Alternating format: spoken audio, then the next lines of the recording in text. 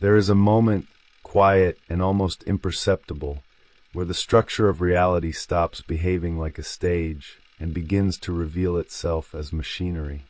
Not the visible kind, not gears and wires, but something deeper, a lattice of cause and consequence unfolding without regard for human expectation. Most people never encounter that moment. They remain inside the theater, inside the illusion of sequence, of before and after, of choice that feels immediate and contained. The world holds together because it appears to. Time moves forward because it seems to. Meaning exists because it is continuously affirmed by shared perception. But in certain narratives, that illusion fractures. Not through chaos, but through clarity.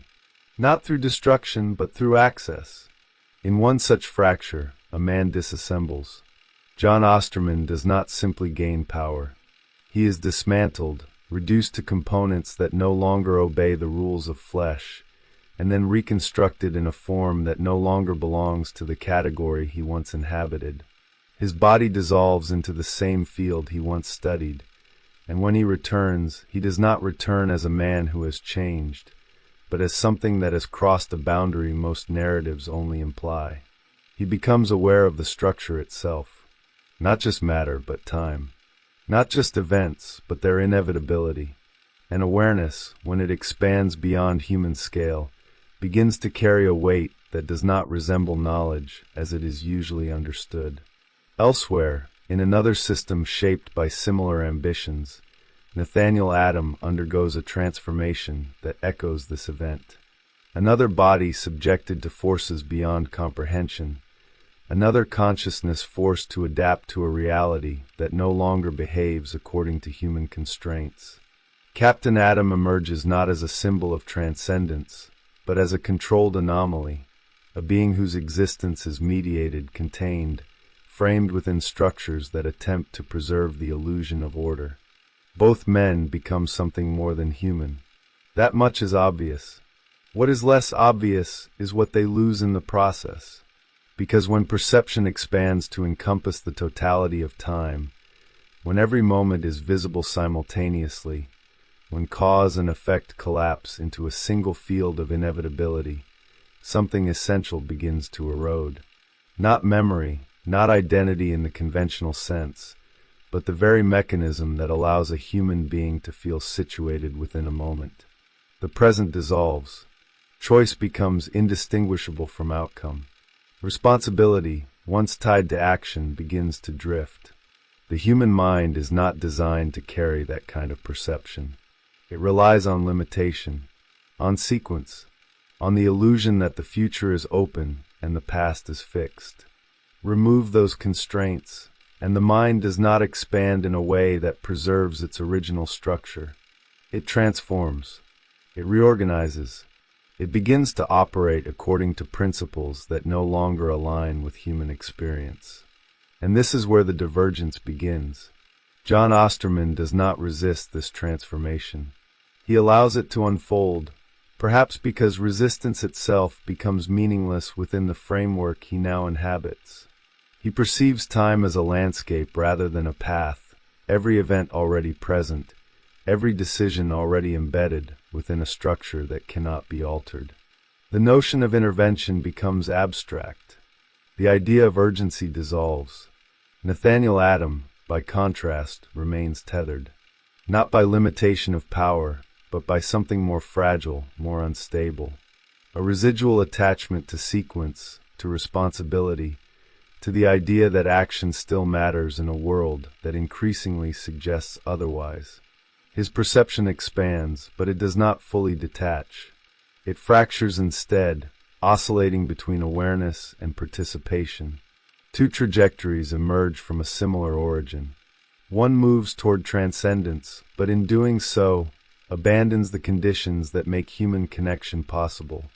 The other attempts to retain those conditions, even as they become incompatible with the reality being perceived. The tension is not immediate. It does not manifest as conflict in the traditional sense. There is no confrontation, no direct opposition.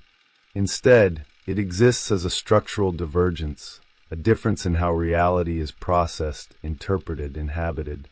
And beneath that divergence lies a question that the narrative does not resolve, only amplifies.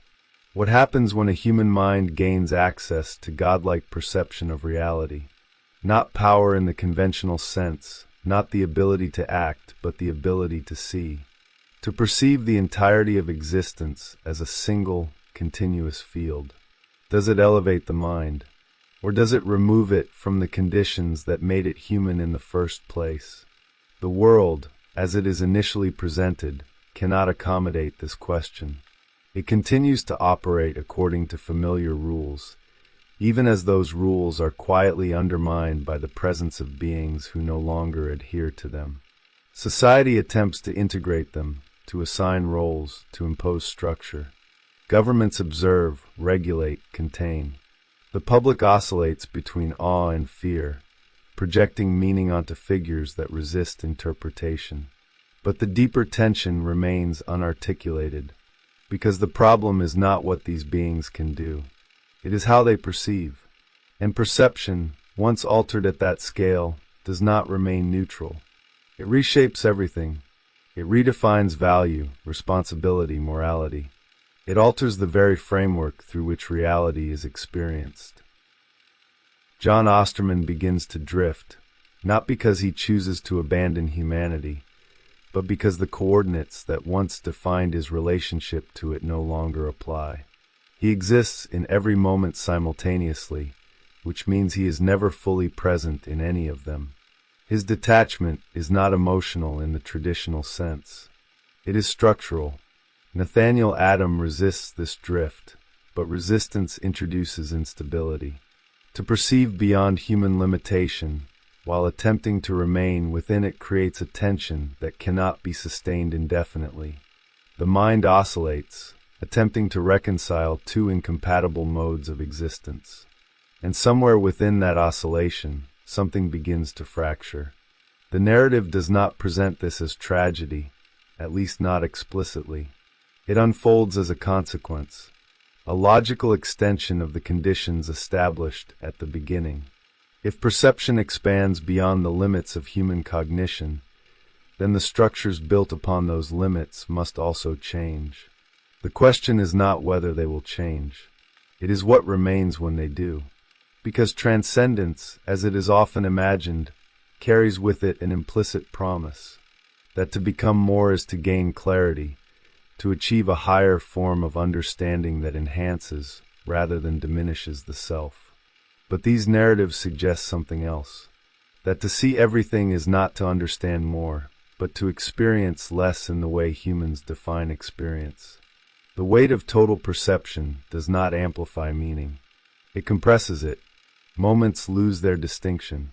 Choices lose their urgency. Relationships lose their immediacy. And what replaces them is not emptiness, but a different kind of coherence. One that does not rely on human frameworks. This is where the tension settles. Not in action, but in interpretation. Two figures, shaped by similar transformations, moving along divergent paths. One embracing the logic of transcendence, allowing perception to redefine existence entirely. The other attempting to retain a foothold in a world that is no longer structured in a way that supports that foothold. Neither path offers resolution. Both reveal something about the limits of human cognition when exposed to absolute perception. And both suggest that the boundary between transcendence and alienation is not a line, but a threshold. Once crossed, it does not allow for easy return. The stage remains intact, at least on the surface. Society continues to function, narratives continue to unfold, the illusion of sequence persists for those still bound by it. But beneath that surface, the presence of these beings introduces a fracture that cannot be repaired. Not because it is destructive, but because it is clarifying. And clarity, at that scale, does not preserve the structures it reveals. John Osterman begins as a man whose relationship to reality is mediated through precision. His world is defined by measurement, by repeatability, by the assumption that beneath apparent chaos lies an underlying order that can be mapped, predicted, and ultimately understood. He does not approach existence as something to be interpreted emotionally, but as something to be analyzed structurally. This orientation is not incidental. It forms the foundation upon which his later transformation will unfold. When the accident occurs, it does not introduce him to a foreign system. It reveals the system he has always believed was there. But belief, when converted into direct perception, does not remain stable. Before the transformation, John inhabits time as a sequence. Cause leads to effect, decisions lead to consequences, and meaning emerges from the arrangement of events within that sequence. Even his intellectual disposition depends on this structure. Analysis requires progression, hypothesis requires testing, understanding requires duration. The mind operates within boundaries that allow it to isolate variables, to construct narratives that explain what has already occurred and anticipate what might happen next. When those boundaries dissolve, the framework collapses with them. John does not simply gain access to more information. He loses the capacity to experience information as something that unfolds. Past, present, and future cease to be categories and become a single field. Every event exists simultaneously, not as memory or prediction, but as immediate perception. The mind, confronted with this totality, cannot process it in the way it once did. It does not expand linearly. It reorganizes. This reorganization is not neutral. It carries consequences that extend beyond cognition. If every moment is already visible, then anticipation loses its function. If every outcome is already present, then choice becomes indistinguishable from inevitability. The concept of responsibility, which relies on the belief that actions could have been otherwise, begins to erode. Not because John rejects it, but because the conditions that sustain it no longer apply. He does not decide to become detached. Detachment emerges as a structural consequence of how he now perceives reality. What appears as indifference is, in many ways, the absence of temporal positioning. John no longer occupies a moment from which he can act with urgency. He exists across all moments at once. The emotional architecture that once connected him to others depends on shared temporality, on the ability to experience events together, to react within the same frame. Without that frame, connection becomes abstract. Not impossible, but increasingly difficult to sustain. Nathaniel Adam enters his transformation from a different orientation. He is not defined by analytical detachment, but by a framework of duty, identity, and imposed structure. His world is not built on the assumption that reality can be fully understood, but on the necessity that it must be navigated, managed, and survived. When he is subjected to forces that alter his physical and cognitive structure, the result is not immediate transcendence, but containment. Captain Adam does not emerge into a vacuum. He is integrated into systems that attempt to define him. These systems function as a kind of external scaffolding, imposing boundaries where internal ones have been destabilized. Governments monitor, regulate, and deploy him as an asset. His identity is not allowed to dissolve entirely because it is continuously reinforced by external expectation. He is given a role, a function, a place within a structure that still operates according to human logic. This difference is critical. John's transformation isolates him from human systems because his perception renders them insufficient.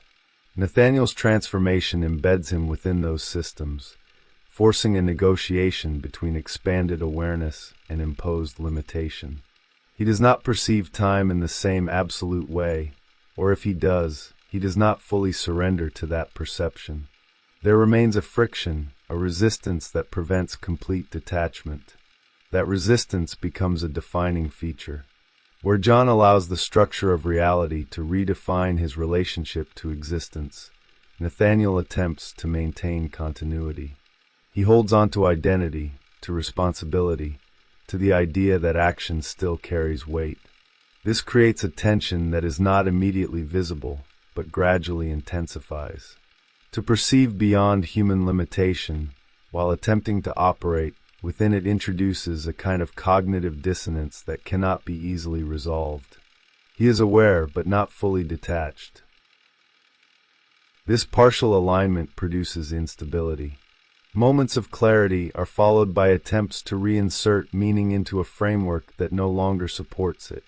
The mind oscillates, moving between expanded perception and grounded experience. Unlike John, who reorganizes entirely, Nathaniel remains in transition. And transition, when prolonged, becomes strain. The contrast between these two figures is not simply one of personality or moral inclination. It is rooted in how each responds to the collapse of temporal and perceptual boundaries. John relinquishes the need for those boundaries. Nathaniel attempts to preserve them, even as they begin to fail. This divergence sets the stage for the conflict that will emerge. Not a conflict between them in the conventional sense, but a conflict between two modes of existence. One that prioritizes coherence within an expanded framework, and one that prioritizes continuity with a human framework that is increasingly incompatible with expanded perception. The world around them reacts in predictable ways. It attempts to categorize, to assign meaning, to integrate these figures into existing narratives. John is perceived as something approaching divinity, a being whose detachment is interpreted as superiority or threat depending on the observer. Nathaniel is seen as a weapon, a controlled force whose power must be directed and contained. Both interpretations miss the underlying transformation.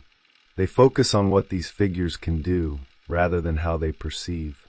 Power becomes the visible expression, but perception is the mechanism that drives everything else. The ability to manipulate matter, to exist beyond physical limitation, to alter environments at will, these are consequences. The true shift occurs at the level of how reality is experienced. And that shift cannot be easily reconciled with human expectation. John's detachment is often read as a loss of empathy, but it is more accurately understood as a loss of temporal anchoring. Without the ability to experience events as unfolding, the emotional responses tied to that unfolding diminish. Urgency fades. Fear, which depends on anticipation, loses its edge. Even desire, which relies on the gap between present and future, becomes diffuse. Nathaniel's continued engagement with these responses suggests that he has not fully crossed that threshold. He still experiences moments as discrete, still feels the pull of consequence, still operates within a framework where actions matter because they lead somewhere. This allows him to remain connected, but it also exposes him to the strain of holding two incompatible perceptions simultaneously. The narrative positions them as parallel figures, but their trajectories are not symmetrical. John moves toward a form of existence that is internally consistent but externally alienating. Nathaniel remains externally integrated but internally unstable. One sacrifices connection for coherence. The other sacrifices coherence for connection. Neither position resolves the tension. Instead, they reveal the limits of human cognition when extended beyond its designed parameters. The mind, when granted access to total perception, does not simply become more capable. It becomes different, and difference, at that scale, introduces a gap that cannot be easily bridged. This gap is where the narrative tension begins to solidify. It is not yet conflict in the traditional sense, but it is no longer latent. The conditions have been established. The divergence is clear. The world continues to operate as though it can absorb these anomalies, but the underlying structure has already begun to shift. Because once perception changes, everything built upon it must eventually follow, and not all structures are designed to survive that transition. The first visible consequence of this divergence does not arrive as rupture, but as misalignment. Systems that once appeared stable begin to reveal subtle fractures, not because they are actively challenged, but but because they are no longer perceived in the same way by those who now exist within them. John Osterman's presence introduces a form of clarity that destabilizes the foundations of the world around him. Not through force, but through indifference to the assumptions that sustain it. He becomes a center that does not behave like a center. A figure placed within the structure of power, expected to reinforce it, yet operating according to a logic that does not recognize its necessity. Governments attempt to position him as an instrument, a guarantor of dominance, a deterrent that extends influence across geopolitical boundaries. In conventional terms, this is a consolidation of power, a throne reinforced, a wall made impenetrable. But the structure relies on a shared understanding of threat, of consequence, of escalation. It assumes that the presence of overwhelming force will produce predictable reactions. John does not inhabit that framework. He complies, at least initially, but compliance does not imply alignment.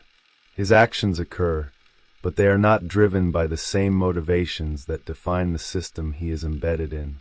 He intervenes, but without urgency. He participates, but without investment. The gap between expectation and execution begins to widen, not in dramatic gestures, but in subtle deviations. He answers questions before they are asked. He reacts to events that have not yet unfolded. His presence distorts sequence itself, creating a sense that the world is no longer moving forward, but being observed from outside its own progression. This introduces a pressure that cannot be easily articulated.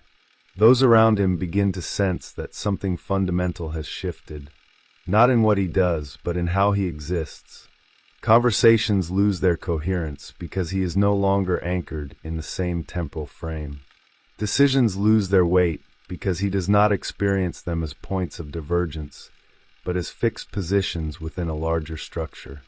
The system attempts to adapt, but adaptation requires shared perception.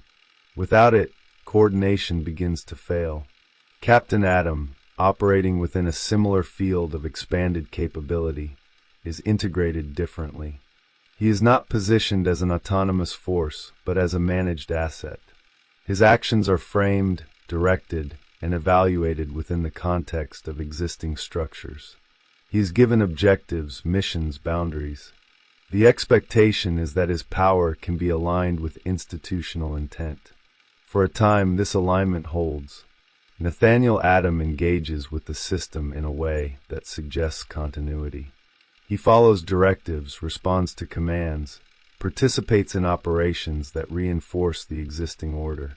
His perception may have expanded, but his orientation remains tethered to the idea that action produces consequence within a linear framework. This allows the system to function, but beneath that functionality, tension accumulates.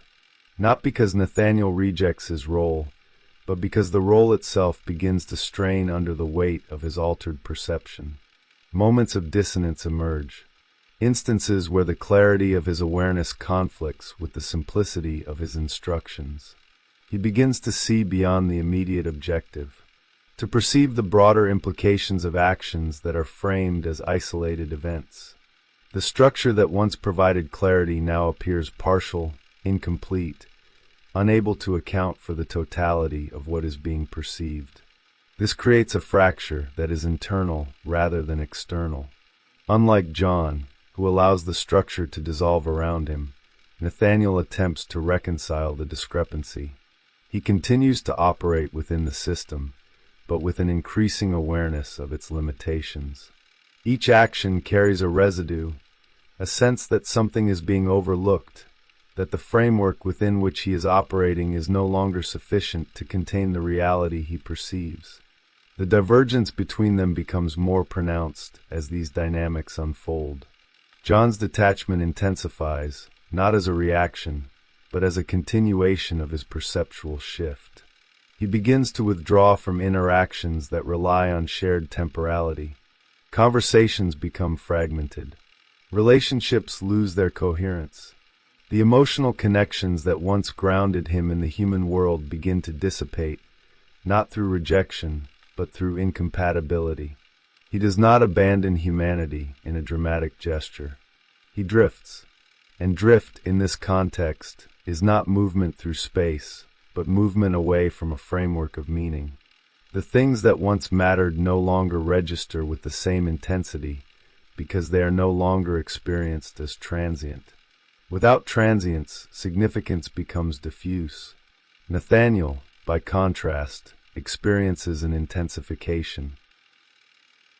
His continued engagement with human structures amplifies the tension between perception and action. Each decision carries weight precisely because he still experiences consequence. He still feels the pull of responsibility, the need to act within a framework that assigns value to outcomes. But that framework is beginning to feel insufficient. He is aware of possibilities that extend beyond the immediate, of consequences that ripple outward in ways that are not accounted for by the systems he serves. This awareness does not paralyze him, but it complicates his actions. Decisions are no longer simple responses to directives. They become negotiations between competing layers of reality. This negotiation introduces instability. The system interprets this instability as deviation, as a potential threat, as a sign that control may be slipping. Measures are taken to reinforce boundaries, to ensure compliance, to maintain the illusion that the structure remains intact. But the illusion depends on a shared understanding that is no longer present. John's presence has already demonstrated that absolute perception cannot be contained within human frameworks. Nathaniel's experience begins to confirm that partial integration is equally unsustainable. The more he becomes aware, the more the structure that attempts to contain him reveals its inadequacy. The pressure increases, not through confrontation, but through accumulation.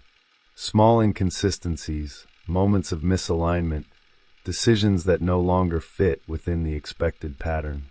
The system responds by tightening control, by reinforcing its boundaries, by attempting to reassert coherence. But coherence cannot be imposed on a perception that exceeds the structure imposing it. John's trajectory continues outward, away from the center, toward a state of existence that no longer intersects with human concerns in any meaningful way. Nathaniel's trajectory becomes more complex, more strained, as he attempts to remain within a system that is increasingly unable to accommodate the reality he perceives. The divergence is no longer theoretical. It is operational. Two forms of existence, emerging from similar origins, now moving in directions that reveal the limitations of the world they once shared. The stage remains, but the actors no longer adhere to its logic, and the audience, still bound by that logic, begins to sense that something essential has shifted, not in the spectacle of power, but in the structure of reality itself. The tension is no longer latent. It has begun to shape the narrative. The pressure that accumulates within these systems does not remain abstract for long. It begins to manifest through events that expose the incompatibility between expanded perception and human expectation. Not as a sudden collapse, but as a series of moments where the structure fails to hold its shape under the weight of what it is asked to contain. John Osterman's trajectory reaches a point where participation itself becomes indistinguishable from observation. He continues to act, but action no longer carries intention in the conventional sense. He intervenes in conflicts, alters outcomes, reshapes environments, yet these interventions feel less like decisions and more like inevitabilities unfolding through him. The distinction between agency and occurrence dissolves. This shift does not go unnoticed. Those who rely on him begin to sense that his presence, once perceived as a stabilizing force, has become something else. Not unstable in the traditional sense, but unanchored. He does not respond to urgency with urgency. He does not prioritize one outcome over another based on human valuation. His perspective, expanded beyond sequence, no longer aligns with the logic that governs the systems attempting to utilize him. This creates a subtle but profound rupture. When crises emerge, The expectation is that John will act as a corrective force, restoring balance, reinforcing order. But balance, from his perspective, is no longer a dynamic state that requires intervention. It is a fixed configuration within the larger structure of time. What appears as crisis to others is simply a point within a continuum that already includes its resolution. The result is a form of inaction that is not passivity, but inevitability perceived. He does what he does because it is already done. This reframing of action destabilizes the concept of responsibility at its core. If outcomes are fixed, if every event is already embedded within the structure of time, then the moral weight assigned to decisions begins to lose its foundation. Responsibility depends on the belief that things could be otherwise. Remove that belief, and the entire ethical framework begins to erode. John does not reject morality. He outgrows the conditions that sustain it. Nathaniel Adam encounters this erosion from the opposite direction. He remains within systems that continue to operate as though choice and consequence are intact, even as his perception begins to reveal the fragility of that assumption. The more he becomes aware of the broader structure, the more the decisions he is asked to make appear constrained, incomplete, sometimes arbitrary. This introduces a tension that cannot be externalized. He continues to act, to follow directives, to engage with the world as though the framework still holds, but internally, the coherence begins to fracture. He sees outcomes before they fully unfold, senses patterns that extend beyond immediate context, becomes aware of the limitations imposed by the structures he serves. Yet he does not detach. He attempts to reconcile. This reconciliation takes the form of increased effort, a kind of intensified engagement with the system in an attempt to preserve its validity. He commits more fully, acts more decisively, seeks to impose clarity where ambiguity begins to emerge. But the more he does this, the more the underlying inconsistency reveals itself. The system is not built to accommodate his perception. It requires simplification, reduction, the ability to isolate variables and treat events as discrete. Nathaniel's awareness resists this reduction. He cannot fully ignore what he perceives, even if he attempts to act as though it does not alter the framework within which he operates. This produces strain. Moments arise where his actions do not align with expectation, not because he rejects the directive, but because he interprets it within a broader context that the system does not recognize. He anticipates consequences that others do not see, hesitates where immediate action is expected, or acts in ways that appear excessive or insufficient depending on the perspective from which they are evaluated. The response from the system is predictable. It attempts to reassert control, to narrow the scope of his operation, to impose clearer boundaries, to reduce the variables that his expanded perception introduces.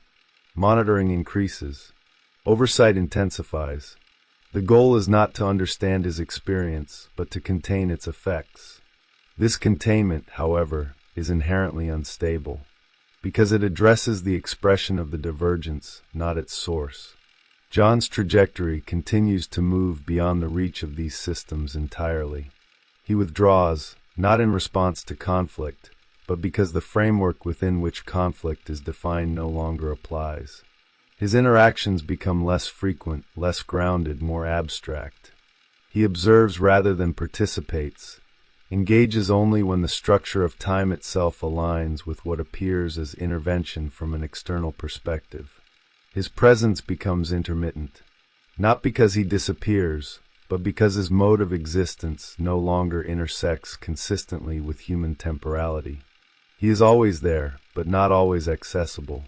Always aware, but not always engaged in a way that can be perceived. This introduces a different kind of tension, one that is not based on unpredictability, but on the absence of reliable alignment. The world cannot depend on him, because dependence requires a shared frame of reference. Without it, even absolute power becomes functionally distant. Nathaniel, still embedded within the system, becomes the site where this tension is most acutely felt. He is expected to compensate, to function as a bridge between human structures and expanded capability. But a bridge implies stability, and stability is precisely what his internal experience begins to lack. He is pulled in two directions, toward a perception that reveals the limitations of the system, and toward a responsibility that demands he operate within it. Each action becomes a negotiation between these forces. Each decision carries the weight of conflicting frameworks that cannot be fully reconciled. This conflict does not produce immediate collapse. It produces distortion. The system continues to function, but its operations become increasingly strained. Decisions are made with less certainty. Outcomes become harder to predict. The alignment between intention and result begins to weaken. Nathaniel's presence amplifies this instability, not because he introduces chaos, but because his perception exposes the fragility of the order being maintained. The divergence between him and John now extends beyond individual experience. It becomes structural. John represents a form of existence that has moved beyond the need for human frameworks, operating within a coherence that does not require alignment with human perception. Nathaniel represents the attempt to maintain those frameworks in the face of a perception that undermines them. Neither position resolves the tension. One abandons the system. The other strains against it. And as this dynamic unfolds, the world around them begins to shift, not through dramatic upheaval, but through the gradual erosion of assumptions that once appeared stable. The belief in linear causality, in contained consequence, in the reliability of structures designed to manage complexity, all begin to show signs of stress. The fracture is no longer subtle. It is becoming visible, not as a break, but as a distortion that alters the shape of everything it touches. The distortion that begins as misalignment gradually acquires a form that can no longer be ignored. Systems that once absorbed inconsistency through adjustment now find themselves confronted with a reality that does not yield to recalibration. The pressure has accumulated to a point where continuation requires either transformation or fracture. Neither option preserves what came before. John Osterman's trajectory reaches a stage where distance becomes indistinguishable from absence. Not because he has vanished, but because his mode of existence no longer intersects with the structures that once defined his relevance. He does not disengage through decision. He recedes through incompatibility. The more complete his perception becomes, the less meaningful the human scale appears. Events unfold, conflicts escalate, decisions are made, yet from his vantage point, these are not processes but positions, already placed, already resolved, already contained within a totality that does not privilege one moment over another. Intervention in this context loses its narrative function. It becomes a redundancy within a structure that requires no correction. This does not produce chaos. It produces a vacuum, a space where expectation remains, but fulfillment does not follow in a recognizable way. Those who once relied on his presence begin to confront the limits of their own frameworks. The assumption that power, when sufficient, can stabilize reality is revealed as conditional, dependent on alignment, dependent on shared perception. Without that alignment, power does not vanish. It becomes distant. This distance alters the balance of the system. Authority begins to fragment. Structures that once derived legitimacy from their association with overwhelming force must now operate without it, not entirely without protection, but without the certainty that protection will manifest when needed. This uncertainty introduces a new kind of instability, one that is not driven by opposition, but by the absence of a stabilizing reference. Nathaniel Adam occupies the center of this shift. He is still present, still engaged, still operating within the frameworks that are beginning to lose coherence. But his position is no longer stable. The strain that has been building within him reaches a threshold where it can no longer be managed through effort alone. The oscillation between expanded perception and imposed structure intensifies, producing moments where the two collapse into each other. In these moments, the system sees what it has been trying to contain, not the full extent of his perception, but enough to recognize that control is not as secure as it appears. His actions become less predictable, not because he is acting irrationally, but because he is responding to variables that the system does not acknowledge. He anticipates outcomes that others cannot see, reacts to patterns that extend beyond immediate context, makes decisions that appear disproportionate or misaligned. The response is escalation. Containment measures increase in intensity. Oversight becomes surveillance. Boundaries become constraints. The system attempts to reassert dominance through restriction, narrowing the space within which Nathaniel can operate in order to reduce the impact of his divergence. But restriction does not resolve the underlying tension. It amplifies it. The more the system attempts to limit his expression, the more the discrepancy between perception and action becomes pronounced. He is aware of what lies beyond the boundaries being imposed, aware of the consequences that extend beyond the immediate frame, yet forced to operate as though those boundaries define the totality of the situation. This creates a pressure that cannot be indefinitely sustained. At a certain point, the structure that contains him begins to resemble the conditions that produced John's detachment. Not identical, but parallel. A scenario where the limitations imposed by human frameworks become incompatible with the reality being perceived. The difference is that Nathaniel does not have the option of complete withdrawal. He is embedded, positioned, expected to remain. This expectation becomes untenable. The fracture, when it occurs, does not present itself as a single event. It emerges through a series of moments where the alignment between Nathaniel and the system breaks down completely. Decisions are made that cannot be justified within the framework of command. Actions are taken that exceed or contradict directives. The gap between perception and expectation becomes visible, and once visible, it cannot be ignored.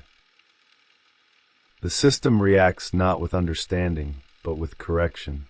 Attempts are made to re-establish control, to redefine his role, to bring him back within the parameters that have been established. But these attempts are based on the assumption that the divergence is behavioral, that it can be addressed through adjustment. It is not. It is structural. Nathaniel is no longer operating within the same reality as those attempting to control him. Not in the sense of being detached from it, but in the sense of perceiving it differently. This difference cannot be corrected through external means. It requires a reconfiguration of the system itself, which the system is not designed to do. The result is a breakdown in coordination. Missions fail or produce unintended consequences. Communication becomes strained, not through lack of clarity, but through lack of shared context. The language used to describe situations no longer maps onto the reality being experienced by Nathaniel. Terms like objective, threat, resolution lose their precision. They become approximations. Meanwhile, John's absence continues to exert pressure on the system, not through action but through the void it creates. The knowledge that such a form of existence is possible, that perception can extend beyond the structures that define human experience, begins to influence how others interpret their own reality. He becomes a reference point without presence, a figure that represents the end point of a trajectory that Nathaniel now appears to be approaching from the opposite direction, one through detachment, the other through strain, both leading toward a threshold where human frameworks cease to apply. The question that emerges is no longer theoretical. It becomes operational. Can a human mind, once exposed to the totality of reality, continue to function within systems designed for partial perception? Nathaniel's experience suggests that the answer is no, but his continued attempt to do so delays the inevitable, creating a prolonged state of tension that reveals the limits of both positions. John's detachment eliminates the strain, but removes him from the system entirely. Nathaniel's engagement preserves connection, but introduces instability that the system cannot absorb. Neither path offers integration. Instead, they outline the boundaries of what is possible. As these dynamics unfold, the world begins to adjust. Not through conscious recognition of the underlying transformation, but through shifts in behavior, in expectation, in the way power and responsibility are conceptualized. The presence of beings who do not adhere to human frameworks forces a reconsideration of those frameworks, even if that reconsideration remains implicit. Structures become more rigid in some areas, attempting to compensate for the loss of certainty, more flexible in others, adapting to the unpredictability introduced by expanded perception. The overall effect is a system in transition, no longer stable in its previous form, but not yet reconfigured into something new. Within this transition, Nathaniel stands at a point of convergence. He embodies the tension between what the system was and what it is becoming. His actions, his instability, his attempts to reconcile incompatible modes of perception, all serve as indicators of a larger shift that extends beyond his individual experience. John, having moved beyond this point, no longer participates in the transition. He exists on the other side of it, in a state that the system cannot fully comprehend or integrate. The divergence between them is complete. One has crossed the threshold and abandoned the structures that define human experience. The other remains at the boundary, attempting to hold those structures together even as they begin to fail. And in that attempt, the limits of both transcendence and belonging become clear. Not as conclusions, but as conditions that cannot be reconciled within the same framework.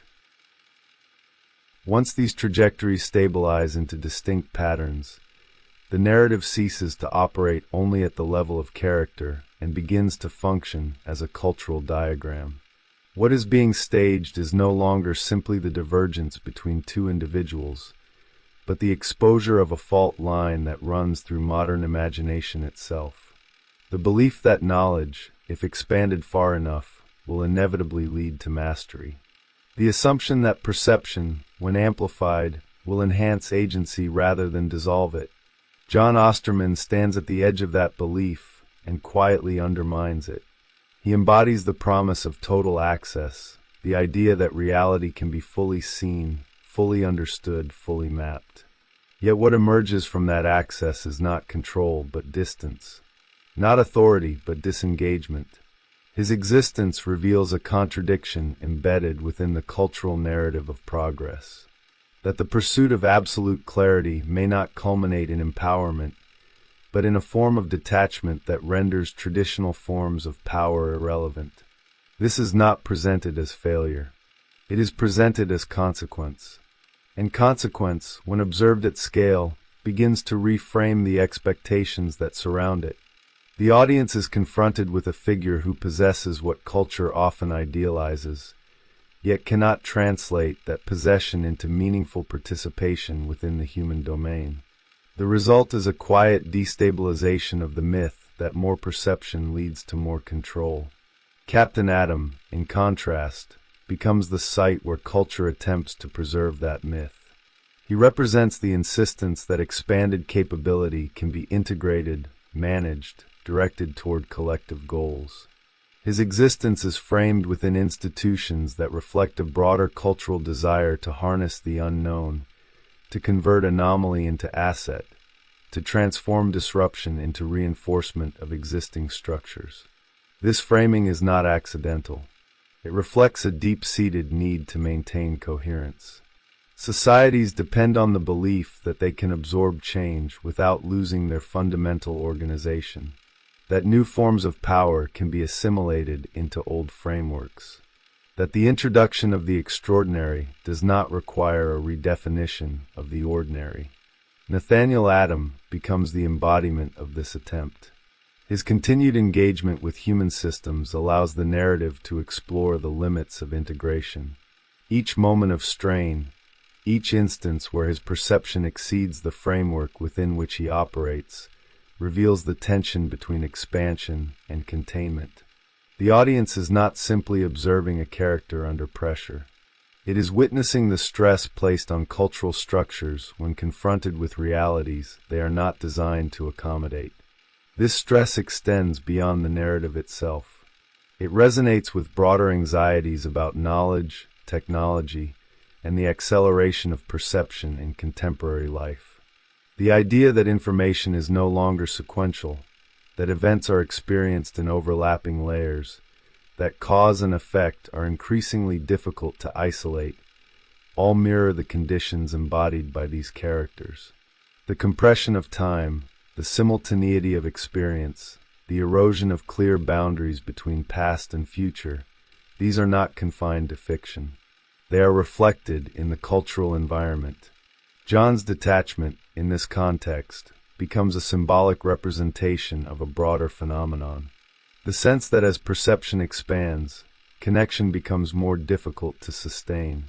That the ability to see more does not necessarily translate into the ability to engage more deeply. Instead, it can produce a form of distance, a reduction in the immediacy that underpins human interaction. He is not simply alien to the characters within the narrative. He is alien in a way that reflects a growing dissonance within the audience itself. A recognition, perhaps unconscious, that the structures through which reality is experienced are shifting. That the frameworks that once provided clarity are becoming insufficient. Nathaniel's instability reflects the counterpart to this experience. He does not withdraw. He attempts to remain engaged, to act, to maintain continuity within a system that is increasingly strained. His struggle mirrors the cultural effort to adapt, to preserve meaning within conditions that challenge its foundations. The oscillation between clarity and confusion, between control and uncertainty, becomes a familiar pattern. This familiarity is what gives the narrative its symbolic weight.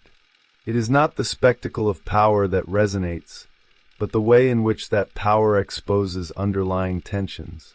The audience is drawn not to what these figures can do, but to what their existence reveals about the limits of human frameworks. The narrative becomes a mirror, reflecting not only the characters' transformations, but the conditions under which those transformations are perceived. This reflective quality amplifies the cultural impact.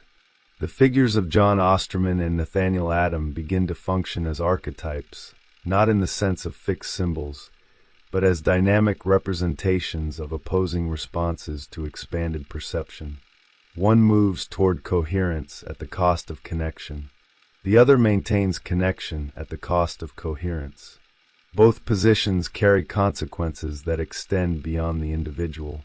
These archetypes do not remain confined to the narrative. They circulate. They are referenced, reinterpreted, embedded within broader cultural discourse.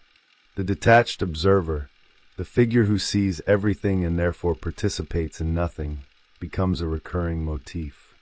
The strained participant, the one who attempts to act within a system that no longer aligns with their perception, becomes equally recognizable. Together, they form a polarity that structures interpretation.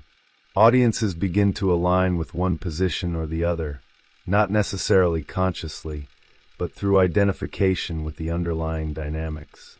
Some perceive John's detachment as a form of clarity, a release from the constraints that bind human experience. Others interpret it as loss, as the erosion of what makes connection meaningful. Nathaniel's struggle is seen either as resilience, an effort to maintain engagement despite overwhelming complexity, or as limitation, a refusal to accept the implications of expanded awareness. This division reflects a deeper cultural polarization, not in terms of ideology, but in terms of how reality itself is processed. Whether clarity is valued over connection, or connection over clarity. Whether the expansion of perception is seen as a path toward transcendence, or as a force that destabilizes the conditions necessary for meaning. The narrative does not resolve this polarization. It sustains it. By presenting both trajectories without privileging one as the definitive answer, it allows the tension to persist. This persistence is what gives the story its durability. It does not offer a conclusion that can be easily absorbed. Instead, it introduces a problem that continues to operate within the audience's interpretation long after the narrative has ended. The symbolic meaning, then, is not fixed. It evolves as the cultural context shifts. In periods where control and mastery are emphasized, John's detachment may be read as a warning, a demonstration of what happens when perception exceeds the capacity for engagement. In contexts where fragmentation and overload dominate, Nathaniel's struggle may resonate more strongly, reflecting the effort to maintain coherence in the face of overwhelming complexity. The narrative adapts because the tension it explores is not tied to a specific moment. It is structural. It emerges whenever the relationship between perception and participation is destabilized. Whenever the frameworks that define reality are challenged by experiences that exceed their capacity to contain them. This is why the figures persist, not as static icons, but as ongoing reference points within a cultural landscape that continues to grapple with the implications of expanded awareness. They function as markers, indicating positions within a spectrum that remains unresolved. And in that unresolved space, the narrative continues to operate, not as a closed system, but as an open field of interpretation where the question it poses remains active.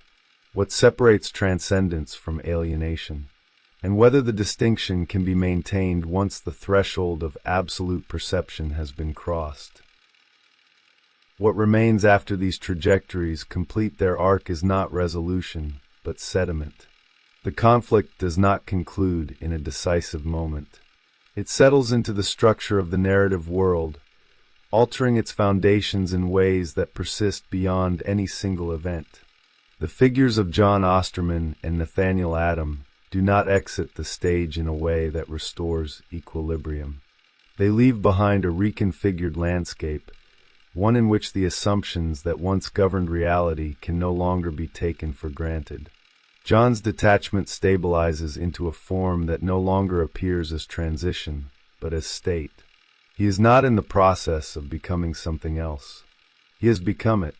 The oscillation between human and post-human perception resolves into a coherence that no longer requires negotiation. The cost of that coherence is final, not dramatic, not emphasized, but irreversible. He no longer belongs. This does not mean he is excluded. It means the category itself has lost its relevance.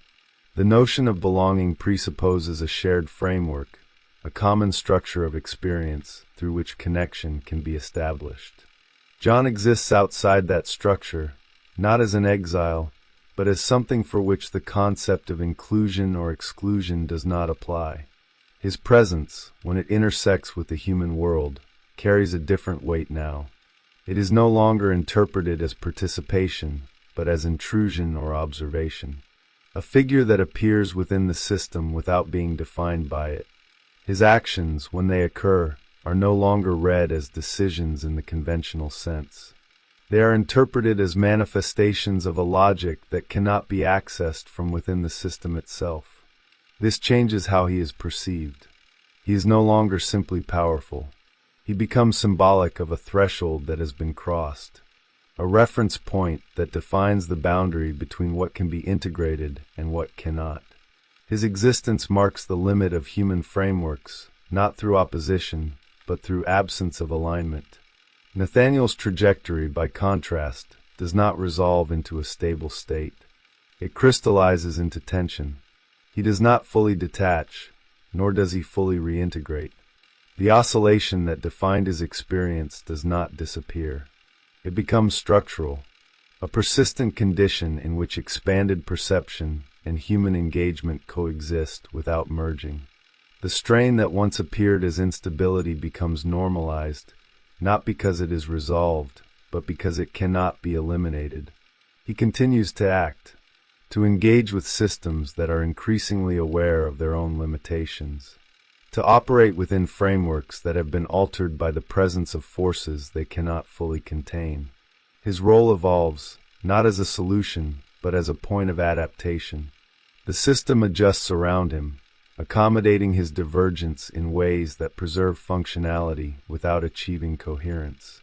This adaptation is partial. It does not resolve the underlying discrepancy between perception and structure. It manages it. It distributes the tension across a wider field, allowing the system to continue operating without addressing the fundamental incompatibility at its core. The result is a new equilibrium, not stable in the traditional sense, but sustained through continuous adjustment, a state in which the presence of expanded perception is acknowledged, but not fully integrated, where anomalies are expected, but not fully understood, where the limits of control are recognized, but not relinquished. This equilibrium extends beyond the narrative world. It informs how the audience interprets the relationship between power, perception, and belonging. The figures of John and Nathaniel do not simply represent outcomes. They define positions within a spectrum that remains active. One at the far end, where coherence is achieved at the cost of connection. The other within the field, where connection is preserved at the cost of coherence. Neither position is presented as ideal. Both are presented as consequences. This framing resists closure. It prevents the narrative from collapsing into a moral conclusion or a definitive statement about the nature of transcendence. Instead, it establishes a set of conditions that continue to operate beyond the boundaries of the story. The idea that becoming more than human does not necessarily enhance the ability to participate in human systems becomes embedded within the cultural imagination. The assumption that power can be integrated without altering the structures that contain it is challenged, not through argument, but through demonstration. These challenges persist because they are not resolved. They become part of the interpretive framework through which similar narratives are understood. Future figures, future stories that explore the expansion of perception or capability, are read in relation to these trajectories.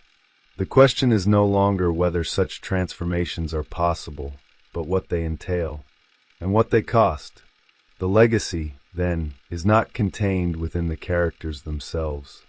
It exists in the shift they produce, a reorientation of how transcendence is conceptualized, no longer as a clear ascent, but as a movement that introduces new forms of separation. A recognition that the expansion of perception alters not only what can be seen, but how seeing itself relates to action, to responsibility, to connection. This recognition does not settle into consensus. It remains contested. Some interpretations continue to frame John's state as a form of ultimate clarity, a release from the constraints that limit human understanding. Others view it as a loss, a reduction of experience to a level where meaning becomes diffuse. Nathaniel's position is similarly divided, seen either as a necessary compromise or as an unsustainable tension. These divisions reflect the unresolved nature of the underlying problem. The boundary between transcendence and alienation cannot be fixed because it is not static. It shifts depending on the framework through which it is viewed. What appears as coherence from one perspective may appear as detachment from another. What appears as engagement may appear as limitation. The narrative does not attempt to reconcile these perspectives. It holds them in place. By doing so, it ensures that the tension remains active, that the questions it raises continue to operate within the interpretive space of the audience. The figures do not provide answers. They define the parameters within which the questions must be considered, and those parameters extend beyond fiction. They intersect with broader considerations about knowledge, technology, and the evolving conditions of human perception. As the capacity to access, process, and interpret information continues to expand, the dynamics embodied by these characters become increasingly relevant. The tension between seeing more and belonging less, between understanding more and acting less, becomes a lived experience rather than a speculative one. This is where the narrative settles, not in resolution, but in relevance. The conflict it explores does not conclude because it is not confined to the conditions of the story. It reflects a structural tension that persists wherever the limits of human cognition are extended, wherever perception begins to outpace the frameworks that give it meaning. John Osterman stands as the figure who has crossed that threshold completely, embodying the coherence that lies beyond human structure. Nathaniel Adam remains within the field, carrying the strain of attempting to reconcile two incompatible modes of existence.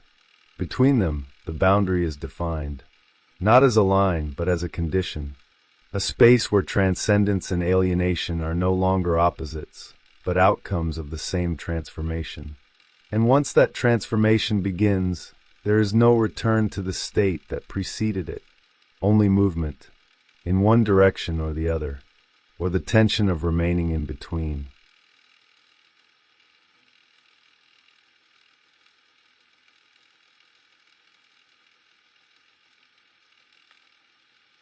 There is a moment before violence declares itself, when a society quietly decides what it is willing to tolerate. Not openly, not through speeches or laws, but through a gradual shift in what is excused, what is justified, and what is reframed as necessary. In that moment, brutality does not yet wear its own face. It borrows the language of order. It speaks in the tone of protection. It promises stability. And somewhere inside that promise, figures like Edward Blake and Christopher Smith begin to take shape. They do not emerge as anomalies. They are not disruptions to the system. They are its logical extension, its sharpened edge, its unspoken conclusion. The world that produces them is already structured around a fragile belief that peace is something to be maintained, preserved, enforced. Not something that naturally emerges from harmony, but something that must be guarded against constant threat. A perimeter must be drawn. A boundary must be defended. And anything beyond that boundary becomes suspect. At first, this logic feels almost reasonable. It is framed as realism, as maturity, the idea that the world is dangerous, that human nature is unpredictable, that idealism must eventually give way to pragmatism. The system begins to prioritize those who can act decisively, those who can do what others hesitate to do. Violence enters quietly. It is not yet celebrated, but it is tolerated, then justified, then reframed as responsibility. Edward Blake exists in a world where the mask is no longer about justice. It is about function. In Watchmen, the idea of the hero has already been stripped of its innocence. The city is not a place of hope. It is a territory under pressure, a space where institutions are brittle and morality is negotiable. Blake does not pretend to be anything else. He does not believe in the illusion of righteousness. He understands the rules of the arena as they are, not as they are imagined to be. He laughs, not because anything is funny, but because he sees the structure clearly. Christopher Smith, on the other hand, emerges from a different tone, a different aesthetic, but the same underlying logic. In the world of DC Comics, his identity as Peacemaker carries an explicit contradiction. He is devoted to peace. Absolutely. Unconditionally. So much so that any act of violence becomes permissible in its name. He does not see contradiction in this. That is the point. Where Blake recognizes the absurdity of the system and embraces it with cynicism, Smith internalizes it with sincerity. One laughs at the structure, the other believes in it, but both operate within the same psychological territory, a space where violence has already been integrated into the definition of order. This is where the tension begins to form, not as a direct conflict between characters, but as a fracture within the concept they represent. The idea of protection starts to bend. It becomes less about safeguarding life and more about preserving a version of reality that feels stable, even if that stability is built on suppression. The world around them reinforces this logic. Institutions rely on individuals who can act without hesitation. Systems reward those who can neutralize threats quickly. The ambiguity of morality becomes inconvenient. It slows things down. It introduces doubt, and doubt, in a system obsessed with control, is seen as weakness. So the figures who can operate without doubt begin to rise. They become necessary. The line between defense and aggression begins to dissolve. Not dramatically, not in a single event, but through accumulation. Each justified act of violence shifts the boundary slightly. Each rationalization moves the center of gravity. What was once unthinkable becomes acceptable. What was acceptable becomes expected. Blake moves through this environment with a kind of brutal clarity. He does not attempt to reconcile the contradictions. He embodies them. He understands that the system requires figures like him, even as it pretends to reject them. He is both the symptom and the mechanism, a reflection of a world that has already chosen force over illusion. Smith, by contrast, clings to the language of virtue. He needs to believe that his actions serve a higher purpose, that the violence is not just necessary but meaningful, that it contributes to something larger than himself. His identity depends on this belief. Without it, the structure collapses. And yet, beneath both of them, the same question begins to press against the surface. What happens when peace is no longer defined by the absence of violence, but by its continuous application? What happens when stability depends on constant intervention, constant suppression, constant force? The system does not answer this directly. It does not need to. It delegates the question to individuals who are willing to carry it in their actions. Blake answers it with laughter, a recognition that the world has already crossed the line, and that the only honest response is to acknowledge it, to stop pretending that morality still governs the system.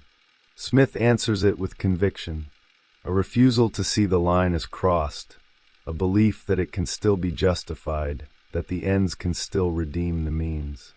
Both are correct in their own way.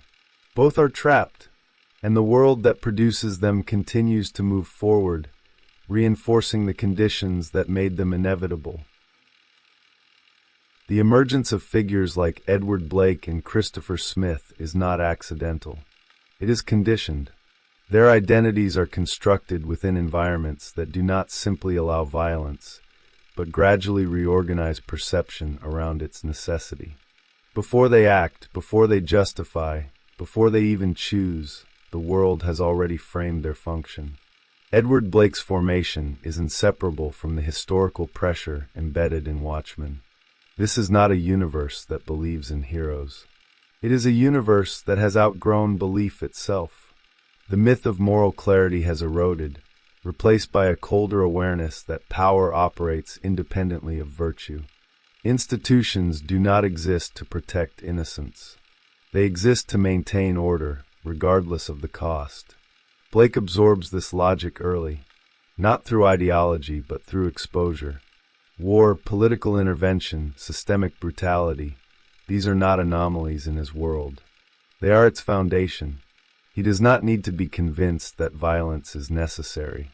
He sees it functioning as the underlying mechanism that sustains the illusion of stability.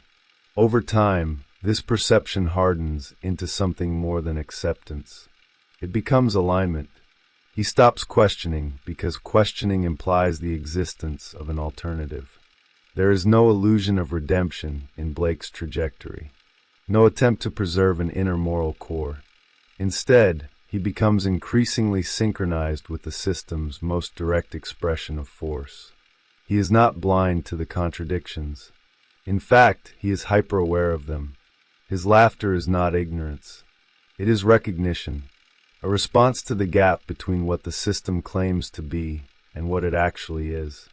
This is where his psychological structure stabilizes, not in denial, but in exposure.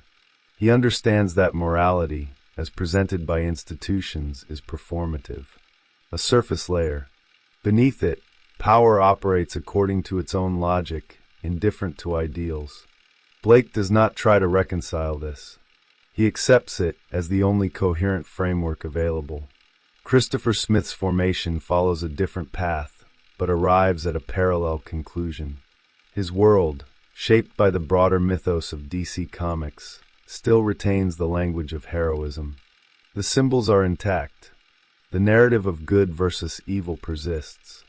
But beneath this surface, the same structural tension exists. The same reliance on controlled violence as a means of maintaining order. Smith grows within a framework that actively encourages belief. Patriotism is not just an identity, it is a moral orientation. It defines what is right, what is necessary, what must be defended. His understanding of the world is filtered through this lens. Peace is not an abstract ideal.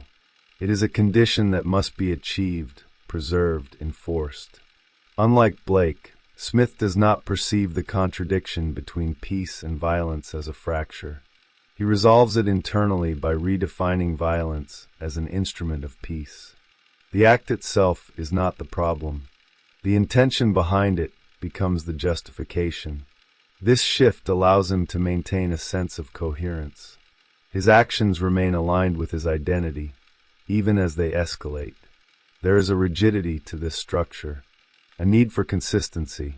Smith cannot afford ambiguity because ambiguity introduces instability. If violence becomes morally uncertain, his entire framework collapses. So the system within him adapts. It filters information. It reinterprets consequences. It maintains alignment at all costs. This is where the divergence between Blake and Smith becomes more apparent. Blake sees the system and laughs because he no longer believes in its narrative. Smith believes in the narrative so deeply that he restructures reality to fit it. One operates from disillusionment, the other from conviction, but both arrive at the same operational point. They become agents of a system that requires violence to sustain itself. The difference lies in their relationship to meaning. Blake abandons it. He does not seek purpose in his actions. He performs them because they are necessary within the structure he inhabits. There is a certain brutal honesty in this. He does not pretend that what he does is good. He recognizes that the system itself is built on a foundation that cannot support genuine morality. His alignment is pragmatic, not ideological. Smith, on the other hand, cannot function without meaning. He needs to believe that his actions contribute to something larger, something justified. This belief is not superficial. It is essential. It anchors his identity. It provides coherence in a world that would otherwise feel chaotic. Every act of violence must be framed as necessary. Every consequence must be interpreted as part of a larger goal. This creates a different kind of psychological pressure. Where Blake experiences a collapse of illusion, Smith experiences a constant need to maintain it. His identity is not stable. It requires reinforcement. Each action must confirm the narrative. Each decision must align with the belief that peace justifies the means. The system supports both structures. It rewards Blake's efficiency, his lack of hesitation, his ability to operate without moral friction. At the same time, it sustains Smith's belief. It provides the language, the symbols, the justification that allows him to continue. The system does not require internal consistency. It only requires functional output. This is the deeper foundation of their coexistence. They are not opposites. They are complementary expressions of the same underlying dynamic. One embodies the recognition that violence is intrinsic to the system. The other embodies the need to believe that it can still be morally justified. Together, they map the full spectrum of how a society integrates brutality into its structure. The conflict between them is not personal. It is conceptual. It exists at the level of interpretation. Blake's worldview destabilizes the narrative that Smith depends on. If the system is inherently corrupt, if violence is not a means to peace but an end in itself, then Smith's entire framework collapses. His actions lose their moral grounding. His identity fragments. At the same time, Smith's conviction represents something Blake has already abandoned. The possibility, however fragile, that the system could still be aligned with a higher purpose. That violence, under certain conditions, could be justified as a necessary evil rather than an intrinsic feature. This tension does not resolve. It intensifies, because both perspectives are sustained by the same environment. A world that requires violence but cannot fully acknowledge it. A system that depends on force but still needs to present itself as moral. The contradiction is structural. It cannot be removed without destabilizing the entire framework. So it is managed, through individuals, through figures like Blake and Smith, who carry the burden of this contradiction within themselves, who act where others hesitate, who embody the logic that the system cannot openly declare. And as long as the system remains intact, their existence is not just inevitable. It is necessary. The conflict does not begin with confrontation. It begins with accumulation, a series of actions, decisions, and permissions that slowly reorganize the structure around them. In both worlds, the boundary between defense and aggression has already been weakened, but it has not yet fully collapsed. That collapse requires repetition. Edward Blake moves through geopolitical arenas where violence is not only sanctioned, but institutionalized. His presence in Vietnam is not framed as chaos. It is framed as policy. The territory becomes a stage where power is asserted under the language of order. Civilian spaces blur into combat zones. Moral distinctions lose clarity. What matters is control of the perimeter. Blake operates within this environment without resistance. He does not question the legitimacy of the mission because the mission itself is irrelevant. What matters is the function, the enforcement of will, the demonstration that power can reach any space and reshape it. In this sense, violence is not a tool. It is a message. Each act reinforces the system's internal logic. That force is effective. That resistance can be neutralized. That stability can be manufactured through pressure. The immediate results appear to justify the method. Territories are secured. Threats are eliminated. Order, at least superficially, is restored. But something shifts beneath the surface. The repetition of violence begins to alter perception. Not just Blake's perception, but the perception of the system itself. The threshold for what is acceptable moves. Actions that once required justification become routine. The extraordinary becomes normalized.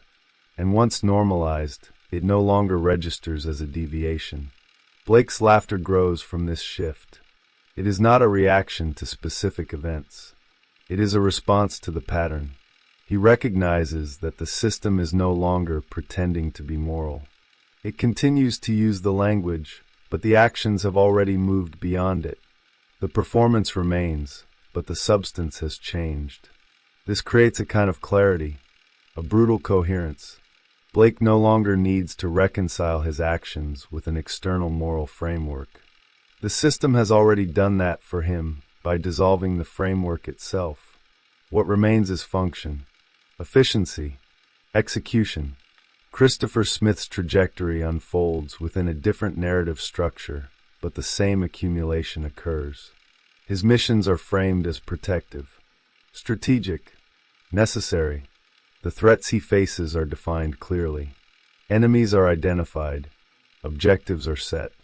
There is a structure that appears to preserve moral clarity. At first, this structure holds. Smith approaches his role with conviction. He believes in the framework. He trusts the institutions that define his targets. His actions are aligned with a larger narrative of protection. Each mission reinforces his identity as someone who acts for peace, even when the methods are violent. But repetition begins to introduce friction. Not immediately. At first, the results seem to validate the approach. Threats are neutralized. Objectives are achieved. The system functions. But small inconsistencies start to appear. Collateral damage, misidentified targets, ambiguous outcomes. These are not catastrophic failures. They are minor deviations, yet they accumulate. Smith does not ignore these deviations. He reinterprets them. He adjusts the narrative to maintain coherence. If an action causes unintended harm, it is reframed as a necessary cost. If a target is not what it seemed, the responsibility is shifted to flawed intelligence, not flawed judgment. The structure must be preserved. This process requires constant internal adjustment. Each reinterpretation adds pressure. The need to maintain alignment between action and belief becomes more demanding. The system outside him continues to provide justification, but the internal process becomes more complex. It requires effort to sustain the illusion of clarity. The contrast with Blake becomes sharper at this stage. Blake does not experience this pressure. He has already abandoned the need for moral coherence. His actions do not require justification because he no longer believes in a framework that would demand it. This gives him a kind of stability, a fixed position within the system. He is aligned with its underlying logic. Smith, however, is still negotiating with the surface narrative. He is committed to the idea that the system operates with moral intent. This commitment forces him to constantly reconcile contradictions. The more the system relies on violence, the more he must integrate that violence into his definition of peace. The arena around them reflects this divergence. In Blake's world, the stage is already exposed. The audience, if it exists at all, understands that the performance is a facade. The spotlight reveals the mechanics. Power is visible. Its operations are not hidden. The city is a space of tension, where the illusion of order is thin and easily disrupted. In Smith's world, the performance continues. The symbols of heroism remain intact. The narrative of protection is still presented as genuine. The audience is encouraged to believe. The system depends on this belief to maintain legitimacy. The spotlight does not reveal the mechanics. It obscures them. This difference shapes how their actions are perceived. Blake's violence is unsettling because it aligns too closely with the underlying reality. It exposes the system. It removes the protective layer of narrative. His actions are difficult to integrate into a framework that still claims moral authority. He becomes a disruptive element, not because of what he does, but because of what he reveals. Smith's violence is more easily absorbed. It fits within the existing narrative. It can be explained, justified, contextualized. The system provides language that allows the audience to accept it. His actions reinforce the belief that violence, when properly directed, serves a higher purpose. But the accumulation continues. In both cases, the repetition of violence alters the structure. The boundary between necessity and excess becomes harder to define. Each action pushes the system further into a space where force is not just a response to threat, but a default mode of operation. This is where the tension begins to crystallize, not as a direct opposition between Blake and Smith, but as a fracture within the concept they both embody. The idea that peace can be maintained through controlled violence starts to strain under its own weight. The more it is applied, the less stable it becomes. Blake recognizes this instability and accepts it. For him, the collapse is already complete. The system does not need to be saved. It only needs to function. His role is to ensure that it does, regardless of the moral implications. Smith resists this conclusion. He cannot accept that the system is fundamentally unstable. He continues to believe that the application of violence can be calibrated, that it can be directed precisely enough to maintain peace without eroding its meaning. This belief becomes harder to sustain, because the system itself is changing. The reliance on force is increasing. The need for individuals who can act without hesitation grows. The threshold for action lowers. What once required deliberation becomes immediate. What once felt extreme becomes routine. The arena tightens, the pressure builds, and within that pressure, the distinction between defender and aggressor begins to dissolve. The system does not fracture through a single decisive moment. It erodes through continuity. What once required justification now requires only execution, and the figures who operate within this space begin to lose the ability to distinguish between response and initiation. Violence no longer waits for provocation. It anticipates it. Edward Blake's trajectory continues along this line of inevitability. His role expands beyond isolated operations and into the symbolic territory of enforcement. He is no longer just acting within the system. He is representing it. His presence carries the weight of institutional will, and his actions begin to function as signals rather than responses. In the urban landscape of Watchmen, this transformation becomes visible. The city is no longer merely unstable. It is conditioned to expect intervention. Crime, unrest, and political tension do not exist independently. They exist within a feedback loop where force is both the cause and the solution. Blake moves through this environment as a constant, a figure who reinforces the idea that order is something imposed, not cultivated. This shifts the perception of space itself. Streets become zones of control. Public spaces become contested terrain. The boundary between civilian life and tactical operation dissolves. Every location carries the potential for enforcement, and every interaction is framed by the possibility of escalation. Blake does not adapt to this environment. He intensifies it. His actions become more direct, more visible, less constrained by the remnants of moral framing. There is no attempt to soften the impact or obscure the method. The spectacle becomes part of the function. Violence is not only applied, it is displayed, a demonstration of capacity, a reinforcement of authority. This visibility has a dual effect. It stabilizes the system in the short term by deterring resistance, but it also accelerates its internal decay. The more force is exposed, the more it becomes normalized. The more it is normalized, the less effective it becomes as a deterrent. The system requires escalation to maintain the same level of control. Blake understands this dynamic intuitively. He does not seek to prevent the escalation. He embodies it. His laughter evolves into something sharper, less reactive, more integrated. It is no longer just recognition. It is participation, a conscious alignment with the inevitability of the system's trajectory. Christopher Smith's development moves through a different channel, but the pressure follows a similar pattern. His involvement in operations tied to Peacemaker exposes him to a level of ambiguity that his initial framework struggles to contain. The missions are no longer clearly defined. The objectives are layered. The threats are not always external. This introduces a new form of tension.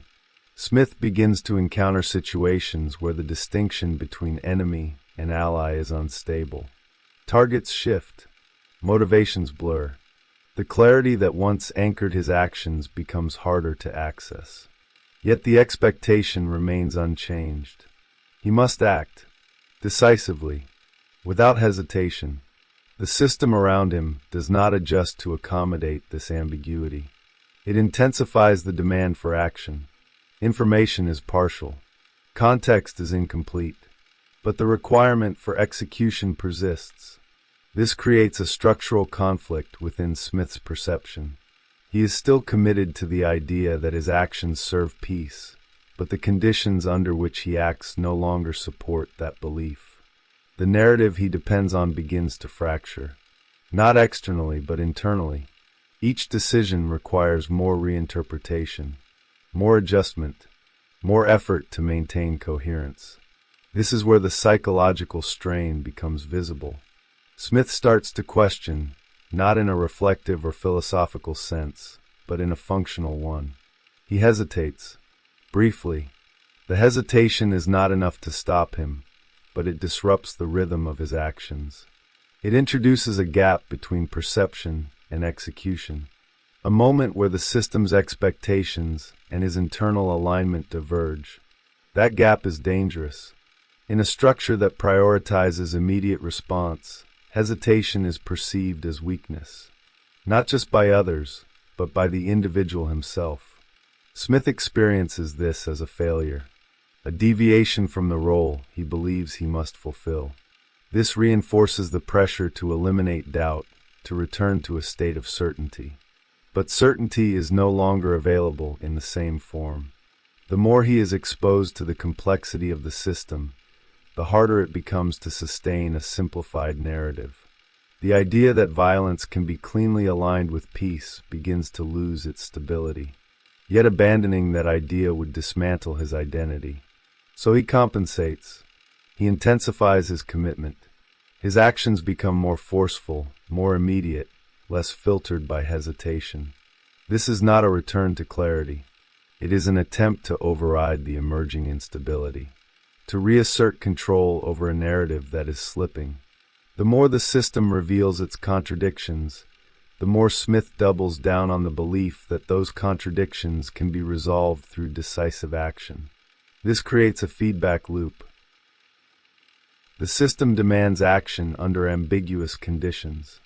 Smith responds with increased force to maintain coherence.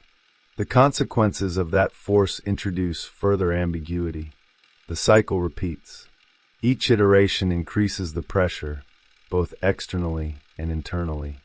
The contrast with Blake becomes more pronounced in this stage. Blake does not experience this feedback loop because he does not seek coherence. His actions are not tied to a belief that needs to be maintained.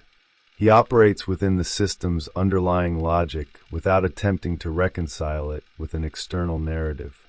This gives him a kind of freedom. Not moral freedom, but structural freedom. He is not constrained by the need to justify. Smith, by contrast, is increasingly constrained by that need. The arena around them reflects these internal dynamics. In Blake's world, the stage is exposed and deteriorating. The structures of authority are visible, but their legitimacy is eroded. The audience, if it remains, watches with a sense of inevitability. The performance continues, but the belief in it has diminished. In Smith's world, the stage is still maintained. The structures appear intact. The narrative of heroism persists. But cracks begin to show. Moments where the performance falters, where the underlying mechanics become briefly visible. These moments are quickly covered, reinterpreted, integrated back into the narrative. But they accumulate. And as they do, the distinction between maintaining order and perpetuating violence becomes increasingly difficult to sustain. The system requires constant intervention to preserve stability, but that intervention itself becomes a source of instability. This is the point where the conflict shifts from structural tension to active polarization. Blake moves further into alignment with the system's exposed reality. Smith moves deeper into the effort to preserve its moral framing. The space between these positions widens, not because they oppose each other directly, but because the system no longer supports a middle ground. Neutrality becomes impossible. Every action, every decision, every interpretation pushes them further into their respective positions. The system demands it. The pressure enforces it. And the idea that peace can be maintained through controlled violence begins to collapse under the weight of its own repetition. The arena contracts. The options narrow. What remains is not a question of whether violence is necessary. It is a question of whether it can still be distinguished from the very disorder it claims to prevent. The system reaches a point where it can no longer conceal the consequences of its own logic. What was once framed as controlled application begins to resemble continuous exposure. Violence is no longer episodic. It becomes ambient. It saturates the environment, not as spectacle alone, but as expectation. Edward Blake operates within this saturation without resistance. By this stage, his position is no longer defined by individual missions or geopolitical contexts. It is defined by consistency. He is reliable in the most fundamental sense. He will act. He will not hesitate. He will not reinterpret. This reliability is what the system ultimately values. Blake becomes less of a person and more of a function embedded in the structure. His presence stabilizes the system in a paradoxical way, not by reducing violence, but by making it predictable. When force is predictable, it can be integrated. It becomes part of the architecture rather than an external disruption. But this integration has a cost. The more Blake embodies the system's logic, the more he reveals its emptiness. There is no higher purpose behind the repetition, no eventual resolution. The application of force does not move the system toward peace. It maintains a state of managed instability, a balance that requires constant adjustment, constant intervention. Blake does not attempt to resolve this. He recognizes it as the natural endpoint. His actions are not driven by belief, but by alignment with the structure as it exists. This gives him a kind of terminal clarity. There is nothing left to question because there is nothing left to believe. Christopher Smith, by contrast, reaches a threshold where the internal pressure can no longer be contained through reinterpretation alone. The accumulation of ambiguity, contradiction, and unintended consequence begins to exceed the capacity of his narrative framework. The belief that violence can be cleanly aligned with peace starts to fracture in a way that cannot be easily repaired. This fracture does not produce immediate collapse. It produces instability.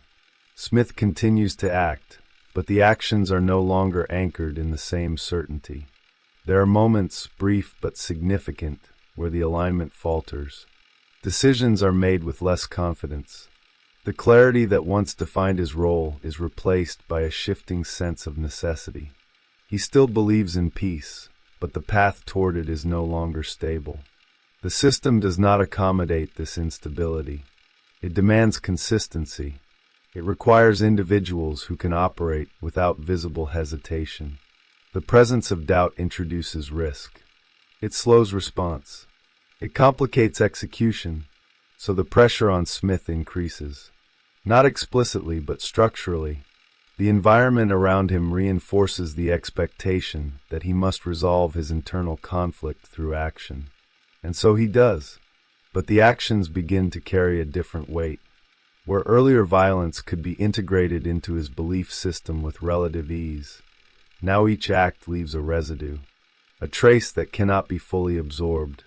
The distinction between necessary force and excessive force becomes harder to maintain, not because the external criteria have changed, but because his internal capacity to sustain the distinction is weakening. This creates a new form of tension, not between Smith and the system, but within Smith himself. He is still committed to the idea that peace justifies his actions, but he is increasingly aware that the system does not operate according to that principle. The recognition is not fully articulated. It does not become a conscious rejection, but it exists, and it alters the texture of his decisions. The arena reflects this shift. In Blake's world, the stage has fully collapsed into its underlying structure. There is no longer a clear separation between performance and mechanism. The audience, if it remains, is no longer watching for resolution. It is observing a system in motion, aware that the outcome is not transformation, but continuation. In Smith's world, the stage still exists, but it is unstable. The performance continues, but the seams are visible. The transitions between narrative and reality are no longer seamless. Moments of exposure occur more frequently. The system reveals itself, then quickly attempts to conceal the revelation. But concealment becomes more difficult over time. The accumulation of these moments begins to alter perception, not just for Smith, but for the broader environment. The narrative that once framed violence as a controlled instrument of peace starts to lose its coherence. It can still be asserted, but it no longer fully convinces. This is where the polarization reaches its final form. Blake stands as the endpoint of one trajectory, A complete integration with the system's exposed logic. No illusion, no justification, only function. His existence demonstrates what happens when the narrative layer is fully removed and the underlying structure is accepted as it is. Smith stands at the edge of another trajectory, one that still attempts to preserve the narrative, but can no longer do so without strain.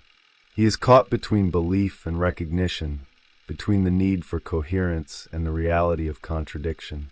His actions continue, but they no longer resolve the tension. They intensify it.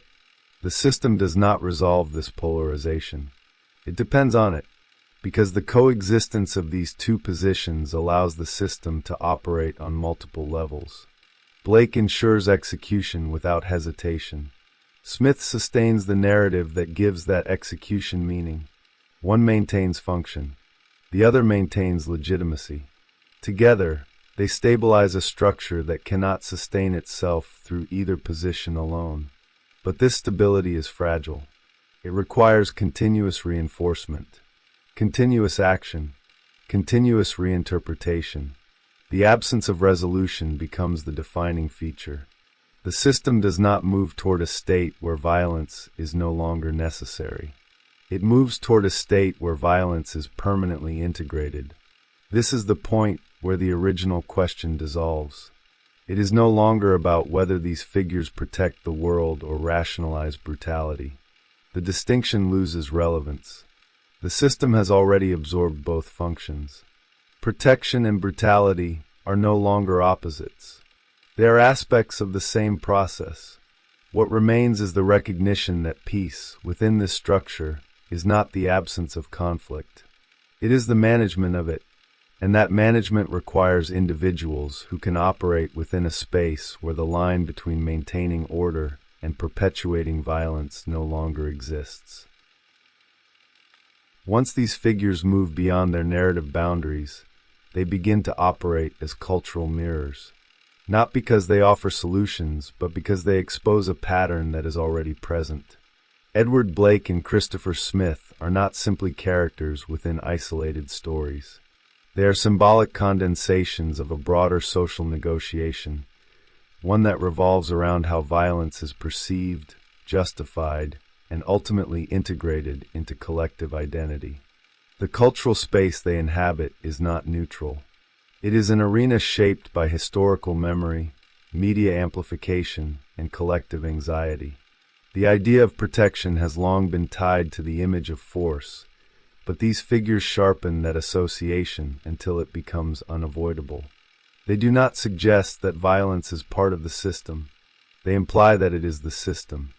Blake's presence in Watchmen disrupted a particular cultural expectation. The expectation that heroes, even flawed ones, ultimately align with a moral center. By stripping away that alignment, Blake forced the audience to confront a more uncomfortable possibility: that the structures we trust to maintain order may operate according to principles we would not openly endorse. This discomfort is not easily resolved. It lingers. It produces a kind of cognitive friction where admiration, repulsion, and recognition coexist. Blake is not presented as admirable in a conventional sense, yet his clarity resonates. He articulates, through action and attitude, a perspective that many systems quietly depend on but rarely acknowledge. Christopher Smith, emerging through the lens of Peacemaker, interacts with a different layer of cultural processing. His character operates within a media environment that blends sincerity with irony, humor with brutality, self-awareness with denial. This layering allows the audience to engage with the contradiction in a more accessible way, but it does not reduce its intensity. Smith's insistence on peace at any cost becomes a focal point for examining how ideology can reshape perception. His character does not hide the contradiction. He states it openly, yet the repetition of that statement begins to normalize it. What initially appears absurd starts to feel coherent through familiarity. This is where cultural impact deepens. The audience is not merely observing the contradiction. It is participating in its integration. Each exposure to the logic, each moment of recognition or acceptance, contributes to a broader shift in how violence is framed. The boundary between satire and endorsement becomes fluid. The line between critique and reinforcement becomes harder to locate. These figures operate as symbolic anchors within a larger network of narratives that circulate through media. Their actions are not confined to their original contexts. They are referenced, reinterpreted, memed, debated. Each iteration extends their presence, amplifies their significance, and embeds their logic more deeply into collective consciousness. This amplification is not passive. It shapes perception. When a figure like Blake becomes associated with a kind of brutal honesty, that association carries weight beyond the narrative. It suggests that clarity itself may require a rejection of moral comfort, that seeing the system clearly means accepting its reliance on force. This is not stated explicitly, but it is implied through repetition. Smith's cultural function operates through a different mechanism. His character invites identification before it reveals contradiction. The audience is drawn into his perspective through familiarity, through humor, through recognizable emotional patterns. Once that identification is established, the contradiction becomes more difficult to reject. It is no longer external. It is internalized. This process reflects a broader cultural dynamic where narratives do not simply represent reality. They participate in its construction. The stories we engage with influence how we interpret events, how we assign meaning, how we justify actions. Figures like Blake and Smith become part of this interpretive framework. They contribute to a shift in how violence is perceived, not as an anomaly, but as a component of order. Not as a failure of the system, but as a feature of it. This shift does not occur through direct argument. It emerges through accumulation, through repeated exposure to narratives where violence is necessary, where it is effective, where it is ultimately aligned with stability. The symbolic terrain expands. These figures begin to occupy roles within broader cultural myths. Blake aligns with the archetype of the enforcer, who has seen too much to believe in illusions. Smith aligns with the idealist who refuses to abandon belief, even when confronted with contradiction. Together, they form a symbolic axis that maps the tension between recognition and denial. This axis becomes a reference point. In discussions of power, of security, of national identity, similar patterns emerge. The justification of force, the framing of threats, the prioritization of stability over complexity. The language may differ, the context may change, but the underlying structure remains recognizable. This is where the concept of nationalism intersects with their symbolic function. National identity often relies on a narrative of protection, a sense that the collective must be defended against external threats. This narrative creates a framework where violence can be justified as necessary for survival. Figures like Blake and Smith embody this framework in different ways. Blake exposes its underlying reality. Smith sustains its narrative. The cultural impact of this duality is significant. It allows for a simultaneous acknowledgement and denial of the system's reliance on force. One can recognize the brutality and still accept its necessity. One can critique the methods and still support the outcome.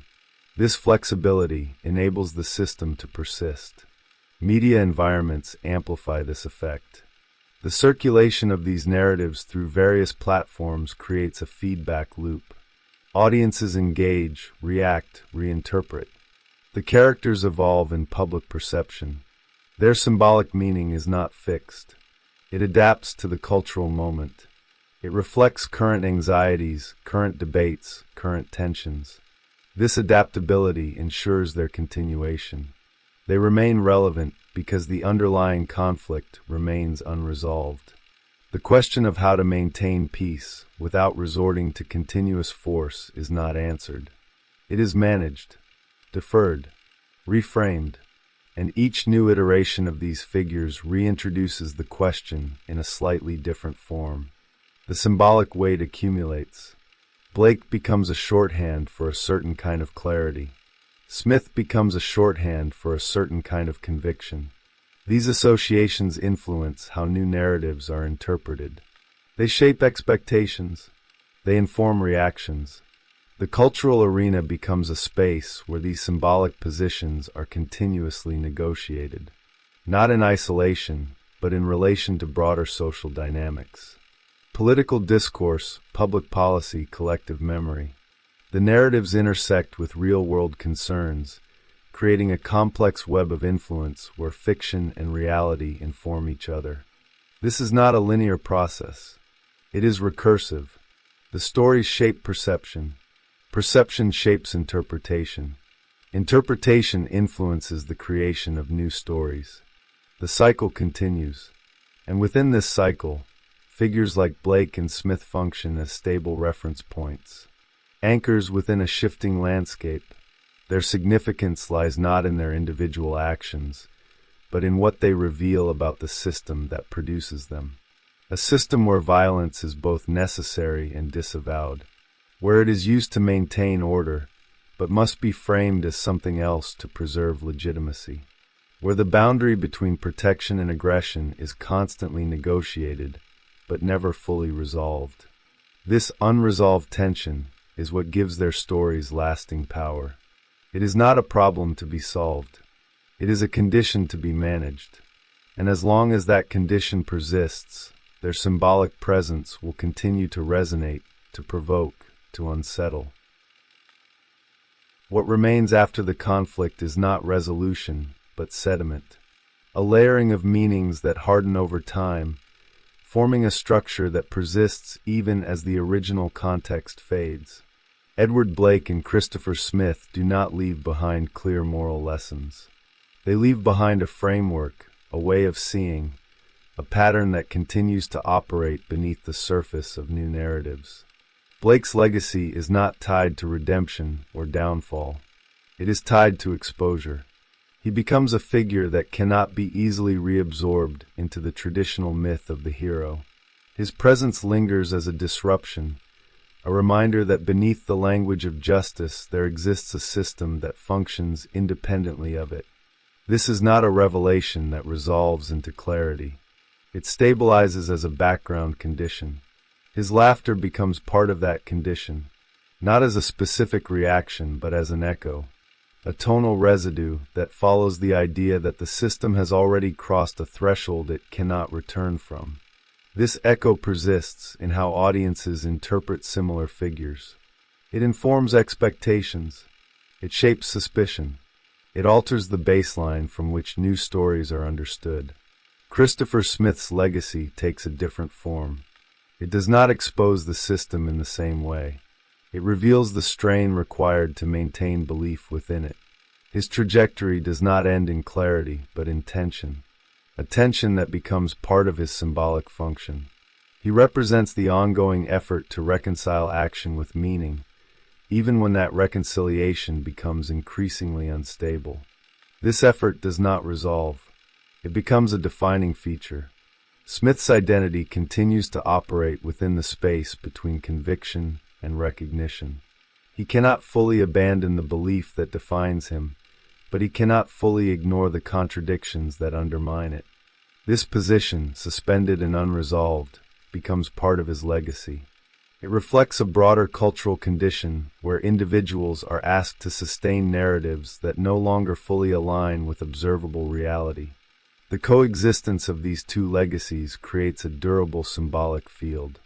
Blake anchors one end of the spectrum, complete alignment with the system's exposed logic. No illusion, no justification, only function. Smith anchors the other, continued investment in the narrative that gives the system meaning, despite increasing evidence of its instability. Between these positions, a range of interpretations emerges, but the poles remain fixed. This field does not collapse because it serves a purpose. It allows the system to operate on multiple levels simultaneously. It provides a way to acknowledge the necessity of force without fully abandoning the language of morality. It enables a kind of dual perception, where brutality can be recognized and still integrated into a framework of legitimacy. This duality becomes normalized. Over time, the distinction between maintaining order and perpetuating violence loses its sharpness. It becomes part of the background, an assumed condition rather than an active question. The presence of figures like Blake and Smith reinforces this normalization by continuously reintroducing the pattern in recognizable forms. Their stories do not conclude. They recur. Each new iteration, each reinterpretation, each reference in cultural discourse reactivates the underlying tension. The specifics may change, the settings may evolve, but the structure remains consistent. The question of how peace is maintained, and at what cost, continues to circulate without resolution. This circulation is not static. It adapts to the cultural moment. In periods of heightened anxiety, the emphasis may shift toward figures who embody decisive action. In moments of reflection, the focus may move toward the consequences of that action. Blake and Smith provide templates for both responses. One prioritizes function, the other preserves meaning. Both remain available as interpretive tools. The arena expands beyond their original contexts. Their symbolic presence influences how audiences engage with new narratives, how they interpret real-world events, how they process the relationship between power and morality. The boundary between fiction and reality becomes permeable. The patterns observed in one domain inform perception in the other. This permeability is central to their lasting impact. They do not dictate conclusions. They shape the conditions under which conclusions are formed. They influence the questions that are asked, the assumptions that are made, the thresholds that are considered acceptable. Their legacy operates at the level of framing, not outcome.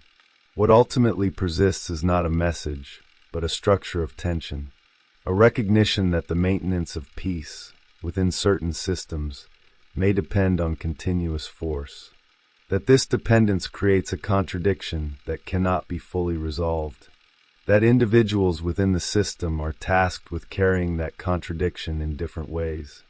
Blake carries it through acceptance. Smith carries it through belief. Neither position offers escape, and this is where their significance settles. Not as answers, but as enduring expressions of a conflict that extends beyond their narratives.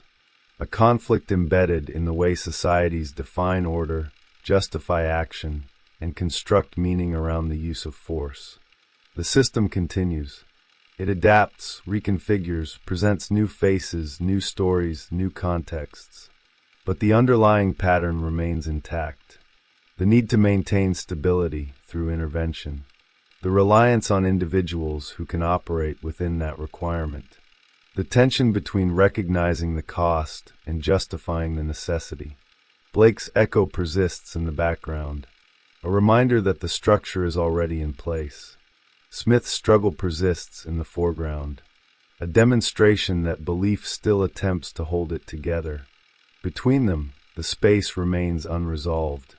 And within that space, the question continues to operate, not as something to be answered, but as something that defines the system itself.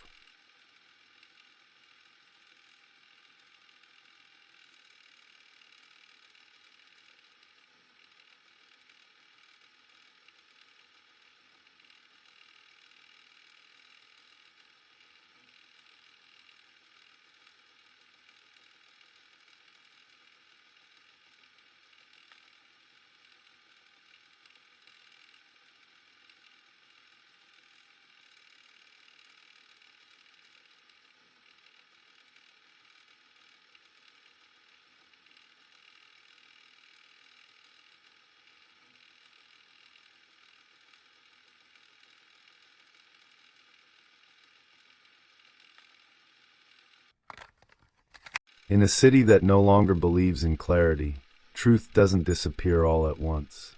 It erodes, quietly, systematically. It dissolves into compromise, into negotiation, into the slow acceptance that every answer must bend in order to survive. The streets still function, the systems still operate, the language of justice remains intact. But something fundamental has shifted beneath it all. The center no longer holds because no one agrees where the center is.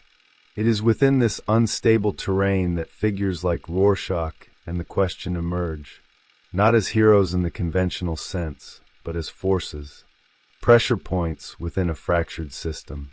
They do not adapt to the ambiguity around them. They resist it, and in doing so, they reveal something unsettling about the structure they inhabit, a structure that may depend on ambiguity to function at all. They are not born into clarity. No one is.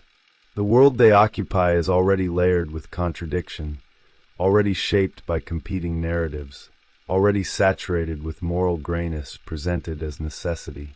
Institutions justify themselves through complexity. Power disguises itself as pragmatism. Truth becomes something negotiated between interests rather than something discovered. This is the baseline. This is the environment in which most people learn to survive. But not everyone learns to bend. There are individuals who experience this ambiguity not as a condition to navigate, but as a violation to correct. They perceive the shifting moral ground not as complexity, but as decay. And where others see nuance, they see contamination. For them, compromise is not maturity. It is betrayal. The moment truth becomes flexible, it ceases to exist at all. This is where the fracture begins. Rorschach walks through the city as if it were already condemned. His presence is not investigative in the traditional sense. It is accusatory. Every surface reflects corruption. Every institution conceals rot. Every individual is either complicit or waiting to be exposed. He does not search for truth in order to understand the world. He searches for it in order to confirm what he already knows, that the world is broken beyond repair. There is no distance between perception and judgment in him. No delay. No hesitation. What he sees becomes what is. Instantly. Irrevocably. His worldview does not allow for reinterpretation. It solidifies experience into certainty the moment it is encountered. Like ink spreading across a surface, irreversible once it touches the page. The mask he wears does not conceal him. It reveals him. It is a surface where ambiguity collapses into pattern, where randomness is forced into meaning, where the observer becomes the final authority. There is no negotiation between what is seen and what is concluded. The act of seeing becomes the act of judging, and once judgment is rendered, there is no return. The question operates within a similar terrain, but through a different mechanism. Where Rorschach imposes certainty immediately, the question begins with doubt. His search is framed as inquiry, as investigation, as an attempt to peel back layers of deception and reach something real beneath them. But the deeper he moves into that search, the more the boundary between questioning and believing begins to collapse. Because the act of questioning, when taken far enough, stops being neutral. It begins to shape the answers it seeks. The question does not simply uncover hidden truths. He constructs pathways that lead toward them. He connects fragments, assembles patterns, identifies structures that others fail to see. But at a certain point, the accumulation of connections becomes its own form of certainty.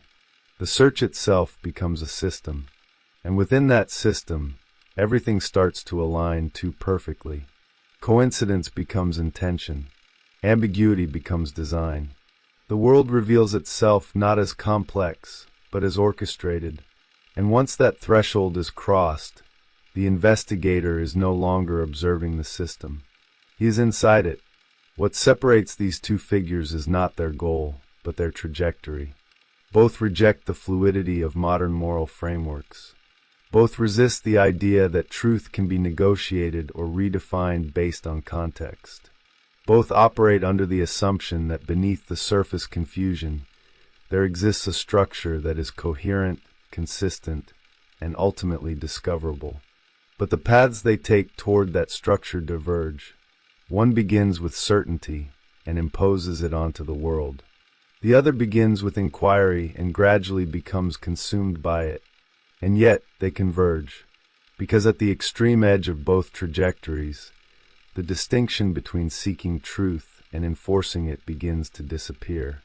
The investigator becomes indistinguishable from the believer. The observer becomes the architect of the very patterns he claims to uncover. The city does not resist them openly. It absorbs them. It allows them to operate at its margins, to move through its shadows, to expose fragments of its contradictions without ever destabilizing the whole. Because systems like this do not collapse under scrutiny. They adapt to it. They incorporate it. They turn resistance into another layer of their own complexity. This is what makes their presence so unsettling. Not because they challenge the system, but because they reveal how the system survives being challenged. The tension, then, is not simply between these characters and the world they inhabit. It is internal, structural. It exists within the very act of searching for truth in a world that no longer supports absolute conclusions. A world where clarity is not absent, but fragmented, distributed across competing narratives that cannot be reconciled without loss. And so the question emerges, not as a rhetorical device, but as a pressure point within the narrative itself. What happens when the demand for truth refuses to acknowledge the conditions of the world it exists within? When the search for justice rejects the possibility of complexity? When the mind, in its attempt to eliminate contradiction, begins to eliminate everything that cannot be made consistent? At that point, the line between clarity and blindness becomes almost invisible, and once it disappears, it does not return. Long before they become symbols, both Rorschach and the question are shaped by environments that do not offer coherence as a given. The worlds they move through are already fragmented, already layered with contradictions that cannot be resolved within any single moral framework. Institutions function, but their authority is unstable. Narratives exist, but they compete. Truth is present, but dispersed, refracted across perspectives that refuse alignment. This is not a world that denies truth. It is a world that distributes it in ways that make it difficult to grasp without distortion. For most individuals, adaptation becomes the primary mechanism of survival. They learn to navigate between versions of reality, to tolerate inconsistency, to accept that moral clarity often comes at the cost of relevance. They develop a form of internal elasticity, a capacity to hold opposing ideas without demanding immediate resolution. This flexibility allows them to function within the system, to participate in its rhythms without being consumed by its contradictions. But not all minds are built for elasticity. Walter Kovacs emerges from a terrain where fragmentation is not abstract. It is lived. His early experiences do not introduce ambiguity as a philosophical problem, but as a direct encounter with instability, neglect, and violation. The world does not appear complex to him. It appears hostile, disordered, lacking any internal logic that could justify its existence. In such an environment, the need for structure does not arise as an intellectual preference. It becomes a psychological necessity. The transformation into Rorschach is not a departure from this need. It is its final form. The identity he constructs is not designed to explore the world. It is designed to stabilize it, to impose a framework where none exists. The moral code he adopts is rigid, absolute, and non-negotiable, not because he believes the world deserves such clarity, but because without it, the world becomes intolerable. Every action must be categorized. Every individual must be placed within a binary structure of guilt or innocence. There is no space for ambiguity because ambiguity reintroduces the chaos he cannot afford to revisit. His perception becomes selective, not in the sense that it ignores reality, but in the sense that it organizes reality according to a pre-existing schema. The world is filtered through a lens that converts complexity into pattern. And once that pattern is recognized, It is treated as truth itself.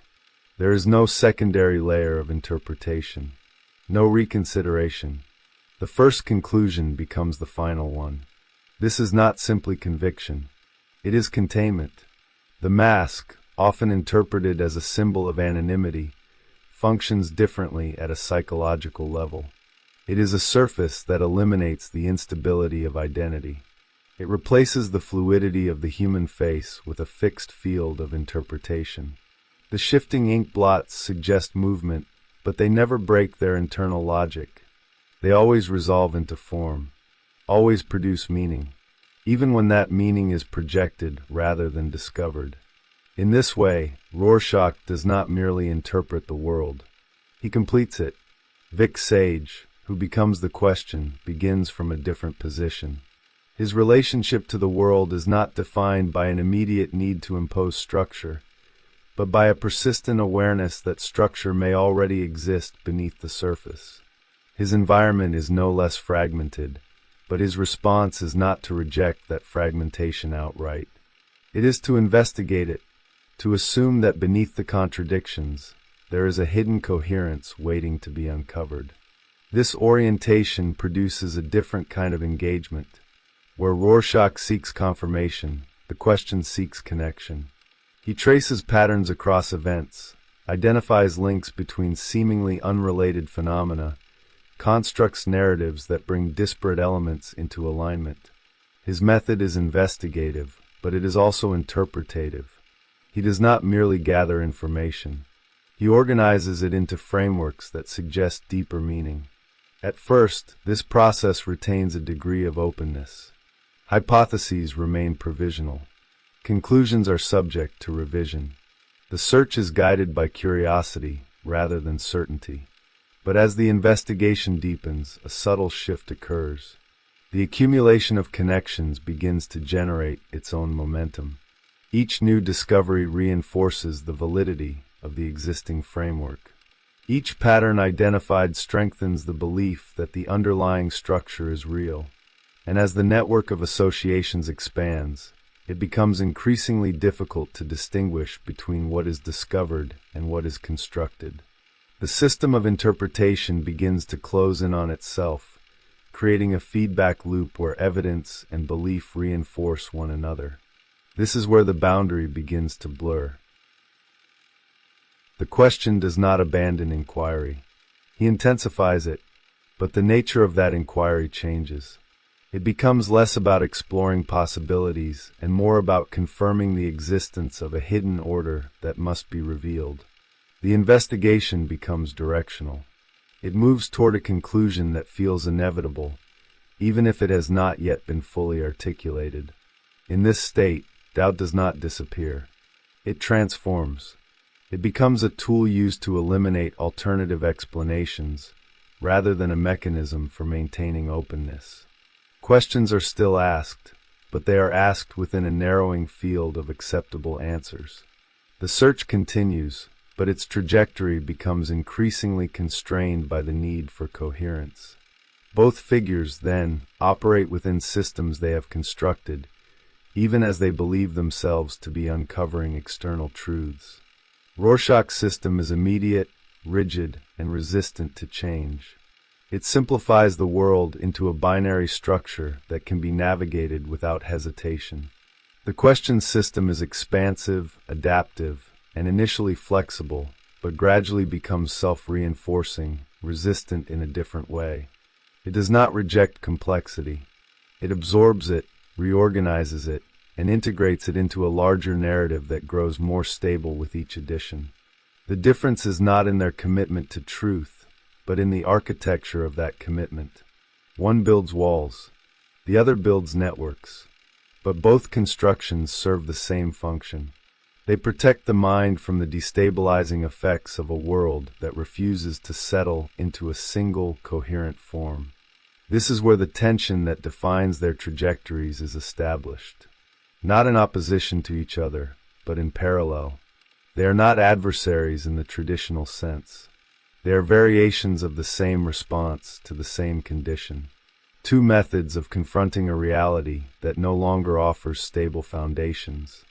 two attempts to reclaim certainty in an environment that dissolves it on contact. And within that shared condition lies the inevitability of what follows. Because systems built to eliminate ambiguity do not remain neutral. They begin to exert pressure on perception, on judgment, on the very definition of what counts as truth. And once that pressure reaches a certain threshold, it does not simply shape the world. It begins to replace it. The system does not collapse when confronted by figures like Rorschach and the question. It tightens. It redistributes pressure. It adjusts its surface in ways that allow their presence to exist without triggering structural failure. This is not passive tolerance. It is a form of absorption. The city becomes a field where their methods can operate, but never dominate. And within that field, the first stage of transformation begins. Rorschach's movement through the urban landscape is not random. It follows a logic that appears investigative, but functions as filtration. He does not encounter events as open situations. He encounters them as confirmations waiting to be extracted. Crime scenes, alleys, private apartments, political offices, all of them become sites where the same underlying pattern must be revealed. Corruption is not something he suspects. It is something he expects. The search is not for possibility. It is for evidence that aligns with a predetermined structure. This produces a peculiar effect on the narrative space. Each interaction reinforces the rigidity of his worldview, but also narrows the range of what can be perceived. Details that do not fit the pattern lose significance. They are either ignored or reinterpreted until they conform. The world begins to flatten. Complexity does not disappear, but it is compressed into a single dimension of moral judgment. The city becomes less of a network and more of a surface, one that can be scanned, categorized, and ultimately condemned. At the same time, the system around him does not respond with direct opposition. It responds with indifference. Institutions acknowledge his presence, but do not integrate him. Law enforcement tolerates him when convenient, rejects him when necessary.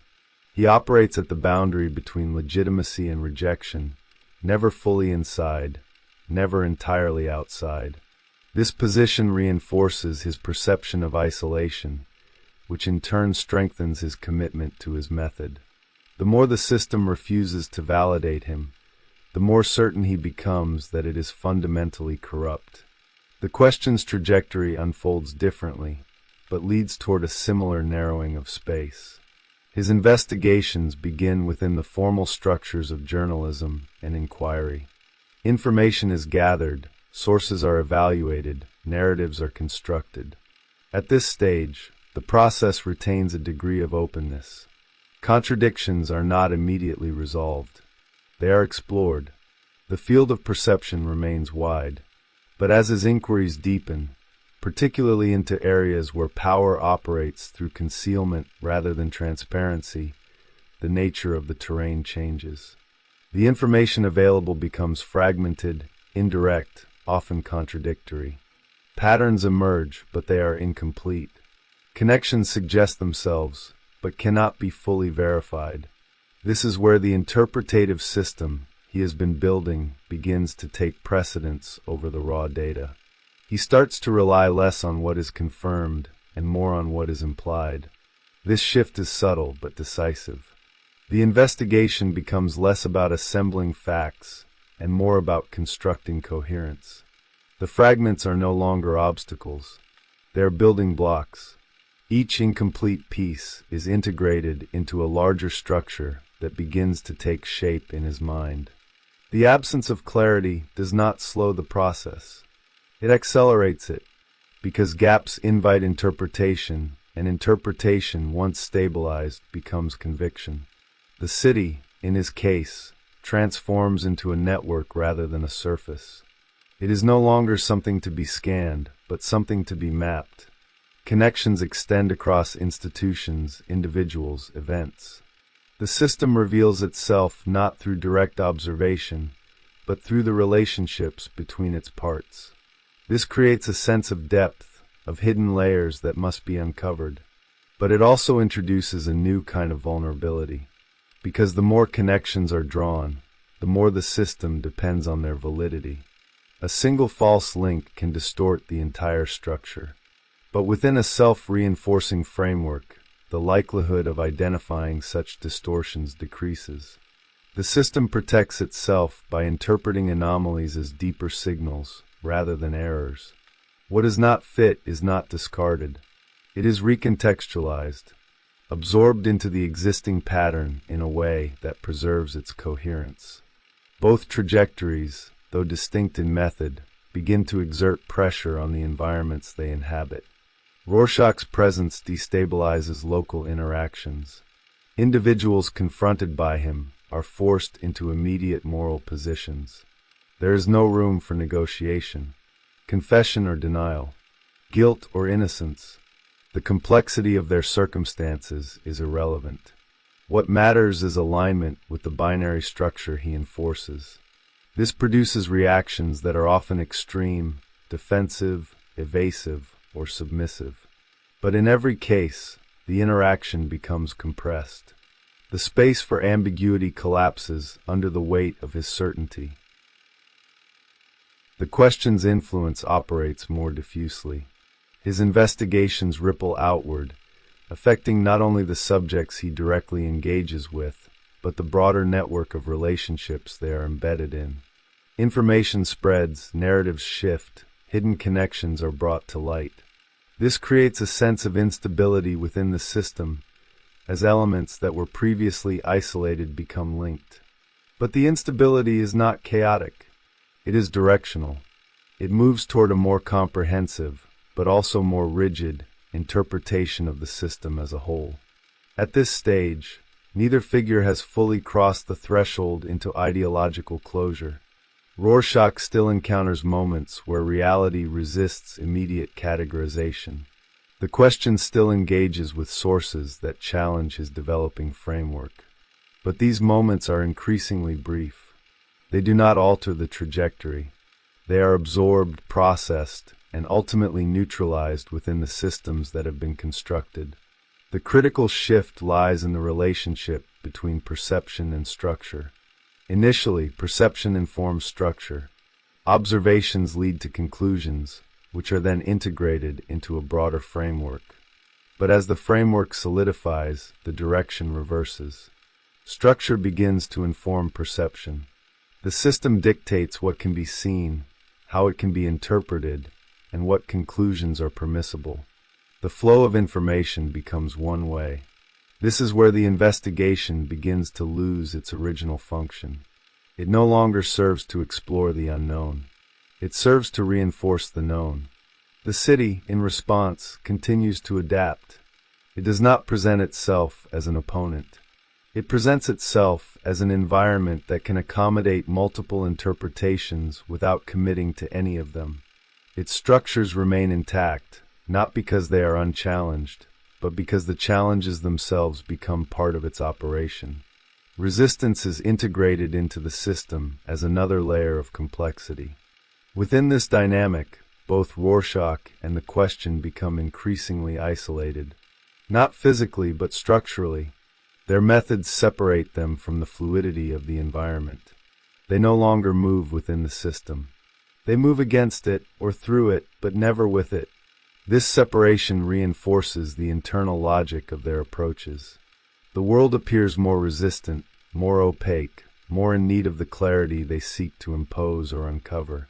And so the pressure builds, not as a sudden rupture, but as a gradual tightening of the relationship between perception and belief.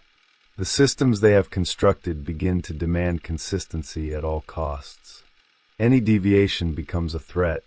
Any contradiction becomes something to be resolved, eliminated, or reinterpreted. At this point, the search for truth is no longer neutral. It has direction. It has weight.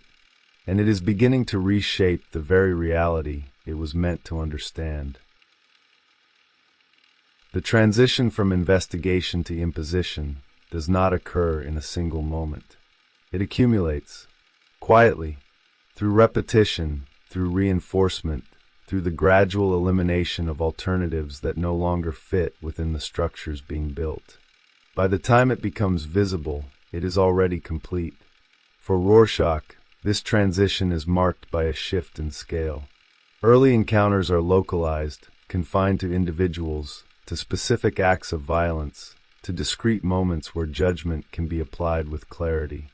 But as his presence intensifies, the scope expands. The city itself becomes the subject, no longer a collection of separate incidents, but a single organism defined by decay. Each crime is not an isolated event, but a symptom. Each individual is not a case, but an instance of a larger condition. This expansion consolidates his worldview. It eliminates the possibility that corruption might be uneven, that innocence might exist in pockets, that complexity might produce outcomes that resist binary classification.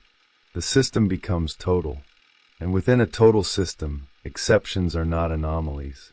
They are threats. The method adapts accordingly. Interrogation becomes extraction. Language loses its function as a medium of exchange and becomes a tool of confirmation. Questions are no longer open. They are structured to produce specific answers. Silence is interpreted as guilt. Resistance is interpreted as concealment. Every interaction is compressed into a narrow channel where only one outcome is acceptable. This is not a failure of reasoning. It is the logical extension of a system that cannot tolerate uncertainty. The body becomes the final interface. When language fails to produce clarity, force replaces it, not as a deviation, but as a continuation. Physical coercion is not separate from moral judgment. It is its enforcement mechanism.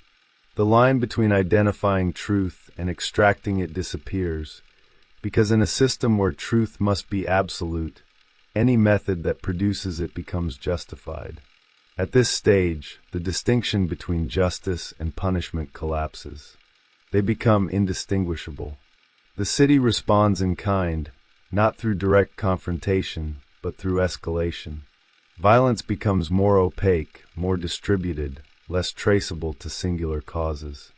Actors within the system learn to operate beyond the reach of binary judgment. They fragment their actions, disperse responsibility, create layers that cannot be penetrated through direct interrogation. The surface becomes less informative. The depth increases. This creates a paradox.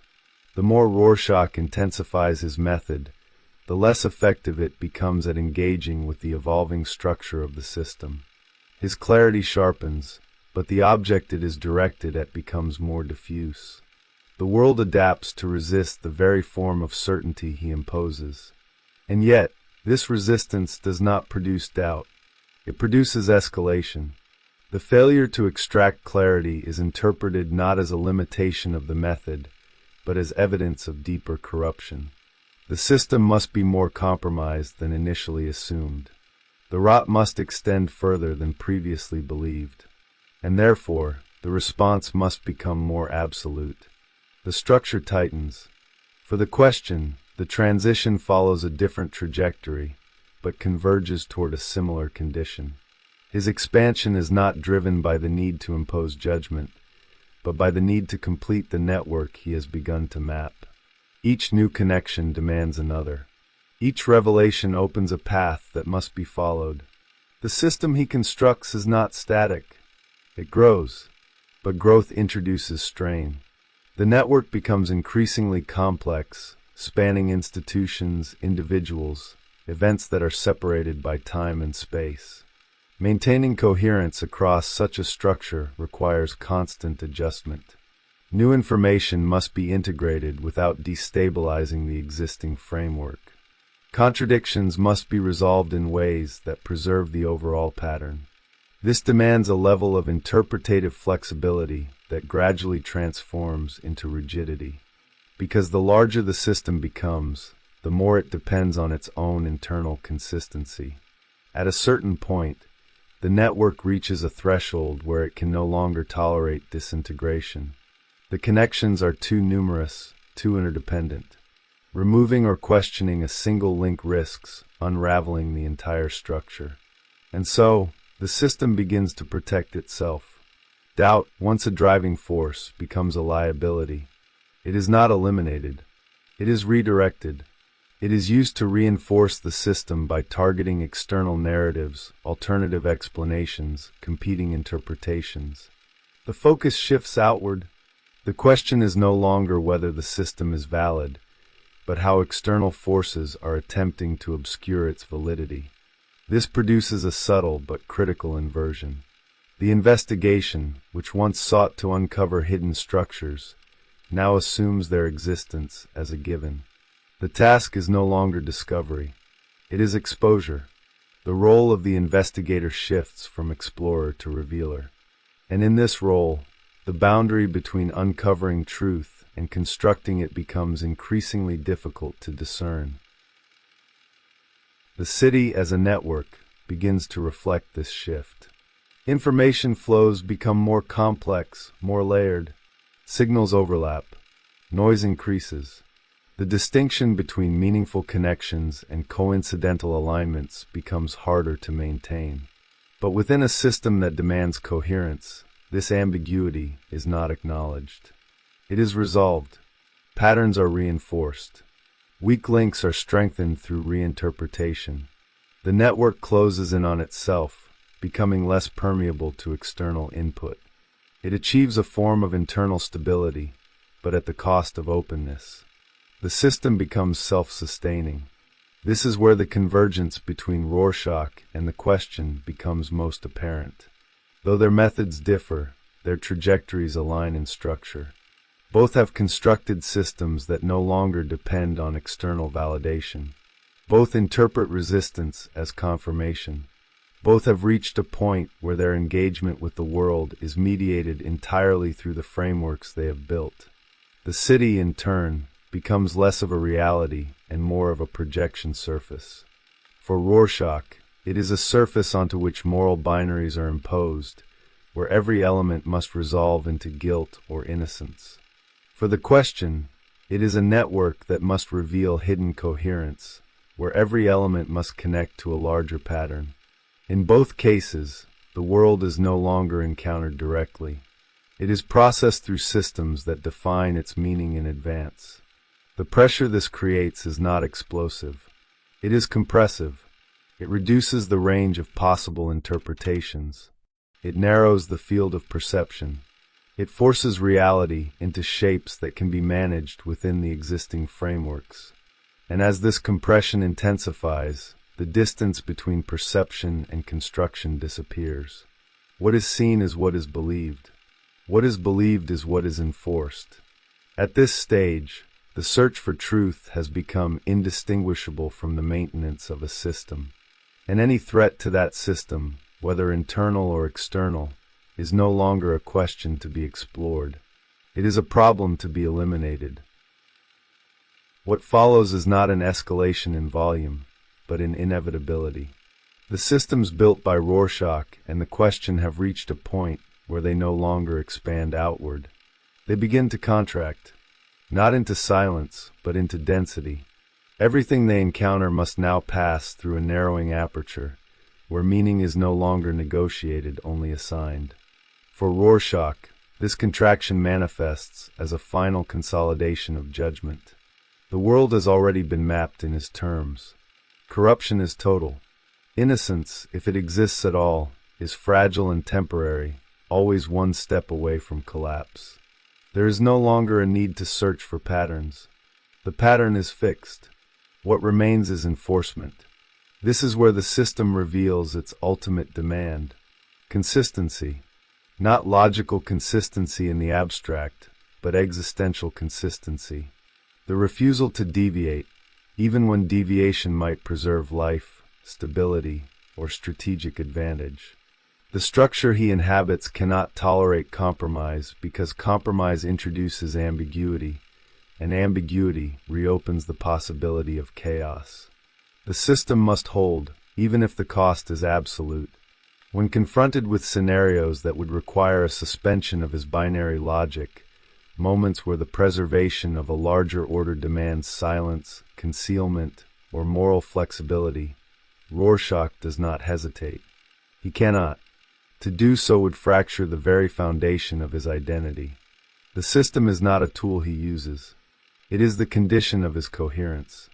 And so, when the world presents him with a configuration that cannot be resolved within his framework, he does not adjust the framework. He chooses rupture. This rupture is not dramatic in the conventional sense. It is precise, controlled, almost inevitable. The refusal to accept a compromised truth becomes an act that places him outside the system entirely, not as an outsider who critiques from the margins, but as a figure that the system must remove in order to preserve itself. The city does not mourn this removal. It absorbs it. His absence does not destabilize the structure. It stabilizes it. The system continues, now free from the pressure he exerted. His clarity, once a disruptive force, becomes a memory, a narrative that can be contained, interpreted, and ultimately neutralized within the broader logic of the world. But something remains, not in the system, but in the idea of him. A residue of absolute judgment that cannot be fully erased, only displaced. For the question, the contraction operates through a different mechanism. His system does not demand rupture. It demands completion. The network he has constructed approaches a point where it can no longer expand without collapsing under its own weight. The connections are too dense, the relationships too interdependent. Every new piece of information must be integrated in a way that preserves the coherence of the whole. This creates a threshold. Beyond it, the distinction between discovery and construction disappears entirely. At this stage, the act of questioning becomes indistinguishable from the act of defining. The system does not wait for the world to reveal itself. It anticipates, projects, organizes reality in advance. Events are interpreted before they fully occur. Patterns are identified before they are fully formed. The network becomes predictive, but not in the sense of forecasting possibilities. It predicts outcomes that confirm its own structure. This is where the final inversion takes place. The investigator, who once sought to uncover hidden truths, becomes the primary source of those truths. The system no longer reflects the world. The world reflects the system. Every interaction, every piece of data, every anomaly is drawn into the existing framework and reshaped to fit its contours.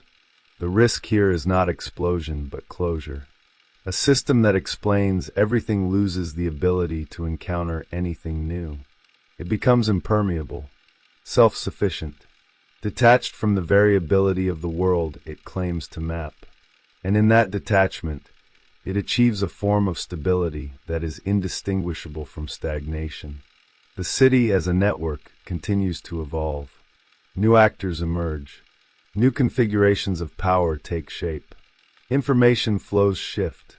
But within the closed system of the question, these changes are not experienced as novelty. They are assimilated as extensions of the existing pattern. The world does not surprise him. It confirms him. This is the cost of total coherence. Nothing escapes it. The convergence between Rorschach and the question becomes complete at this point, not through direct interaction, but through structural equivalence. Both have arrived at systems that no longer engage with reality as an open field. Both operate within frameworks that define the terms of perception in advance. Both have eliminated the possibility of being changed by what they encounter.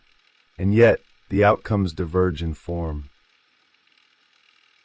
Rorschach's system, rigid and immediate, reaches a breaking point where it must either fracture or be removed. It cannot sustain itself within a world that requires flexibility to maintain equilibrium. Its strength is also its limit. The question system, expansive and adaptive, avoids rupture by absorbing contradiction into its structure. It does not break. It closes. It becomes a sealed environment where everything is accounted for, but nothing can enter without being transformed. One ends in elimination, the other in enclosure. Both, however, represent the same underlying movement, the transformation of a search into a structure. the conversion of inquiry into identity. The point at which truth is no longer something that exists independently of the observer, but something that is produced, maintained, and defended by the systems the observer has built. At this stage, the line between seeking justice and enforcing certainty has not only blurred, it has disappeared. What remains is a landscape where clarity is achieved not through understanding, but through exclusion, where truth is preserved not by its openness, but by its resistance to change, and where the cost of maintaining that truth is the gradual erasure of the world it was meant to illuminate. What begins as a narrative tension between two figures does not remain confined to their stories. It extends outward, embedding itself into the cultural fabric that receives them. Rorschach and the Question do not simply function as characters within their respective worlds. They operate as symbolic instruments through which a broader anxiety is expressed, one that emerges in periods where moral structures lose their shared center and fracture into competing interpretations that cannot be reconciled without loss. Their presence marks a shift in how truth is imagined within popular narratives. Earlier archetypes of justice often relied on a stable framework, a clear opposition between order and chaos, where the role of the investigator or vigilante was to restore balance by identifying and eliminating disruption. In such frameworks, truth existed as something external, discoverable, anchored in a reality that remained fundamentally coherent even when temporarily obscured. But the environments these figures inhabit do not support that model. The coherence has already been compromised. The system is not temporarily disrupted. It is structurally unstable, and within this instability, the act of seeking truth becomes something else entirely. It is no longer a process of restoration. It becomes an act of construction, of imposing order onto a field that no longer guarantees it. This is where their symbolic weight intensifies. Rorschach embodies the impulse to reestablish a center through force. Not physical force alone, but interpretative force. He represents the refusal to accept that truth might be contingent, that moral clarity might require negotiation. His presence resonates in cultural moments where uncertainty is experienced not as complexity, but as threat, where the absence of clear boundaries produces a desire for rigid frameworks that can restore a sense of orientation. He becomes, in this sense, a projection surface for a particular kind of identification. Audiences are drawn not necessarily to his actions, which are often extreme, but to the clarity he represents. In a landscape saturated with ambiguity, his refusal to bend offers a form of relief. It simplifies the terrain. It transforms a network of competing narratives into a binary structure that can be navigated without hesitation. This simplification, however, carries a cost that is not always immediately visible, because what is eliminated in the process is not only ambiguity, but nuance. The Question, by contrast, resonates through a different axis. His symbolic function is not rooted in the imposition of certainty, but in the expansion of inquiry. He reflects a cultural fascination with hidden systems, with the idea that beneath the visible surface of events, there exists a deeper structure that connects everything. This fascination intensifies in environments where trust in official narratives erodes, where institutions lose their authority, and where alternative frameworks of understanding begin to proliferate. In such contexts, the act of questioning becomes both a method and an identity. The investigator is no longer simply someone who gathers information. He becomes someone who reveals what others cannot see, who navigates the invisible architecture of power, who uncovers the mechanisms that operate beyond public awareness. This position carries a certain allure, particularly in cultures where access to information is abundant but coherence is scarce. But as this mode of inquiry becomes more central, it begins to generate its own distortions. The accumulation of connections, the mapping of hidden relationships, the construction of overarching narratives that explain disparate events, All of these processes can create a sense of mastery over complexity. The world appears more coherent, more intelligible, more ordered. But this coherence is not neutral. It is shaped by the system that produces it, and as that system stabilizes, it begins to resist contradiction. This is where the symbolic trajectories of Rorschach and the question intersect within the cultural field. They represent two responses to the same condition, the dissolution of shared frameworks of truth. One response seeks to eliminate ambiguity through rigid classification. The other seeks to absorb ambiguity into an ever-expanding network of meaning. Both aim to restore coherence. Both risk replacing reality with a system that cannot be challenged from within. The cultural impact of these figures is not limited to their immediate narratives. It extends into how audiences interpret the world beyond fiction. They provide templates, not in a prescriptive sense, but in a symbolic one. They offer models of engagement with uncertainty, models that can be adopted, modified, or resisted, but that nonetheless shape the field of possible responses. In periods of heightened polarization, these models become particularly influential. Communities begin to organize around shared interpretations of reality, forming clusters of belief that reinforce themselves through internal coherence and external opposition. The boundary between analysis and identity blurs. To question the system becomes to question the self. To defend the system becomes to defend one's place within it. Within this dynamic, figures like Rorschach and the question are not merely observed. They are inhabited. Their modes of perception, their methods of interpretation, their relationship to truth, all of these elements are mirrored in the ways individuals and groups engage with information. The demand for clarity intensifies. The tolerance for ambiguity decreases. The space for negotiation contracts. The symbolic arena expands. The city, once a narrative setting, becomes a metaphor for the cultural landscape itself. A territory where competing frameworks of truth occupy overlapping spaces, where boundaries are constantly contested, where visibility is uneven and often manipulated. Within this territory, the search for truth becomes a struggle over interpretation, a contest between systems that seek to define reality in mutually exclusive terms. The impact of this struggle is not only intellectual, it is emotional, existential, because the stakes are not limited to accuracy or understanding. They extend to identity, to belonging, to the sense of coherence that individuals require to navigate their environment. In such conditions, the appeal of absolute frameworks increases. The cost of maintaining openness becomes harder to bear. This is where the deeper significance of these figures emerges.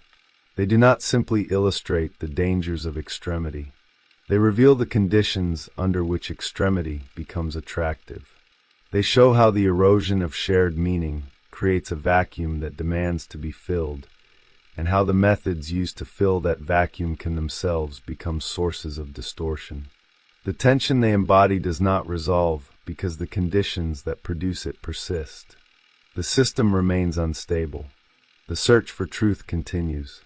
And the line between investigation and belief remains fragile, constantly shifting under the pressure of a world that no longer offers stable ground. In this sense, their cultural presence is not a reflection of a problem that has been solved. It is an index of a problem that continues to unfold. What remains after figures like Rorschach and the question have moved through their respective systems is not resolution. It is residue, a pattern impressed onto the cultural surface, a set of contours that continue to shape perception long after the narrative that produced them has stabilized. Their trajectories do not conclude. They condense into reference points, into symbolic anchors that persist within the broader landscape of meaning. Rorschach's legacy is not contained in his actions, but in the rigidity of the structure he refused to abandon.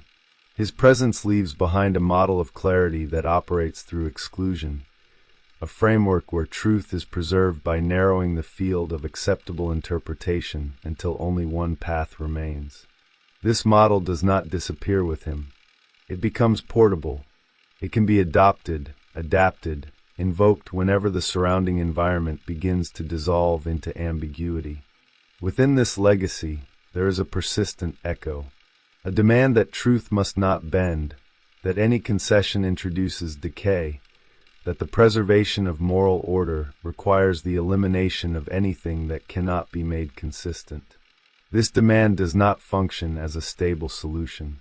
It functions as pressure.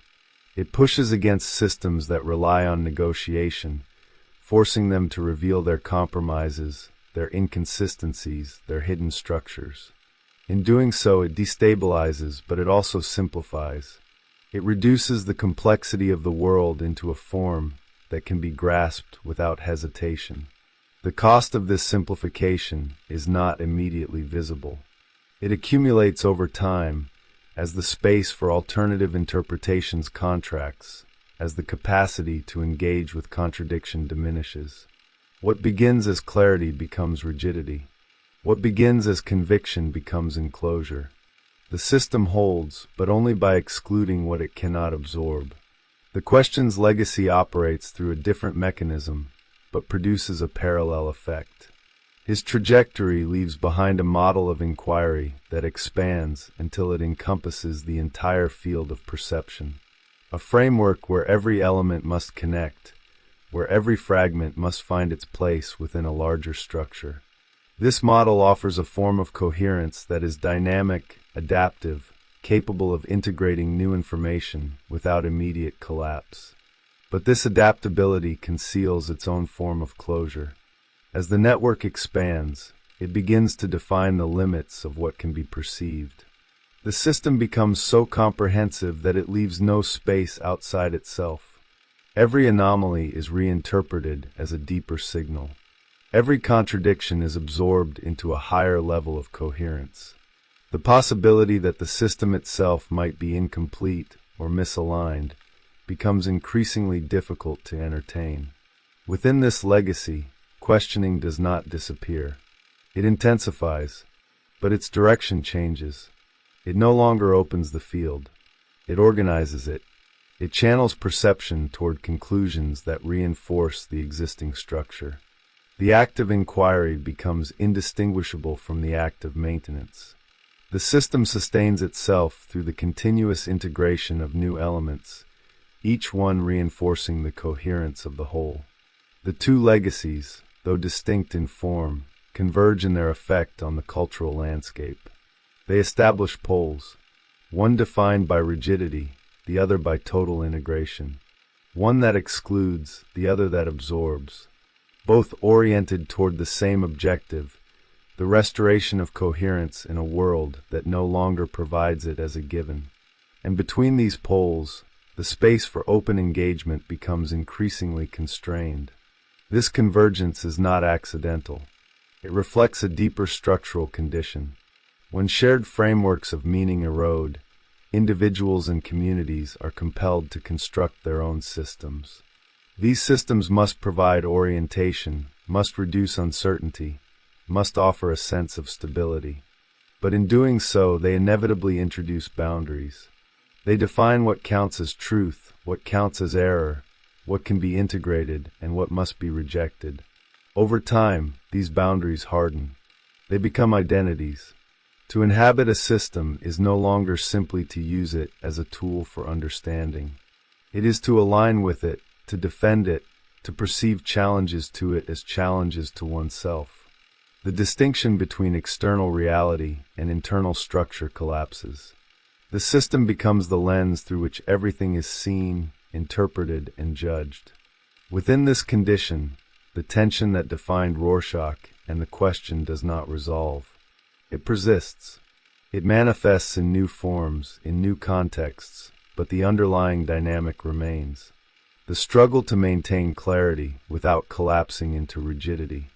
The effort to sustain inquiry without transforming it into a closed system. The constant negotiation between openness and coherence. The city, as a symbolic field, continues to reflect this tension. It remains a territory where multiple systems overlap, where boundaries are contested, where visibility is uneven and often distorted. No single framework achieves dominance for long. Each is challenged, destabilized, forced to adapt or fragment. The search for truth continues, but it does so within an environment that resists final answers. This resistance is not a flaw. It is a condition, and within that condition, the legacies of these figures function as both warning and attraction. They reveal the consequences of pushing a system to its limit, of allowing the demand for coherence to override the capacity for engagement. At the same time, they demonstrate the appeal of such systems, the sense of stability they provide in the face of uncertainty. What remains, then, is not a solution but a landscape, a terrain marked by competing structures, each offering its own version of clarity, each demanding its own form of commitment. Navigating this terrain requires more than the adoption of a single framework. It requires an awareness of the forces that shape perception, the pressures that drive systems toward closure, the ways in which the search for truth can become entangled with the need for certainty. The line between seeking justice and becoming consumed by certainty does not vanish. It thins. It shifts. It must be traced again and again, not as a fixed boundary, but as a dynamic threshold that moves with the structures it separates. And in that movement, the question remains active, not as a conclusion, but as a condition that cannot be resolved without losing something essential.